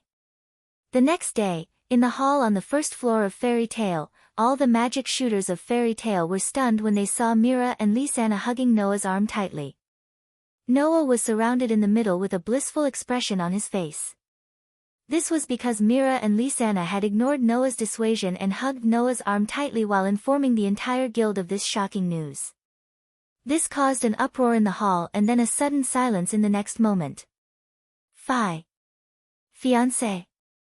Naz, Gray, Hubby, and the others were all dumbfounded. Fiancé. Too. Lucy and Levi opened their mouths wide in shock and couldn't react at all. Mira and Lisanna. Elisha's eyes widened and her mouth formed an O shape. She pointed at Noah, Mira, and Lisanna with trembling hands. "In other words, you're going to get married?" "No, We don't plan to get married so soon, Noah quickly said. He couldn't help it as the atmosphere was too awkward for him. It's just that we plan to get engaged first and get married later. Get married, get married. Elisha muttered absent-mindedly. After a while, she seemed to have thought of something and smoke suddenly appeared in her head. Even her fingers were fidgeting. That, I'm not mentally prepared yet. No, they're going to get married, not you. All of the magic shooters in Fairy Tale complained in unison. At this time, the one who felt the most incredulous was Makarov. At this time, the wine glass in Makarov's hand fell to the ground. He staggered in front of Noah, Mira, and Lisanna and asked with an extremely ugly expression that looked like he was crying and laughing at the same time. Getting married? Noah? My grandson? Marrying Mira and Lisanna? Yes. The smile on Myra's beautiful face was still gentle, but it was much brighter than before. She even raised her hand with the diamond ring and showed it to everyone. Yesterday, Noah proposed to us, and the answer we gave was okay. Levi exclaimed in surprise. So that ring is for a marriage proposal? Grandpa. Noah's gaze met Makarov's. The awkwardness in his heart had long disappeared, and only warmth filled his heart. I'm really going to get married and have a family. Have a family. Have a family. Makarov lowered his head and shoulders trembled. After a while, he suddenly burst into tears. Guild leader. All the magic shooters in the guild were shocked. Grandpa's face. My grandson is finally going to start a family. Makarov cried out in joy. Moreover, there are 2 of them. Hearing this, the sorcerers in Fairy Tale understood that Makarov's reaction was only because he was too excited and moved. Grandpa. Noah didn't know whether to laugh or cry. That being said, we're just getting engaged first. As for when we'll get married, we'll discuss it later. Let's get engaged first. Let's get engaged first. Makarov was already speaking incoherently. When we get married in the future, we must hold the grandest wedding in the entire Fiori Kingdom. Only then can we show the prestige of the next president of Fairy Tale. Guild leader. This time, Lisanna was a little shy. You made your decision too quickly. Although she said so, Lisanna's face was full of longing. She was obviously looking forward to her wedding, or rather, she was looking forward to the moment when she became Noah's bride. Lisanna. Beside her, Myra's pretty face was also slightly red, but she still quietly tugged at Lisanna. You have to call me Grandpa in the future. Lisanna was even more shy. That's really too fast. It's okay, it's okay. It doesn't matter when you call me Grandpa. Makarov laughed with tears in his eyes. In short, we're having a banquet today. To celebrate my grandson's engagement. Oh. Although Nazi, Gray, and the others were still very surprised, they still cheered enthusiastically and gave their blessings to their childhood best friend. Congratulations. Noah. Gray hugged Noah's neck and laughed. You rascal, I didn't expect you to get married so soon. You're really hateful. Although I don't quite understand. Nazi put his hands on his waist and laughed loudly. But still, congratulations, Noah. Hey, Nazi. Hubby was frightened by Elisha's appearance and flew in Nazi's direction. Elisha has become very strange. Get married, get married. Elisha's head was still smoking and she was in a crash. Damn it. As for the rest of the magic shooters from Fairy Tale, they let out tragic cries of grief. Oh, our Mila sauce. Hey. Is no one complaining? Lucy felt that her whole body was not good and could not help but remind them loudly. Noah is going to marry 2 people. 2 people. 2 people is good. 2 people is good. Makarov was so happy that he lost his sense of direction. But it was not strange.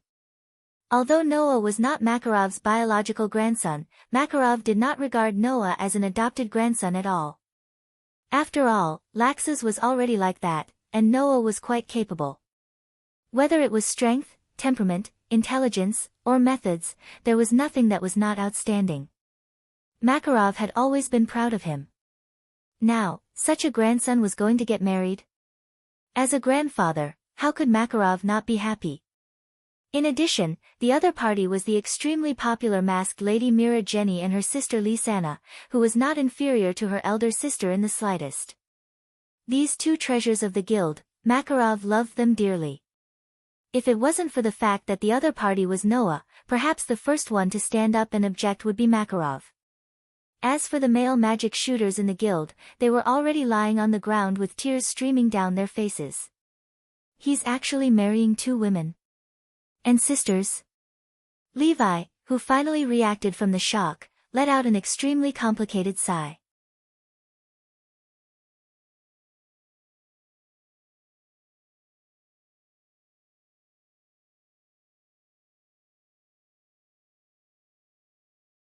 Chapter 421. Pa. Not long after returning to Fairy Tale, Elfman, who had just put down his luggage, dropped the wine glass that he had just picked up onto the ground with a crisp sound. However, Elfman didn't notice it at all. He stared blankly at Noah, Mira, and Lisana. His resolute face was filled with shock, bewilderment, and disbelief. Although the sorcerers in Fairy Tale behaved the same way at the beginning, Noah could not hide his awkwardness when he was faced with the same behavior again, especially when it was Elfman. That was only natural. No matter who it was, they would react the same way as Elfman when they heard that someone was going to marry more than one of their family members. It was because of this that Noah felt so awkward. If he was only marrying one, he wouldn't have to feel guilty. The problem was that Noah wasn't marrying one, but two, and they were marrying the older and younger sisters of Elfman. Fortunately, it was Noah who told Elfman that he was going to marry his older sister and younger sister. If it were anyone else, Elfman would probably be waving his fist. Compared to Noah, Mira and Lisana were calm. They wore gentle and cute smiles respectively as they gazed at Elfman. They seemed to be enjoying Elfman's reaction. Phew. After some time, Elfman let out a heavy sigh. He picked up another wine glass and finished it in one gulp. Then, he looked at Noah sternly. Noah, I've always thought that you're a man. Is that so? Noah couldn't help but reveal a puzzled expression. But why don't I feel happy about your praise at all? That's what a man is. Elfman used a theory that no one else could understand as he stared at Noah. That's why, as a man, Noah, teasing another man is absolutely unforgivable. Upon hearing that, Mira and Lisana couldn't help but giggle. Only Noah let out an understanding sigh. It was understandable that Elfman couldn't believe it, wasn't it? Elfman, Mira said softly as if she was trying to console her younger brother. You can't doubt the words of others. It's very rude. Big brother Elfman, it's all true, Lisana teased. Big sister Mira and I are going to become Noah's brides. You can't object even if you want to. That's what a real man is. Elfman's tanned face was covered in sweat as he said this.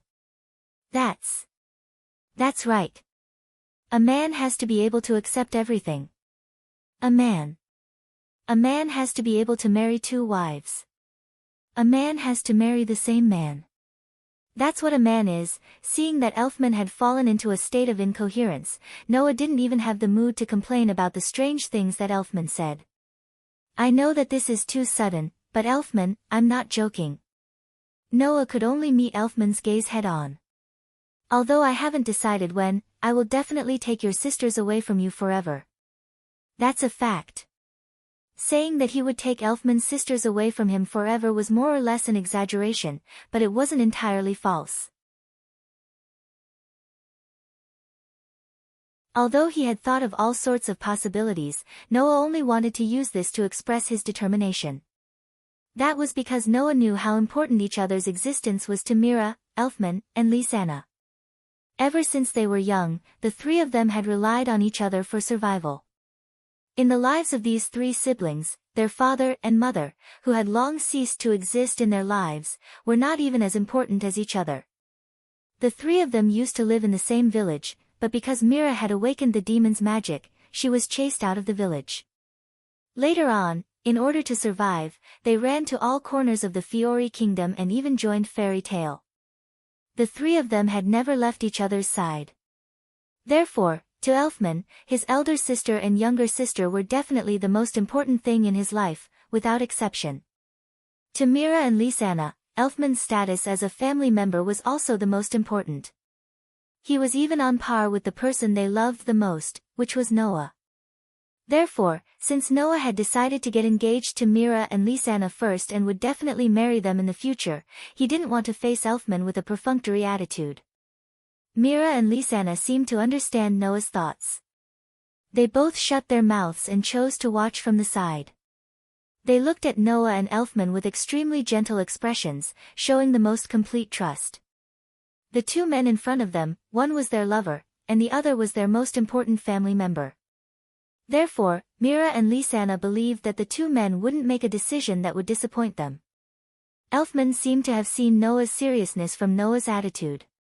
He finally snapped out of his messy state and scratched his head in frustration.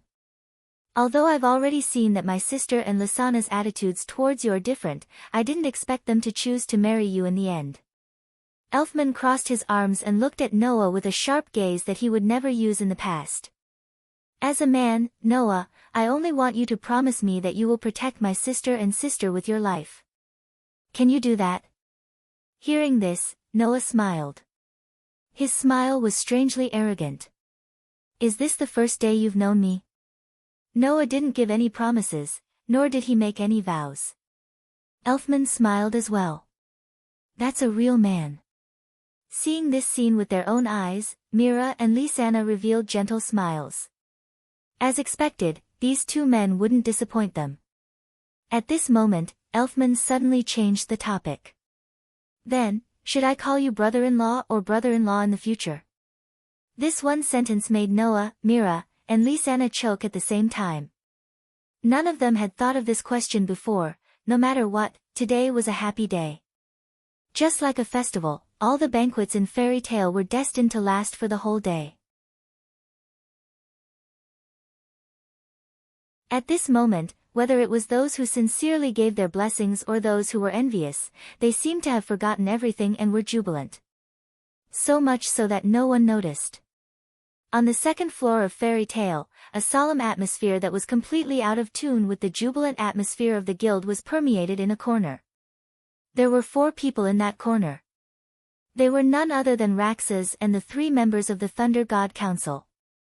Looking down at Noah, who was surrounded by a group of people and had entered an endless toasting scenario, continuously drinking cup after cup of wine with a bitter smile on his face, Laxus tightened his grip on the guardrail bit by bit. The emotions surging in his eyes was an unprecedented kind of madness. At this moment, the only thing that reverberated in Laxus's mind was the sentence that Makarov had said in a state of ecstasy. Fairy Tale's next guild leader. Thinking of this sentence, Laxus's heart surged with a wave of violent emotions. Even his eyes turned red. In the end, you still chose to let that kind of person inherit the guild. How long do you want this guild to be a coward, old man? Standing behind Laxus, Fried, Bixro, Alba, and Jerlin were silent. This was because they knew what this news meant to Raxus. Letting that kind of person who pays attention to trash become the guild leader, what's the point of this guild? Laxus was in a state of madness. This guild doesn't need weaklings. Since you don't understand, let me tell you.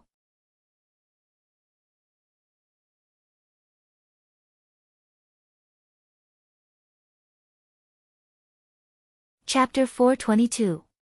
It wasn't until the sky had completely darkened that the sounds of jubilation from Fairy Tale finally stopped and disappeared without a trace.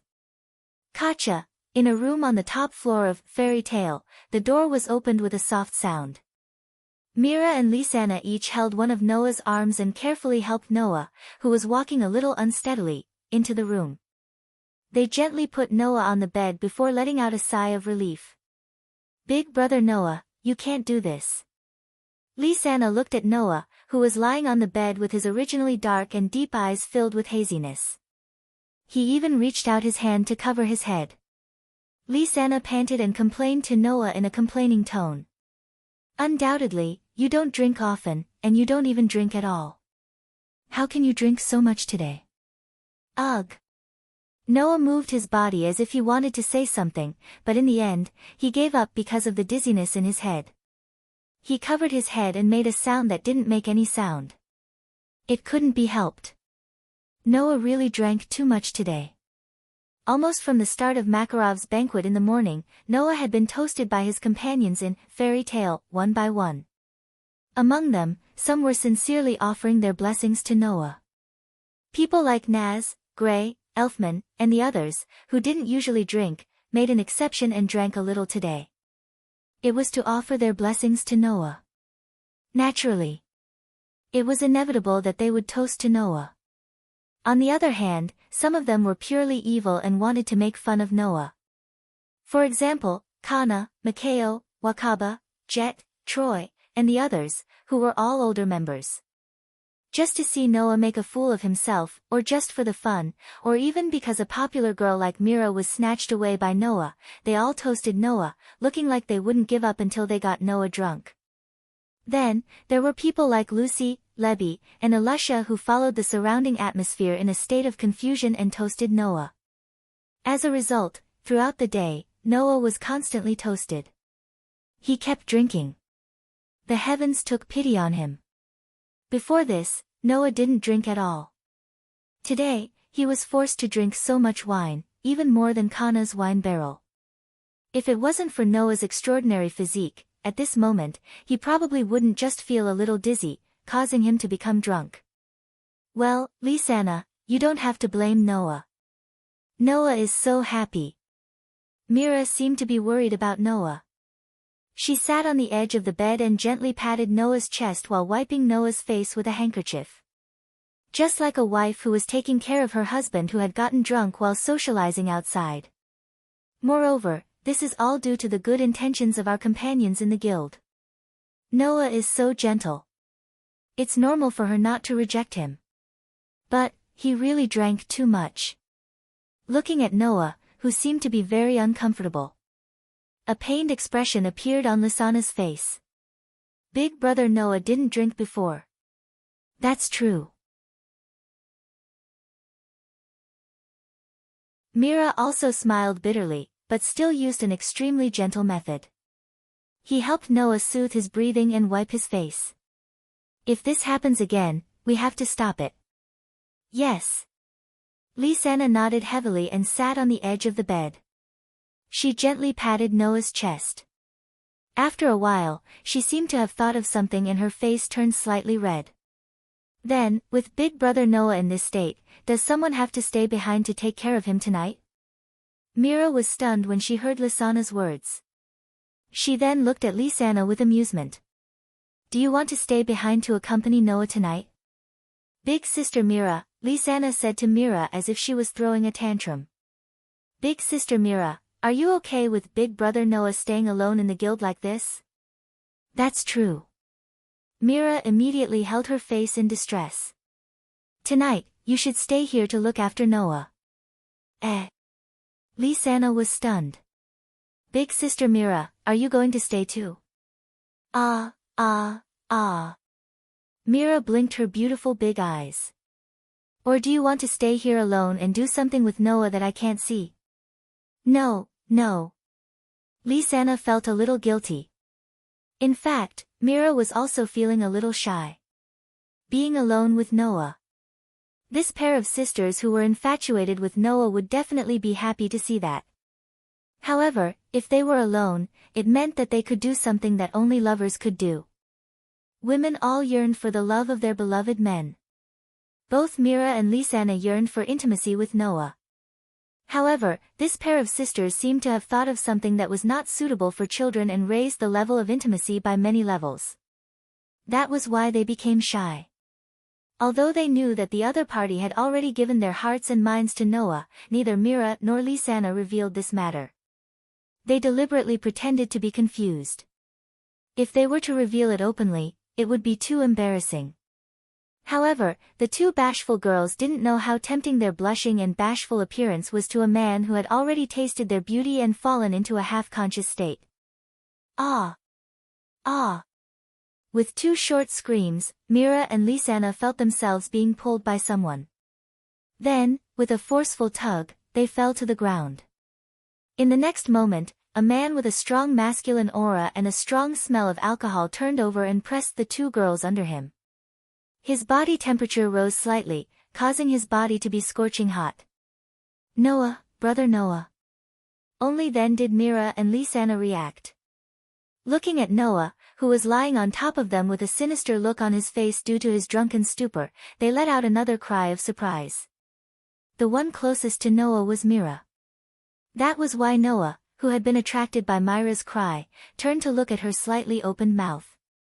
Ugh! Shortly after, a pained sound came from Mira's mouth. It was the sound of Mila's lips being roughly covered by Noah's mouth. Ugh! Ugh! Mira subconsciously closed her eyes, but she did not forget the fact that her younger sister was watching. She immediately whimpered in an attempt to avoid Noah's kiss. However, before she could succeed, her lips were pried open by a skillful force, and her tongue was captured. Ugh! Tsk! Ugh! Ugh! Mira's body trembled slightly, and she was at a loss for what to do. Sounds of lips and tongue intertwining could be heard from the corner of her mouth. Lisanna, who saw all this, was stunned and could not react at all.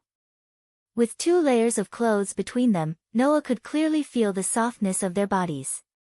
Coupled with the fact that he was touching Mira's lips and tongue, an indescribably wonderful feeling was transmitted to Noah's nerves along with the fragrance of a young girl. Noah captured Mira's delicate tongue and entangled it even more tightly with it. Mira could only use a strength that could not even kill a mosquito, as if she wanted to break free from Noah's intimacy. However, her cheeks were already flushed red, and her body trembled subconsciously. Her large breasts were pressed tightly against Noah's body, and she subconsciously used her tongue to cater to him while gently twisting her body. This kind of inadvertent seduction naturally made Noah's emotions even more aroused, and he became even more engrossed in the kiss. Soft gasps could be heard from Noah and Mira's lips. Noah had already entered a state of intoxication from the double meaning, and he could not help but feel a wave of heat surge up his body. He held Mira and Lisanna tightly in front of him and reached for their soft breasts, kneading them. The 2 sisters of the Strauss family trembled heavily at the same time. Ugh! Mira, who was being hugged and kissed, could only let out an unclear trembling sound. Ah! Lisanna, who was lying under Noah in a daze, let out a clear cry. The feeling of her chest being ravaged made her react, and she realized what kind of situation she was in. Her beautiful face suddenly became incomparably red, and she got up in a panic. Big brother Noah, don't! Mira and Lisanna had never tried to serve Noah in the true sense of sisters. Now that they were aware of Noah's intentions, the 2 sisters were panicking. However, no matter how panicked they were, they could not escape from tonight's situation. Ah! Not long after, the clothes of the 2 girls fell to the ground amidst a series of delicate cries. The sound of panting sounded like music.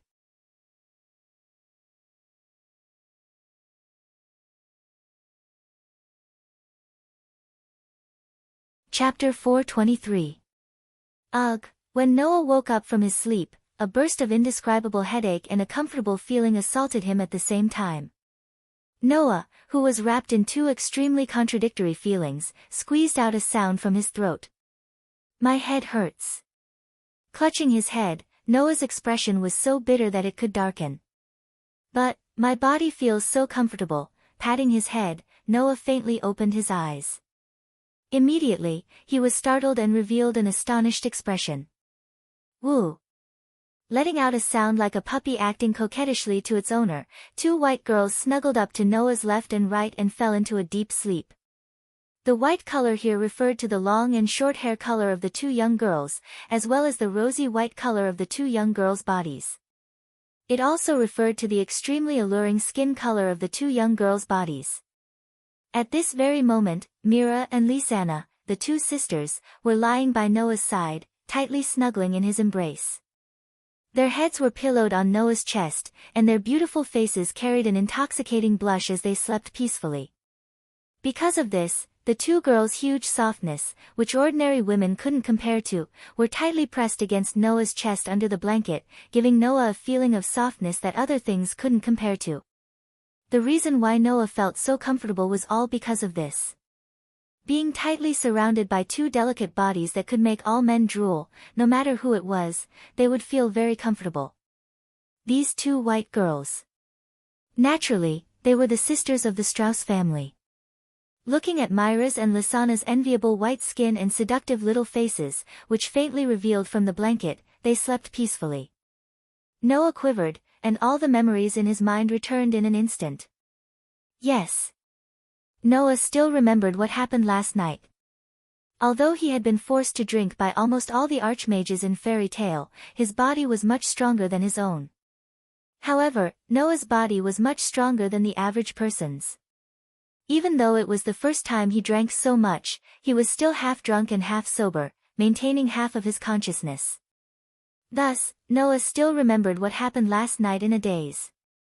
The memory of forcefully pulling Mira and Lisanna onto his bed. While Mira and Lisanna were extremely bashful, they stripped the two girls of their clothes without giving them any chance to explain. The memory of Mira and Lisanna pressing down on the two sisters, despite their resistance. The memory of hugging these two beautiful girls, listening to their soft moans, and entangling with Mira and Lisanna for an entire night.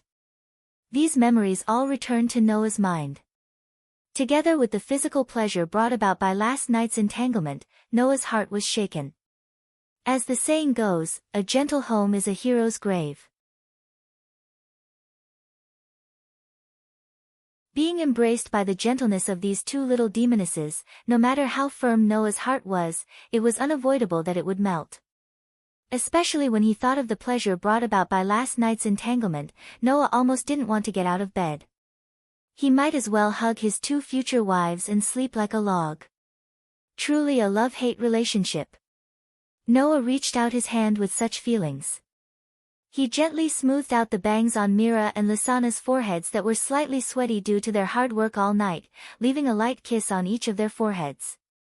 This action was very gentle, and shouldn't have woken up those who were sleeping soundly.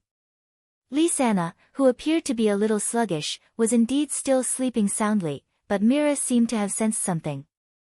Her eyelids trembled slightly, and she opened her eyes, which were filled with moisture. Her eyes, which were still a little blurry, opened. Noah, who was just about to get out of bed, was surprised to see Mira open her eyes. Sorry. Did I wake you up? Oh. Mira raised her hazy eyes and stared at Noah. After a while, she gave him a dazed smile. Ah la, are you awake? Seeing Myra's dazed appearance, Noah knew that this girl's hidden nature was showing its existence. She still didn't realize what was going on, and didn't remember the absurdity of last night. At that moment, Noah mischievously moved the hand that was hidden under the blanket and gently stroked one of Myra's round breasts. Feeling the strange sensation on her chest, Mira finally woke up. She looked at Noah, who was looking at her with a teasing expression, and then glanced at Lisanna, who was sleeping soundly on the other side. Her face, which was originally a little red, slowly became rosy, and she even puffed up her cheeks. Noah, you're very naughty. You don't like it? Noah lightly kissed Myra's sweaty, red face. I'm very willing to be naughty to you. That won't do. Mira pressed her slender and beautiful index finger against Noah's forehead and pushed Noah's face away. She was fuming with anger as she spoke. I already said I don't want it, and you're still being naughty. I'll get angry. You'll really get angry? Noah raised an eyebrow and smiled faintly. His hand also moved back and forth on Myra's body. Then I'll have to be naughty all the time. Feeling Noah's naughty hand, Mira blushed and slapped it away. She glared fiercely at Noah, but that appearance was cute no matter how one looked at it. I'll really get angry. That's why I have to be naughty all the time, Noah said matter-of-factly. Who asked Mira to be so cute when she's angry? Hearing this, Mira's cheeks puffed up more and more, and a trace of indignation appeared in her hazy eyes. However, she didn't resist Noah's naughty hands anymore. Instead, she snuggled in Noah's arms and let him play his naughty tricks. In the past, when I wanted to hear you say that, you wouldn't say it. Of course, Mira was referring to what happened 2 years ago before Noah left this world. Back then, Noah had met Mira, Elfman, and Lisanna in that small village. After some trouble, the 3 siblings, who had nowhere else to go, were led to Fairy Tale. Before that, Mira had always felt guilty towards Elfman and Lisanna. After all, Mira had always thought that she was the one who had caused Elfman and Lisanna to fall to such a state. If it weren't for the fact that they had run into a church where demons were causing trouble and were possessed by them, they wouldn't have been chased away by others. If they hadn't been chased away, Elfman and Lisanna wouldn't have had to live a homeless life with Mira. That was what Mira thought until she met Noah. Therefore, meeting Noah and the fact that her fate had changed because of Noah made Mira's guilt towards her siblings turn into gratitude towards Noah. Furthermore, she was still a child at the time, and because of her ignorance towards relationships, it was easy for her to become diligent and engraved in her heart. Thus, after spending some time together, Mira gradually became attracted to Noah. If not for this, as one of the few geniuses in Fairy Tale who had become an S-rank archmage before reaching adulthood, Mira might not have taken a fancy to Noah. However, the truth was the truth. Mira had indeed fallen in love with Noah when she was young. Mira must have always wanted to hear Noah's affirmation of a woman's charm since she was young. Understanding this, Noah suddenly felt a strong sense of pity for Mira. I'm sorry. Driven by such emotions, Noah's hand that was playing tricks on Mira turned to embrace her slender waist, and he hugged her tightly. I've made you wait for so long. Mira reluctantly went along with Noah's strength and hugged Noah tightly, revealing her usual gentle and enchanting smile. It's all right. After saying that, Mira raised her hand and looked at the engagement ring on her finger with a blissful smile. It doesn't matter anymore. That's right, it didn't matter anymore. After all, the waiting had finally paid off. That was why Mira didn't have any regrets, nor did she complain. There was only endless satisfaction. This made Noah's heart melt, and he smiled. Ugh! Lisanna turned around and let out a sleep-talking sound. Big brother Noah and Mira looked at each other and smiled. Hugging Mira and Lisanna tightly, Noah kissed his 2 fiancés' foreheads again, enjoying the rare moment of peace.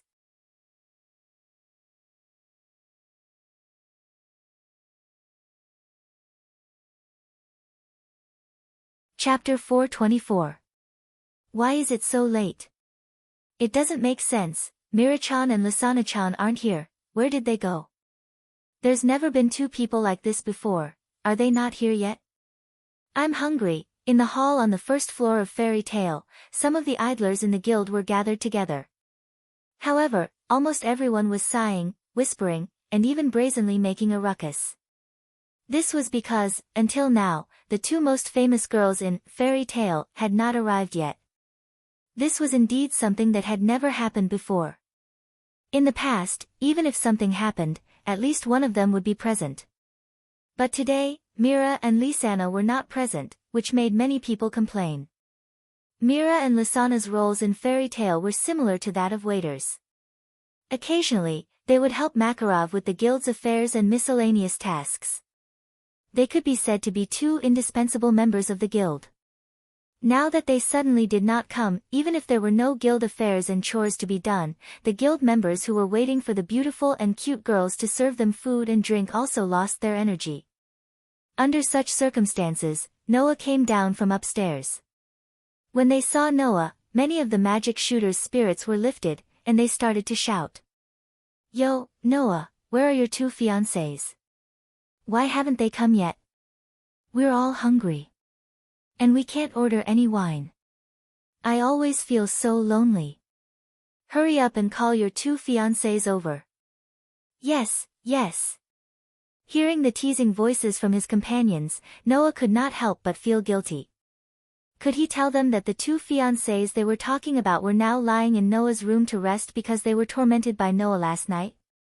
Presumably, in the next moment, Noah would be surrounded by all the male members who were envious of him, and would be full of resentment and make him drunk again. When he thought of this, Noah's head that was faintly aching from the hangover felt dizzy again, and he could not help but speak loudly. You still say that the banquet was so lively yesterday, but in the end, the ones who served tea were Mira and Lisanna. Who knows how tired they are now? Saying such a flawless lie, Noah confidently announced. Today, Mira and Lisanna asked for leave. I will let them rest to the extent that they will not wake up to work until tomorrow. So, what you want to eat and drink, you'd better think of it yourself. When these words came out, there was an uproar. Don't. Noah. You can't be so cruel. Although she is your fiancée, she is also our guild signature girl. My Mira sauce, what? Mira sauce. She is already someone else's fiancée. Heavens. I don't have the motivation to work today. Yes, yes. Suddenly, a group of fellows who were not serious all day began to make a racket. Their cries were miserable.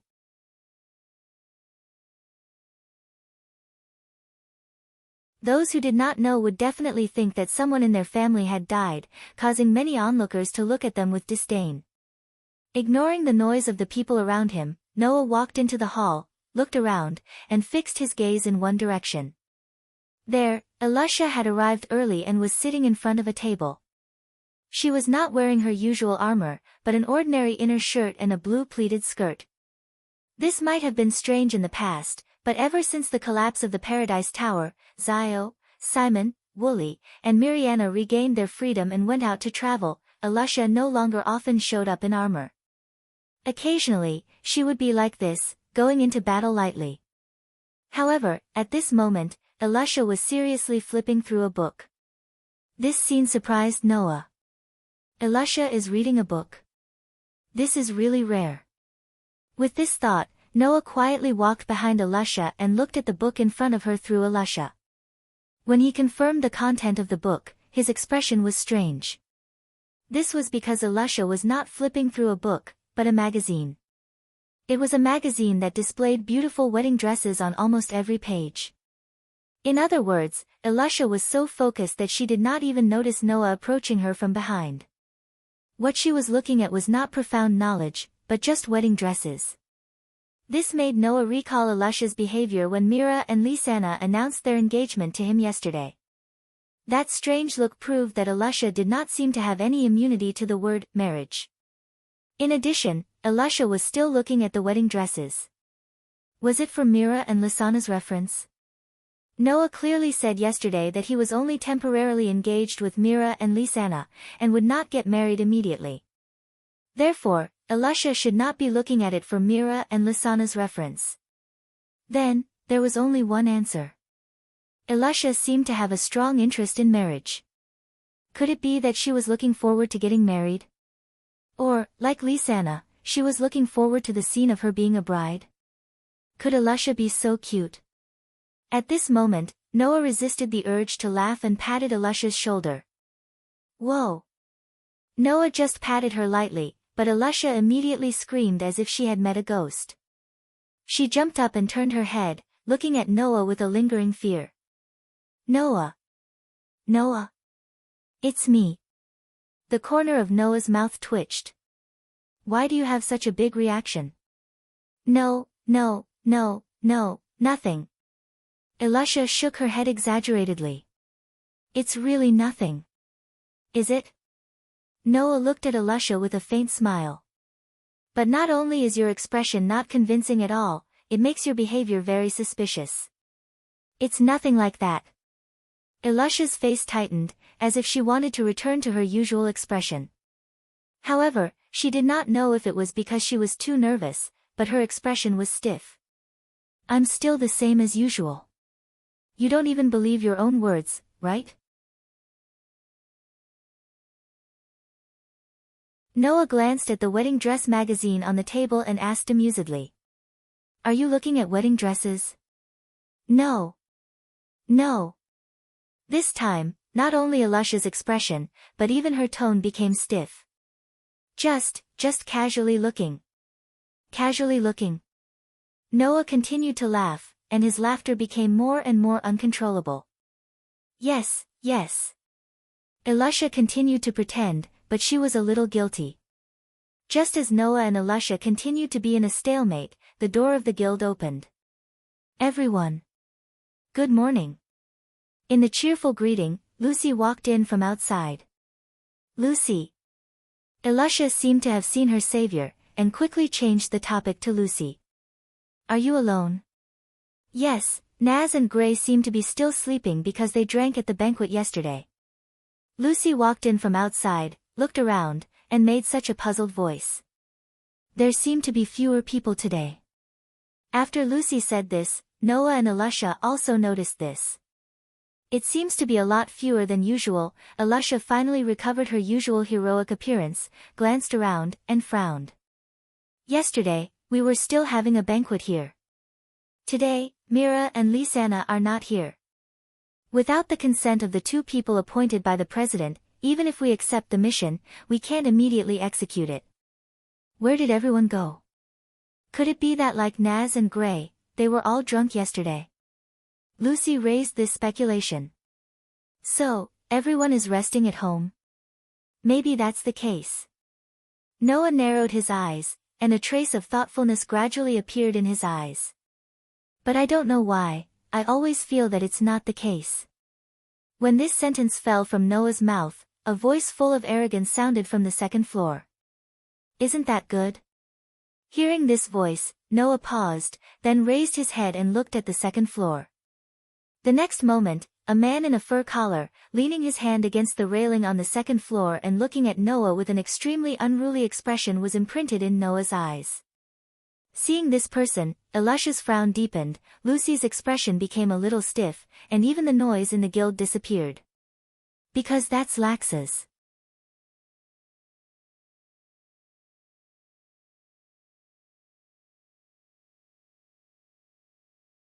Chapter 425.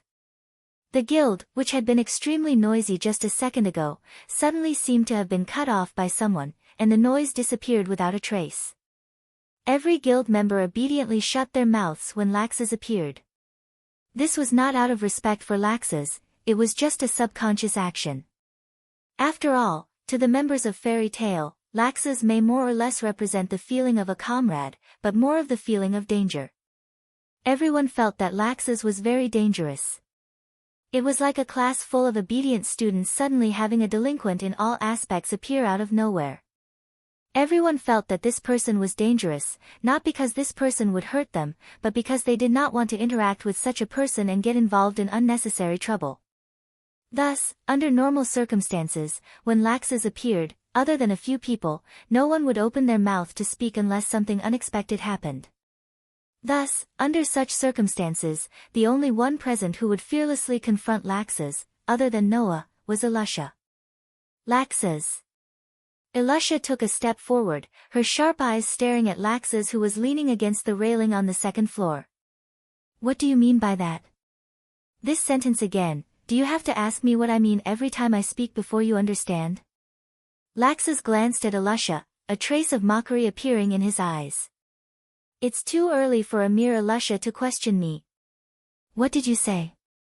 Alusha did not expect Lax's to find fault with her the moment he opened his mouth, her delicate face showing traces of anger.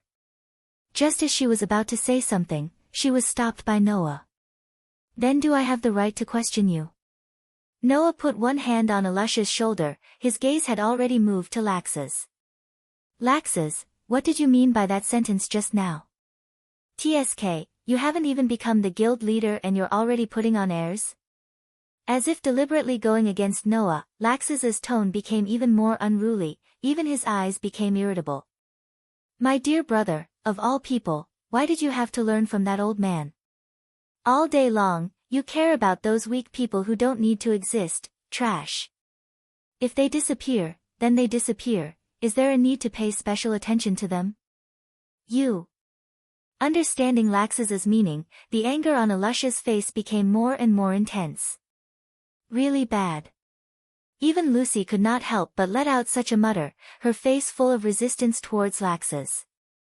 That kind of person, why is his companion in the guild?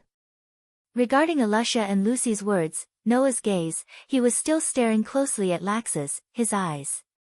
Intuition told Noah that this matter was not as simple as it seemed on the surface. At the beginning, didn't you not notice that those weak people who weren't here didn't come today? That's enough to prove that the weak don't need to have any sense of existence, right?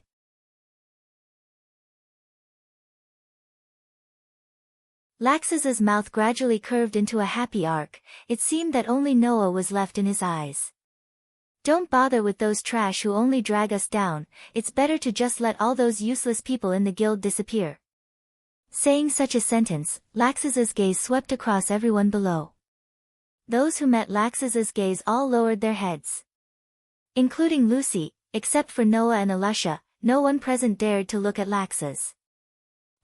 Laxus curled his lips in boredom and made such a declaration. Fairy tale does not need weaklings. You will understand. Leaving this sentence, Laxus turned around and left everyone's sight. It was only at this time that his companions in the guild began to whisper. What, that guy, that's really annoying. Why did that guy have to be an S-rank magic shooter, and the grandson of the guild leader? That's right. Fortunately, the next guild leader is Noah, otherwise, I wouldn't want to join a guild that was inherited by that guy. I feel the same.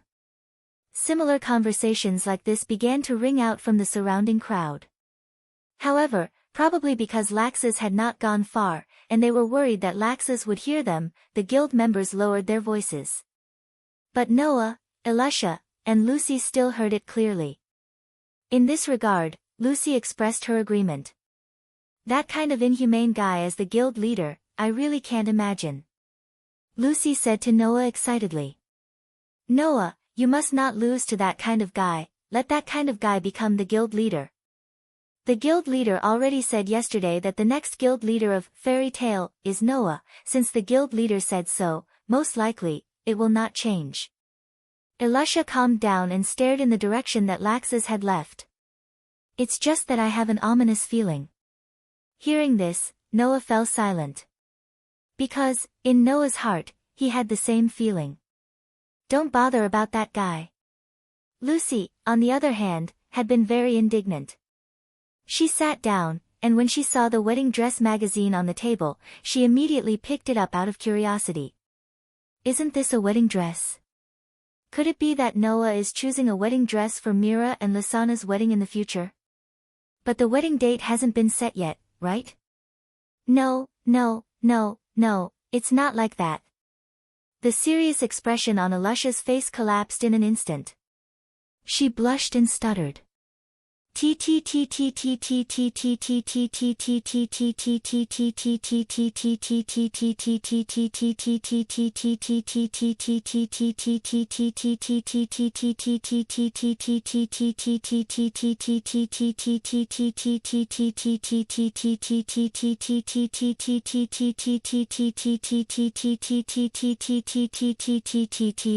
Huh?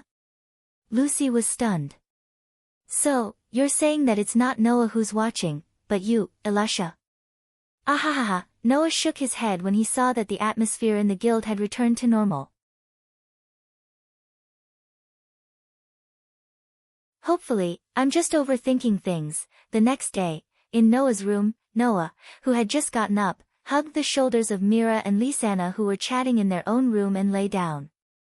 Mira and Lisana snuggled up in Noah's arms as they flipped through a magazine in front of Noah, conversing with each other with relish.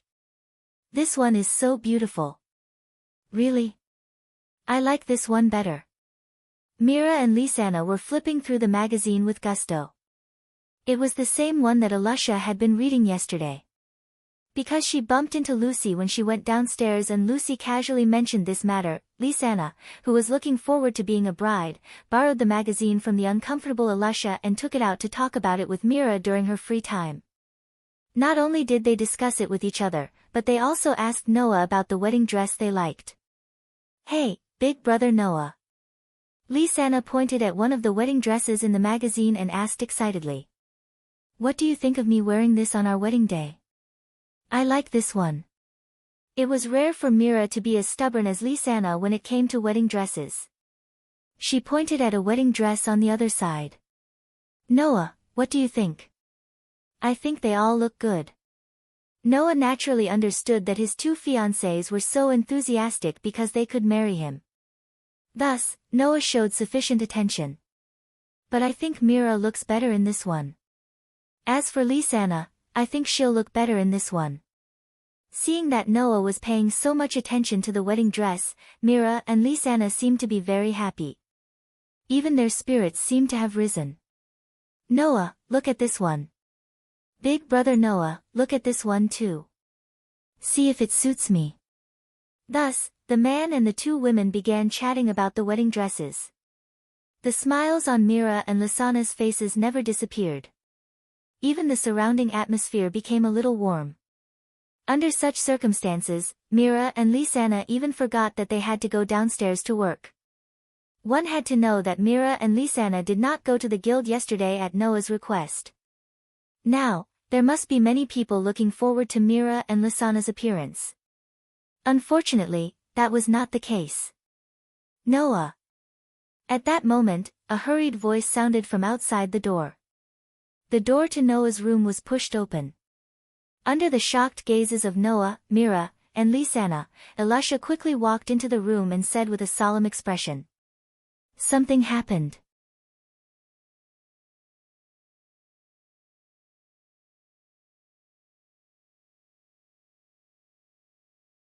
Chapter 426. Grandpa. Leading Mira, Lysana, and Alusha downstairs, Noah immediately saw Makarov sitting at the bar. Then, he noticed the strange atmosphere that pervaded Fairy Tale. At this moment, the number of people in the guild could only be described as pitiful. Noah counted and found that there were only a dozen or so people in the guild. This was simply inconceivable to Fairy Tale. After all, even though Fairy Tale didn't take in as many members as Phantom Lord did, and even opened up branches everywhere and had all kinds of people in the guild, as the #1 guild in the kingdom of Fiore, Fairy Tale had at least a few hundred members, if not 1,000. And yet, there were only a dozen or so people in the guild. Wasn't this inconceivable? With yesterday's events still fresh in his mind, Noah exchanged glances with Mira, Lysana, and Alusha before walking towards Makarov, who was sitting at the bar. Anyone could see how dangerous Makarov was sitting at the bar. That's right. It was dangerous. At this moment, the mana belonging to the 10 great saint archmages that could shake space revolved around Makarov's body in an extremely obscure manner, making the space around Makarov seem to have suddenly become heavier and extremely heavy. As for Makarov, he lowered his head and silently looked at the entire guild. His aged eyes flickered with barely detectable rage and irritation. None of the remaining members of the dozen or so guilds dared to open their mouths, causing the atmosphere to become strangely quiet. However, no one would blame Makarov. It was only natural for Makarov to behave this way. To Makarov, the members of Fairy Tale were almost all his children, and the guild was Makarov's home. His children's whereabouts were unknown, and the originally lively home had become extremely quiet. It was already very good that Makarov didn't fly into a rage on the spot. But even so, Makarov still fell into a state where he could explode at the slightest provocation. The heavy magic that pervaded his body made Mira and Alusha, the two active S-ranked archmages, unable to breathe. Lysana's beautiful face paled, and she almost knelt on the ground. This was the magic of one of the 10 Saint Magi. It had to be known that Makarov's ranking among the 10 great Saint Magi was considered to be near the top. In this way, even if Makarov didn't completely detonate his magic, the trace of magic that leaked out was enough to intimidate most S-ranked archmages. Therefore, other than Noah, no one else was able to remain calm in the face of Makarov's magic power that seemed to explode around him. Raising his hand, Noah gently hugged the pale-faced Lysana, and then braved the magic that was rolling out from Makarov's body and came in front of Makarov. "Grandfather, Noah." Makarov didn't even raise his head as he spoke with a gloomy expression. "Is there any problem on your side?" "Mira, Lysana, and I are all fine." Noah shook his head. However, Mira and Lysana just contacted home and found that Elfman wasn't around. "I'm afraid that he's also missing." "Even Elfman is missing?" Makarov's expression grew more and more unsightly. What in the world happened? What had happened? He believed that no one present didn't want to know the answer. And Noah finally confirmed that the ominous feeling he and Alusha had was indeed true. Since yesterday, the members of Fairy Tale had been disappearing one after another, and there was no news of their whereabouts. It wasn't just Elfman. Naz, Gray, Hubby, and Lucy, Lebby, Kana, and the others who had shown their faces in the guild had all disappeared without a trace. Sensing that something was wrong, Makarov immediately went to the guild and sent people to check the houses of the members who hadn't shown up. In the end, he couldn't find a single person at home. In other words, just like yesterday, the Fairy Tale Guild had lost a few members today. Moreover, it was a crushing loss, to the point that there were only a dozen or so members left. Why would so many members of Fairy Tale suddenly disappear for no reason? Even a fool could guess that something had happened. Brother Elfman, and everyone. Under such circumstances, Lysana worriedly asked the question that everyone was concerned about. There shouldn't be anything wrong, right? Everyone present was silent. This was because no one could give a 100% answer to this question. Who in the world is it? Alusha clenched her fists tightly. A strong light bloomed from her body, and she changed into her usual armor, revealing an extremely dangerous expression. Who on earth is targeting Fairy Tale? Hearing Alusha's angry words, Mira just hugged Lysana tightly and fell into silence. Noah once again looked around the entire guild. Looking at the scene where there were only a dozen people left, his eyes grew colder and colder. Originally, I thought that it was already very rare for a Phantom Lord to stand up and die, but I didn't expect that in this world, there would never be a lack of people who had lived for too long. Could it be that if it was just a Phantom Lord, there would be no way for the whole world to know the consequences of provoking Fairy Tale? Moreover, this time, it wasn't as simple as touching the guild's buildings, but directly touching the people in Fairy Tale. Not to mention Noah, even Makarov wouldn't let this matter rest. But who else would want to provoke the Fairy Tale? In such a heavy atmosphere, an arrogant laugh suddenly rang out. Oh! So many of them have disappeared. Hearing this, everyone raised their heads and looked at the second floor of the guild building. Soon after, everyone's expression changed. A bunch of weak and pitiful people, disappearing just like that makes the whole guild much more pleasing to the eye, Laxus said arrogantly under everyone's gazes. Why don't we just ignore them? Old man. Laxus. Makarov glared at Laxus, the veins on his temples bulging as he growled. Are you trying to make me angry? You. In a situation where he couldn't even ensure the safety of his companions, Laxus still dared to provoke him. Alusha couldn't take it anymore. Mira and Lysana also glared at Laxus, their faces filled with malice. Laxus. Only Noah stared at Laxus's arrogant face. The coldness in his eyes made Mira and the others' hearts palpitate. This matter can't have anything to do with you, right? Everyone suddenly fell silent. Makarov, Alusha, Mira, Lysana, and the others, who were originally furious, were all shocked by Noah's sudden words. What did Noah mean? Was he suspecting Laxus? Facing Noah's cold gaze, the smile on Laxus's face grew wider and wider, but there wasn't a single trace of a smile in his eyes. Who knows? Seeing that Laxus didn't deny it, the remaining people in the guild looked at each other. Laxus. Makarov said in a low voice with a heavy expression. You should know that this is not a joke, right? Joke?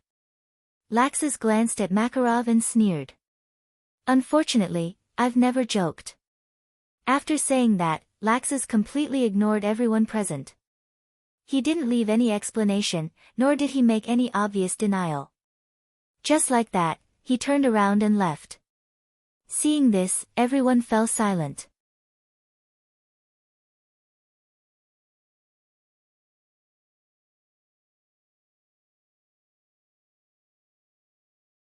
Chapter 427. Seeing Laxus's figure disappear in the direction of the second floor, the remaining members of Fairy Tale began to whisper to each other. It can't really be Laxus, right? It can't be, right? But, hasn't that guy always hated the people in the guild? Moreover, the guild leader has already announced that Noah will be the next leader of Fairy Tale. Hasn't Laxus always wanted to inherit this guild? It's not impossible for him to fly into a rage out of humiliation and do something like that, right? Now that you mention it, all of a sudden, the remaining members of the guild began to speculate one after another, echoing throughout the entire guild. Big brother Noah, Lisanna said hesitantly. Is it really Laxus? Even Laxus wouldn't do something like that, right? Mira said somewhat gloomily. We're all companions, why are you suspecting Laxus? Even Alusha couldn't seem to believe that Laxus was related to the disappearance of the members of the guild who hadn't arrived yet, so she asked Noah. Did you find out anything? Makarov also looked at Noah, his eyes filled with heartache and an unprecedented seriousness. If the disappearance of the members of the guild really had something to do with Laxus, then as Laxus's grandfather, Makarov felt that he had to take responsibility for everything. Facing the gazes of the crowd, Noah frowned and waved his hand. Don't worry, I'm just testing Laxus. Although I have my suspicions, I haven't really found out what Laxus has done. Hearing this, Makarov breathed a sigh of relief, and the expressions of the members of the guild also softened imperceptibly. Seeing this scene, Noah couldn't help but smile bitterly. Noah didn't say anything. Although he hadn't found out what Laxus had done, after the probing and understanding of Laxus, Noah still felt that Laxus was still a suspect. After all, Laxus's mentality was abnormally twisted. After knowing that Noah would become the next guild leader of Fairy Tale, it was possible that he would do something irrational. Moreover, Laxus had always hated the so-called weaklings. The members of the guild who had gone missing were simply a thorn in his side to him.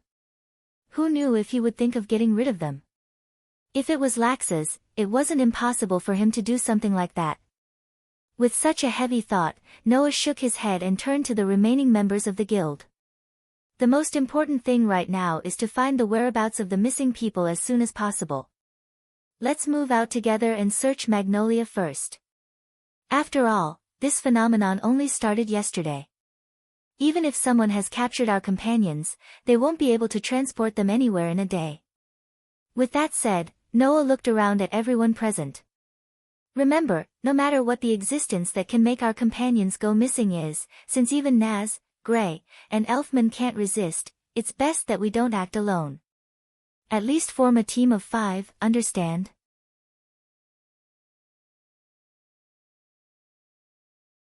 Got it. The members of the guild nodded and formed their own teams. Then, they left the guild and went to Magnolia to search for their companions' whereabouts. In the blink of an eye, only Noah, Mira, Lisanna, Alusha, and Makarov were left in the guild. No. There was still one person left. That. The somewhat bashful young girl spoke with a hint of panic in her voice. What should I do? Noah only just noticed that there was another person present. When he saw the person's full appearance, he was surprised. Julian? You're here too? Yes. Seeing Noah's gaze turn to him, Julian's head shrank back as if he was still a little afraid. But unlike last time, he mustered up his courage. Julian wants to help, but he doesn't know what to do. Noah, Mira, Lisanna, and Alusha looked at each other and smiled bitterly. Julian had just joined Fairy Tale not long ago, so he wasn't familiar with many of the people in Fairy Tale. Therefore, even if he wanted to help, Julian, who had yet to remember the faces of everyone in Fairy Tale, couldn't help at all. Julian. Makarov stepped forward. Where's Gadjaloo? Is Gadjaloo missing as well? Julian doesn't know. Mr. Gadjaloo doesn't often interact with others. The Aqua girl seemed to have finally found something she could do, and her expression became a little excited. Julian, try to get in touch with Mr. Gadjaloo. Okay. Makarov nodded heavily. I'll have to trouble you. Yes. After replying, Zhu Bian's body directly turned into water and sprinkled on the ground, disappearing without a trace. Looking at the place where Julian disappeared, Makarov's expression became uncertain. Laxas, is it really you? Mira, Lisana, Ilusha, and the others chose to keep quiet, trying not to provoke Makarov. Grandpa. Only Noah said to Makarov after sighing. Let's go and see if there are any clues. I'll have to trouble you to take care of the guild. Go. Makarov reacted and waved his hand decisively. I'm enough here. At the very least, I can activate the defense system you left behind. So, at least, nothing will happen here. Noah, Mira, Lisana, and Ilusha nodded one after another, then they looked at each other and walked out of the guild. As soon as they came out of the guild, Ilusha immediately asked. Where should we start looking now? Let's go to Naz, Gray, and Lucy's house first. Noah answered without hesitation. Obviously, he already had an idea. Naz and Gray were at home yesterday. Lucy also stayed in the guild until night time before leaving. If they were really taken away by someone, then it's very likely that they were taken away at home. Let's go to their house and take a look. Maybe we can find some clues. Then let's go home too. Mira quickly said. Elfman may also be taken away at home. We may also find some clues at home. You guys? Noah hesitated. If it's just the two of you, will it be okay? Brother Noah, don't worry.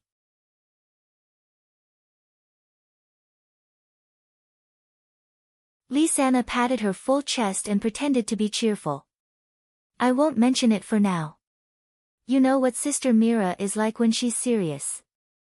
With Sister Mira, we'll be fine. That's true. Ilusha nodded in agreement. With Mira around, at least they won't disappear without a sound like Naz and the others. Hearing that, Noah lowered his head and muttered to himself for a while. After a while, he nodded reluctantly. Then, be careful. If you find anything, go back to the guild first. We'll gather there. Okay. The two nodded at the same time, turned around, and walked quickly in the direction of their houses.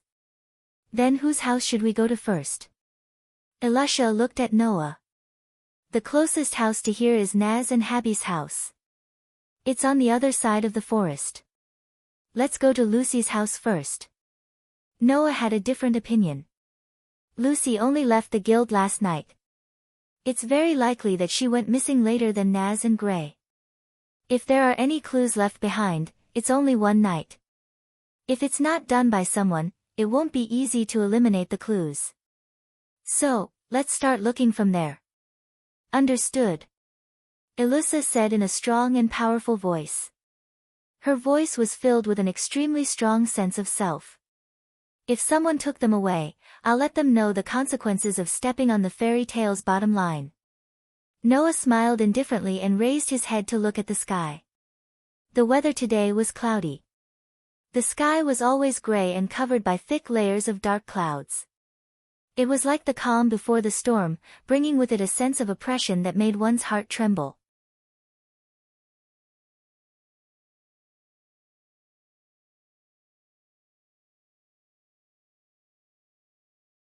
Chapter 428. In the corner of Magnolia, there was a river. Compared to Noah's secret base, which was the river in the forest, this river was not only much wider, but also much more lively. Because, in this river, from time to time, a boat would appear and pass by every place along the river. Lucy's house was on the opposite side of the river.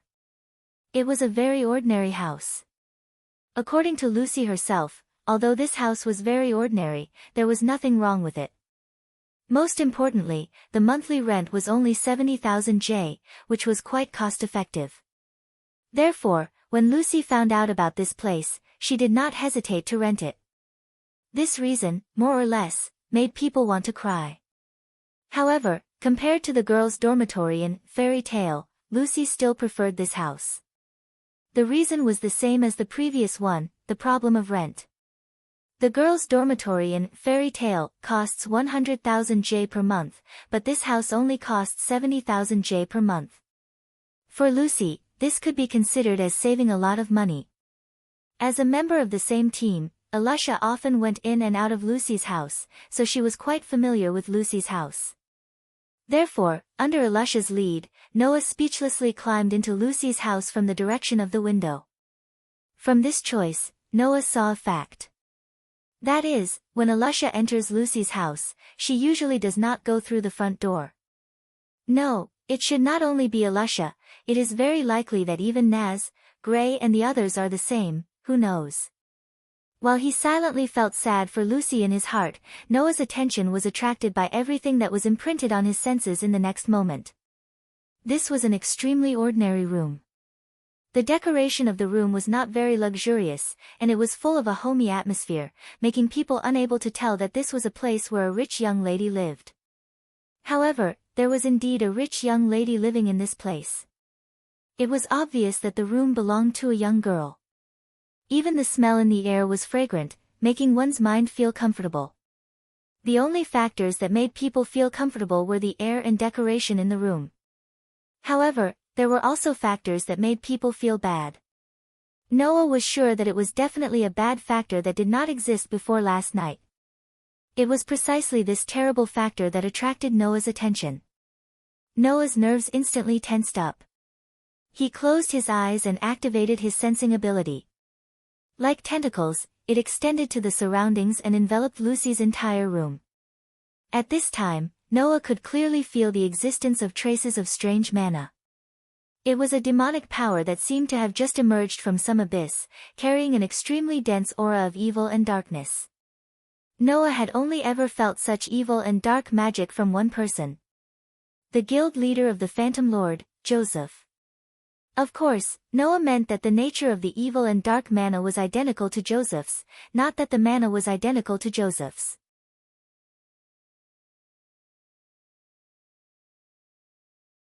Unlike Joseph's, the traces of evil and dark mana that permeated Lucy's room seemed to be purer, and the aura inside was completely different from Joseph's.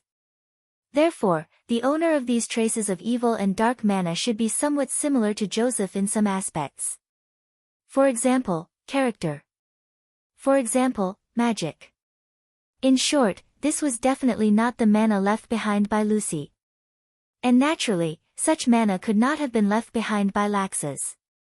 It seemed that, as Noah had guessed, the reason why Lucy and her party disappeared was entirely because someone had attacked them.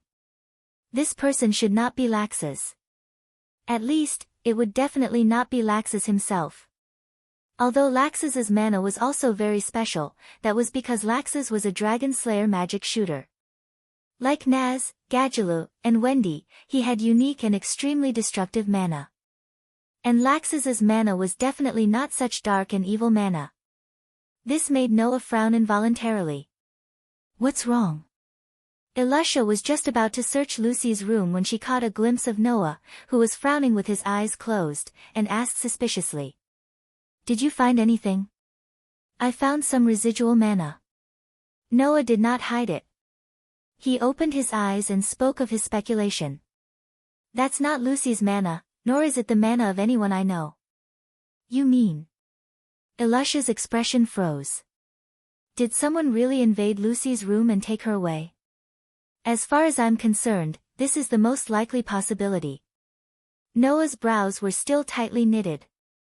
It's just that I can only find that the residual mana in the air here has a very evil and dark nature. Other than that, I can't get any clues. No, you've already got a very important clue. Elisha said loudly. At least, you've helped us confirm that someone is indeed attacking Fairy Tale and almost all of our guild's members have been taken away. Elisha said in a deep voice as she moved her arms that were wrapped in armor. Since you can detect the residual mana here, can you detect where the owner of the mana is? No. Noah shook his head. The other party must have used magic to capture Lucy, leaving traces of magic in this room, and then left. I can only feel the remnants of this strange magic in this room, and there's no trace of it anywhere else. After saying that, Noah looked at Elisha's heavy expression and softly comforted her. Even so, I've already remembered the other party's mana aura. As long as the owner of this mana appears in front of me again, I'll definitely be able to discover his true identity. Unless he can change his own aura, otherwise, he won't be able to hide it. That's good. Elisha breathed a sigh of relief. Then let's continue looking for clues. Noah nodded and went to Lucy's room with Elisha. Just as Noah and Elisha were making their way to Lucy's house, Mira and Lisanna were blocked on their way to their own house. Mira pulled Lisanna to her side as if she was protecting her.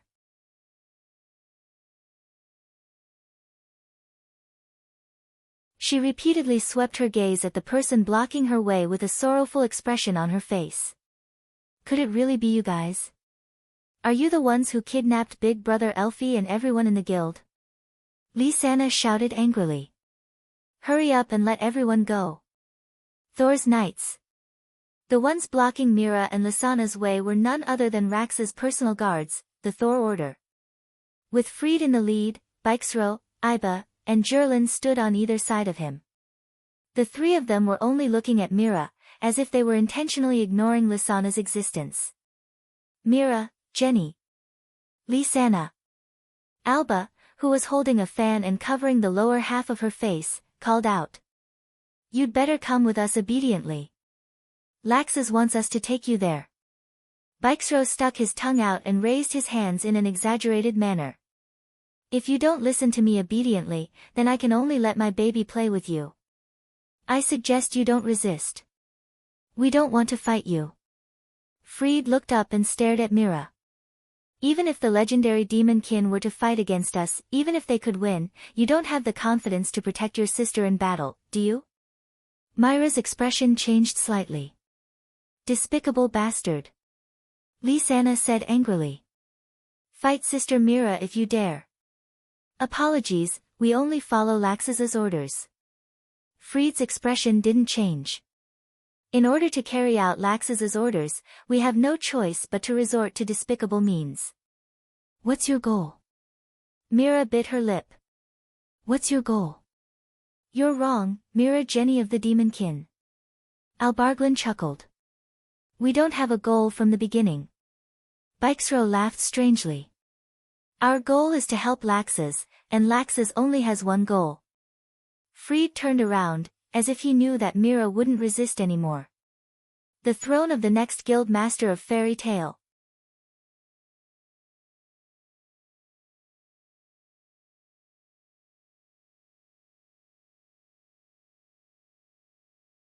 Chapter 429. Bang! In Fairy Tale, Makarov, who was standing in front of the bar, crushed the wine glass in his hand. He didn't care that his hand was completely wet from the wine, and his face was filled with rage. Array! Ka! Saw! See! It wasn't just Makarov. Even Alyssa and the rest of the guild members wore angry expressions on their faces. It was obvious that they were furious. In the middle of everyone, Noah had his head lowered. His fringe drooped down slightly, covering Noah's expression. No one could tell what Noah was feeling at that moment. In Noah's hand, there was a letter. If you want your two lovely fiancés, then come find me. I'll bet on the title of the next president of Fairy Tale and the title of the strongest magic shooter. That was what was written on the letter. Without a doubt, it was written by Laxus. In other words, Laxus had captured Mira and Lisanna and left a letter of challenge to Noah. It was all for the so-called throne of the next leader of fairy tale and the title of the strongest sorcerer in fairy tale. How childish. Laxas. Makarov roared in grief and anger. You've finally done what your father did. Have you done something you absolutely shouldn't do? Where are you? Makarov's roar reverberated throughout the entire fairy tale guild. Laxas. Where the hell are you? Seeing Makarov's furious roar, everyone in the guild bit their lips. At that moment, Ilusha and the few remaining members were all filled with anger. It was anger towards their companions being captured by others. It was also anger towards the betrayal of their former companions. As members of the same guild, everyone in fairy tale had always regarded each other as the most important companions in their lives. Even if they didn't have a good relationship on the surface, when someone needed help, they would still step forward bravely. But now, one of their former companions didn't care about their friendship. Not only did he kidnap most of the members of the guild, he even openly sent a letter of challenge to the guild. It was as if he was trying to usurp the throne of fairy tale's leader. Who could tolerate this kind of betrayal? Even Naz, who valued his companions as much as his own life, would be furious if he knew about this. Even the simple-minded Naz was in such a state, not to mention the other members of the guild. Including Makarov, at that moment, everyone only had one thought. That was to find Laxas. Wang. At this moment, the air within the fairy tale guild began to vibrate. Pang. In the midst of the muffled sound of an explosion, a burst of violent magic exploded from Noah's body like a violent storm. His head was lowered, and his expression couldn't be seen clearly. That was enough magic to turn into a substance. In fairy tale, everyone could only see that Noah's body seemed to be wrapped in a brilliant white light.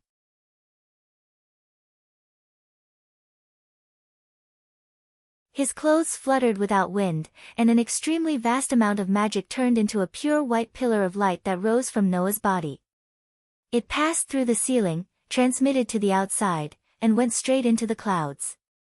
Hoo! A sharp gust of wind was stirred up by the violent magic, blowing into every corner of the fairy tale. Rumble! The ground suddenly shook without any warning, as if there was an earthquake, shaking up and down. Ah! Everyone present let out a cry of surprise. Immediately after, they were blown back by the gust of wind formed by the vibrating magic power. There was a trace of horror in their eyes as they looked at Noah, who had a white pillar of light rising into the sky from all over his body. Especially Julibian, looking at Noah who was in the middle of the white pillar of light and the sharp wind, his expression was full of fear as he recalled the day when the Phantom Lord was destroyed by Noah alone. Makarov raised his hand in front of himself, looking at Noah with shock in his eyes.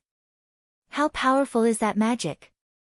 Ilusha was the closest to Noah, so naturally, she was the one who was affected the most.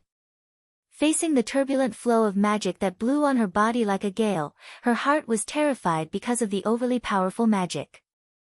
Even her body felt a little heavy, which made Ilusha want to kneel down and submit to Noah. Even Ilusha was like this, then, except for Makarov, who among the magic shooters present could resist the power that surged from Noah's body like a volcanic eruption. Pa! After a while, a crisp sound rang out, and all the magic shooters in the guild involuntarily knelt down on one knee one after another. Zhu Bian fell to the ground with a look of horror on his face. Noah! Seeing this scene, Makarov hurriedly called out.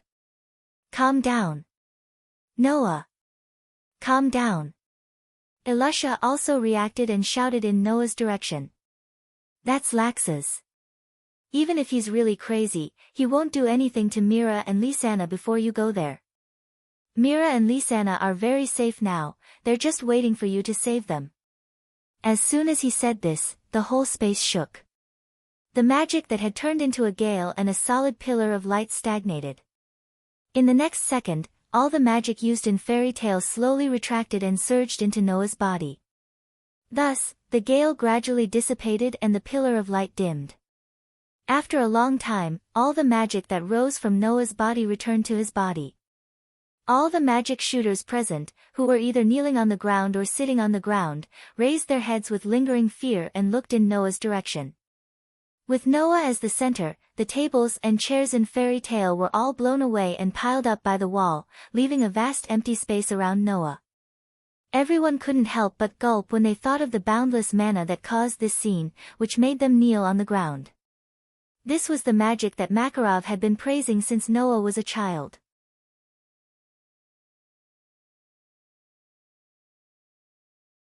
This was the magic that Jalal claimed that even if all the magic shooters in the world were gathered together, they wouldn't be able to obtain enough magic to rival 7 billion concepts by sacrificing Noah alone. After so many years, everyone finally saw the most outstanding magic strength of promise again, but it also made everyone's hearts shrink. Under such circumstances, Noah slowly raised his head and took a deep breath. His dark and deep eyes bloomed with a cold light that froze the air, and he said such a sentence. "Grandpa, my patience has reached its limit. I understand." Makarov was silent for a moment, then sighed, as if he had suddenly become much older. "You are the next president of Fairy Tale, so it's up to you to decide how to deal with Laxas." Noah nodded silently, raised his feet, and walked out of the door. At the same time, Alusha also looked around, came to Julian's side, and spoke softly. "Julian, I'll leave this place to you." "Yes." Zhu Bian wiped the cold sweat off his face and nodded heavily. "Julian will work hard." "Please." After saying this, Alusha also raised her feet and followed behind Noah, walking out of the guild. It wasn't until Noah and Alusha disappeared at the door that everyone in the guild looked at each other, unable to make any other reaction for a long time. Around Magnolia, there were hills rising and falling one after another. On one of the hills, Raxas, who was wearing a fur-collared coat, had his eyes closed. His face was expressionless as if he was resting, but in fact, he was just waiting for someone. After an unknown amount of time, a figure quietly appeared in front of Laxas.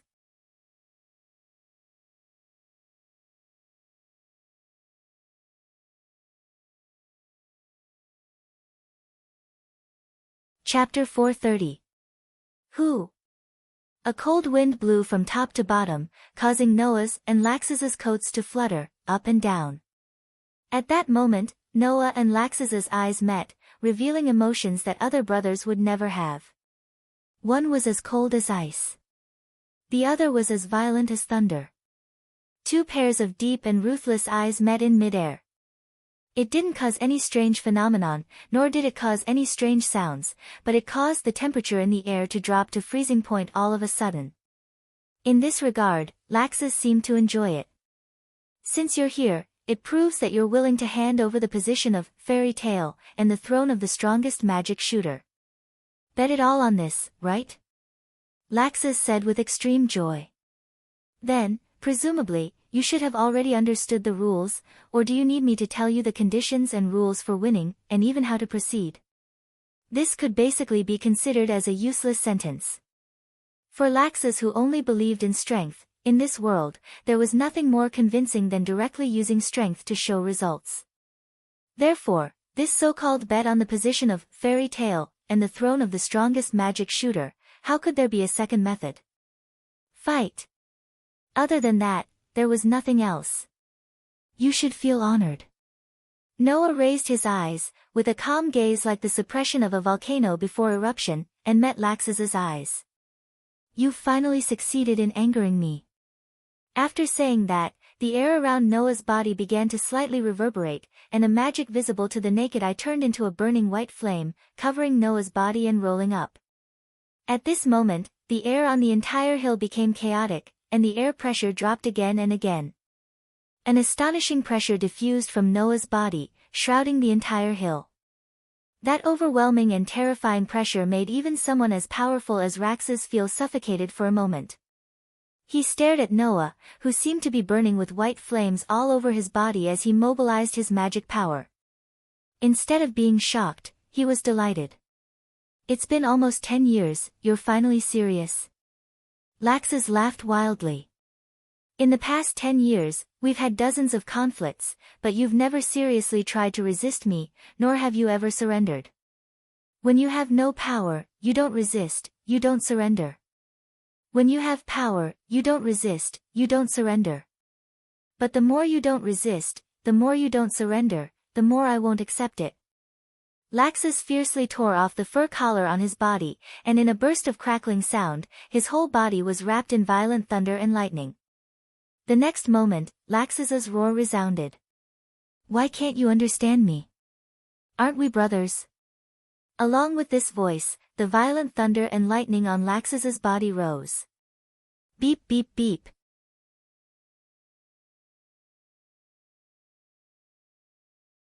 In a burst of chaotic sound, thunder and lightning as thick as an arm burst out from Laxus's body, like pythons, passed through Laxus's feet to the ground, and then fiercely spread.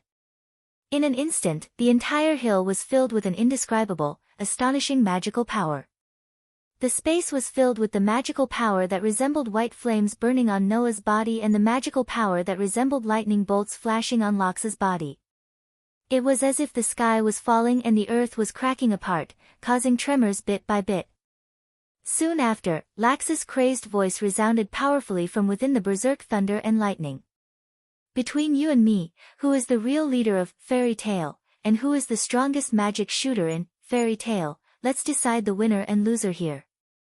Looking at Laxus, who was bathed in violent thunder and lightning and crazily laughing, the anger in Noah's heart subsided bit by bit, leaving only a cold heart. For that kind of thing that can't be seen and touched, you actually went to this extent. I underestimated the extent of your mental distortion and madness. Noah slightly closed his eyes, and after a moment, suddenly opened them. Very well, let me tell you whether a guy like you has the qualifications to stand up and challenge the so-called strongest. Ha ha ha ha. Laxus was still laughing wildly, but the thunder and lightning on his body suddenly rose sharply. In the sound of breaking air, Laxus's figure suddenly turned into a bolt of lightning, flashing through space, and in the blink of an eye, he appeared in front of Noah. He raised his fist, which was surrounded by thunder and lightning, and with a burst of noisy sound, fiercely punched towards Noah's direction. Thunder Dragon's bursting fist. Like a thunder hammer falling from the sky, Laxus's fist, which was surrounded by thunder and lightning, fell mercilessly, smashing towards Noah's head. At this moment, Noah also raised his fist at an unknown time, and the white light on his fist rose sharply, like a comet, meeting the attack head-on. Bang! The fist collided with the fist, stirring up a swift and fierce wind, which spread from the point of contact of the two fists, causing slight ripples to appear in the space. Ha ha ha ha ha. After the first move failed, Laxus shook his other wrist, and his huge fist was like a heavy hammer, suddenly smashing towards Noah's chest. However, this time, Noah did not choose to meet force with Laxus, but instead, his body turned, and his leg was like a long whip, swinging out. Paw! Suddenly, the tip of Noah's foot hit Laxus's wrist, which was surrounded by thunder and lightning, very accurately. With a skillful force, Laxus's fist was deflected away. Laxus's eyes were sharp, and the magic in his body surged wildly. He clenched his fists, and directly carried heavy thunder and lightning, and like raindrops, suddenly enveloped Noah.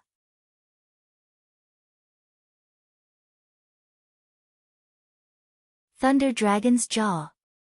Accompanied by such a roar, the overwhelming thunder and lightning fist shadows filled the space in front of Laxus in a few breaths' time. Under Laxus's waving, it was like a torrential storm, pouring out in torrents and shooting out violently. The dazzling fist shadows filled Noah's entire vision. Although the countless fist shadows were illusory, the power they carried was not to be underestimated. If he were to casually receive them, even Noah would be at a disadvantage. Therefore, Laxus's ability was evident. It was indeed not something that ordinary S-rank magic shooters or even the 10 great saint magicians could compare to. However, Noah's heart did not waver in the slightest. His gaze was still calm as he looked at the thunder and lightning fist shadows that were shooting towards him. He raised one hand horizontally, as if he was waving a sword, and drew an arc, bringing along a blurry black shadow, lightly sweeping past. This attack did not seem to carry any power, but Laxus could faintly feel a wave of berserk magic power that was like a stormy sea, each wave stronger than the previous one. Pa pa pa pa. Noah's arm drew a mysterious arc in an instant and collided with the countless fist shadows. In that instant, it actually gave rise to an unending burst of explosions. That was the sound of the seemingly thin arm directly smashing the fist shadows one after another. Noah waved his arms slowly with a kind of profound meaning, causing the fist shadows that were like raindrops that blotted out the sky and covered the earth to be engulfed and submerged as though they had encountered the rolling waves of the sea. Looking carefully, when Noah was waving his arm, a white light was faintly fluctuating on his arm. Superior grade destruction magic, crush. Laxus's complexion changed, but it quickly became fierce again. Beep beep beep. Dense lightning gathered in Laxus's hand and formed a thunder halberd. Thunder Dragon Halberd. Amidst the angry roar, the long halberd formed by thunder and lightning instantly broke away from Laxus's palm, and directly pierced towards Noah's chest. However, just as the long halberd formed by thunder and lightning appeared, a burst of gorgeous white light also burst out from Noah's body. In the next second, the thunder halberd that was mixed with a terrifying power fiercely shot forward. It did not have the slightest intention of retreating. Its entire body flashed with lightning, and the magic power within it quickly condensed. Without any hesitation, it heavily collided with that burst of white light. Pang! It was only a matter of a split second. An earth-shattering explosion sounded from the top of the hill, bringing forth a burst of white and golden light, illuminating the entire area. You're tuning in to the Blissful Bookshelf YouTube channel. We're so grateful for your support, and don't forget to subscribe to join us on this incredible journey through captivating stories.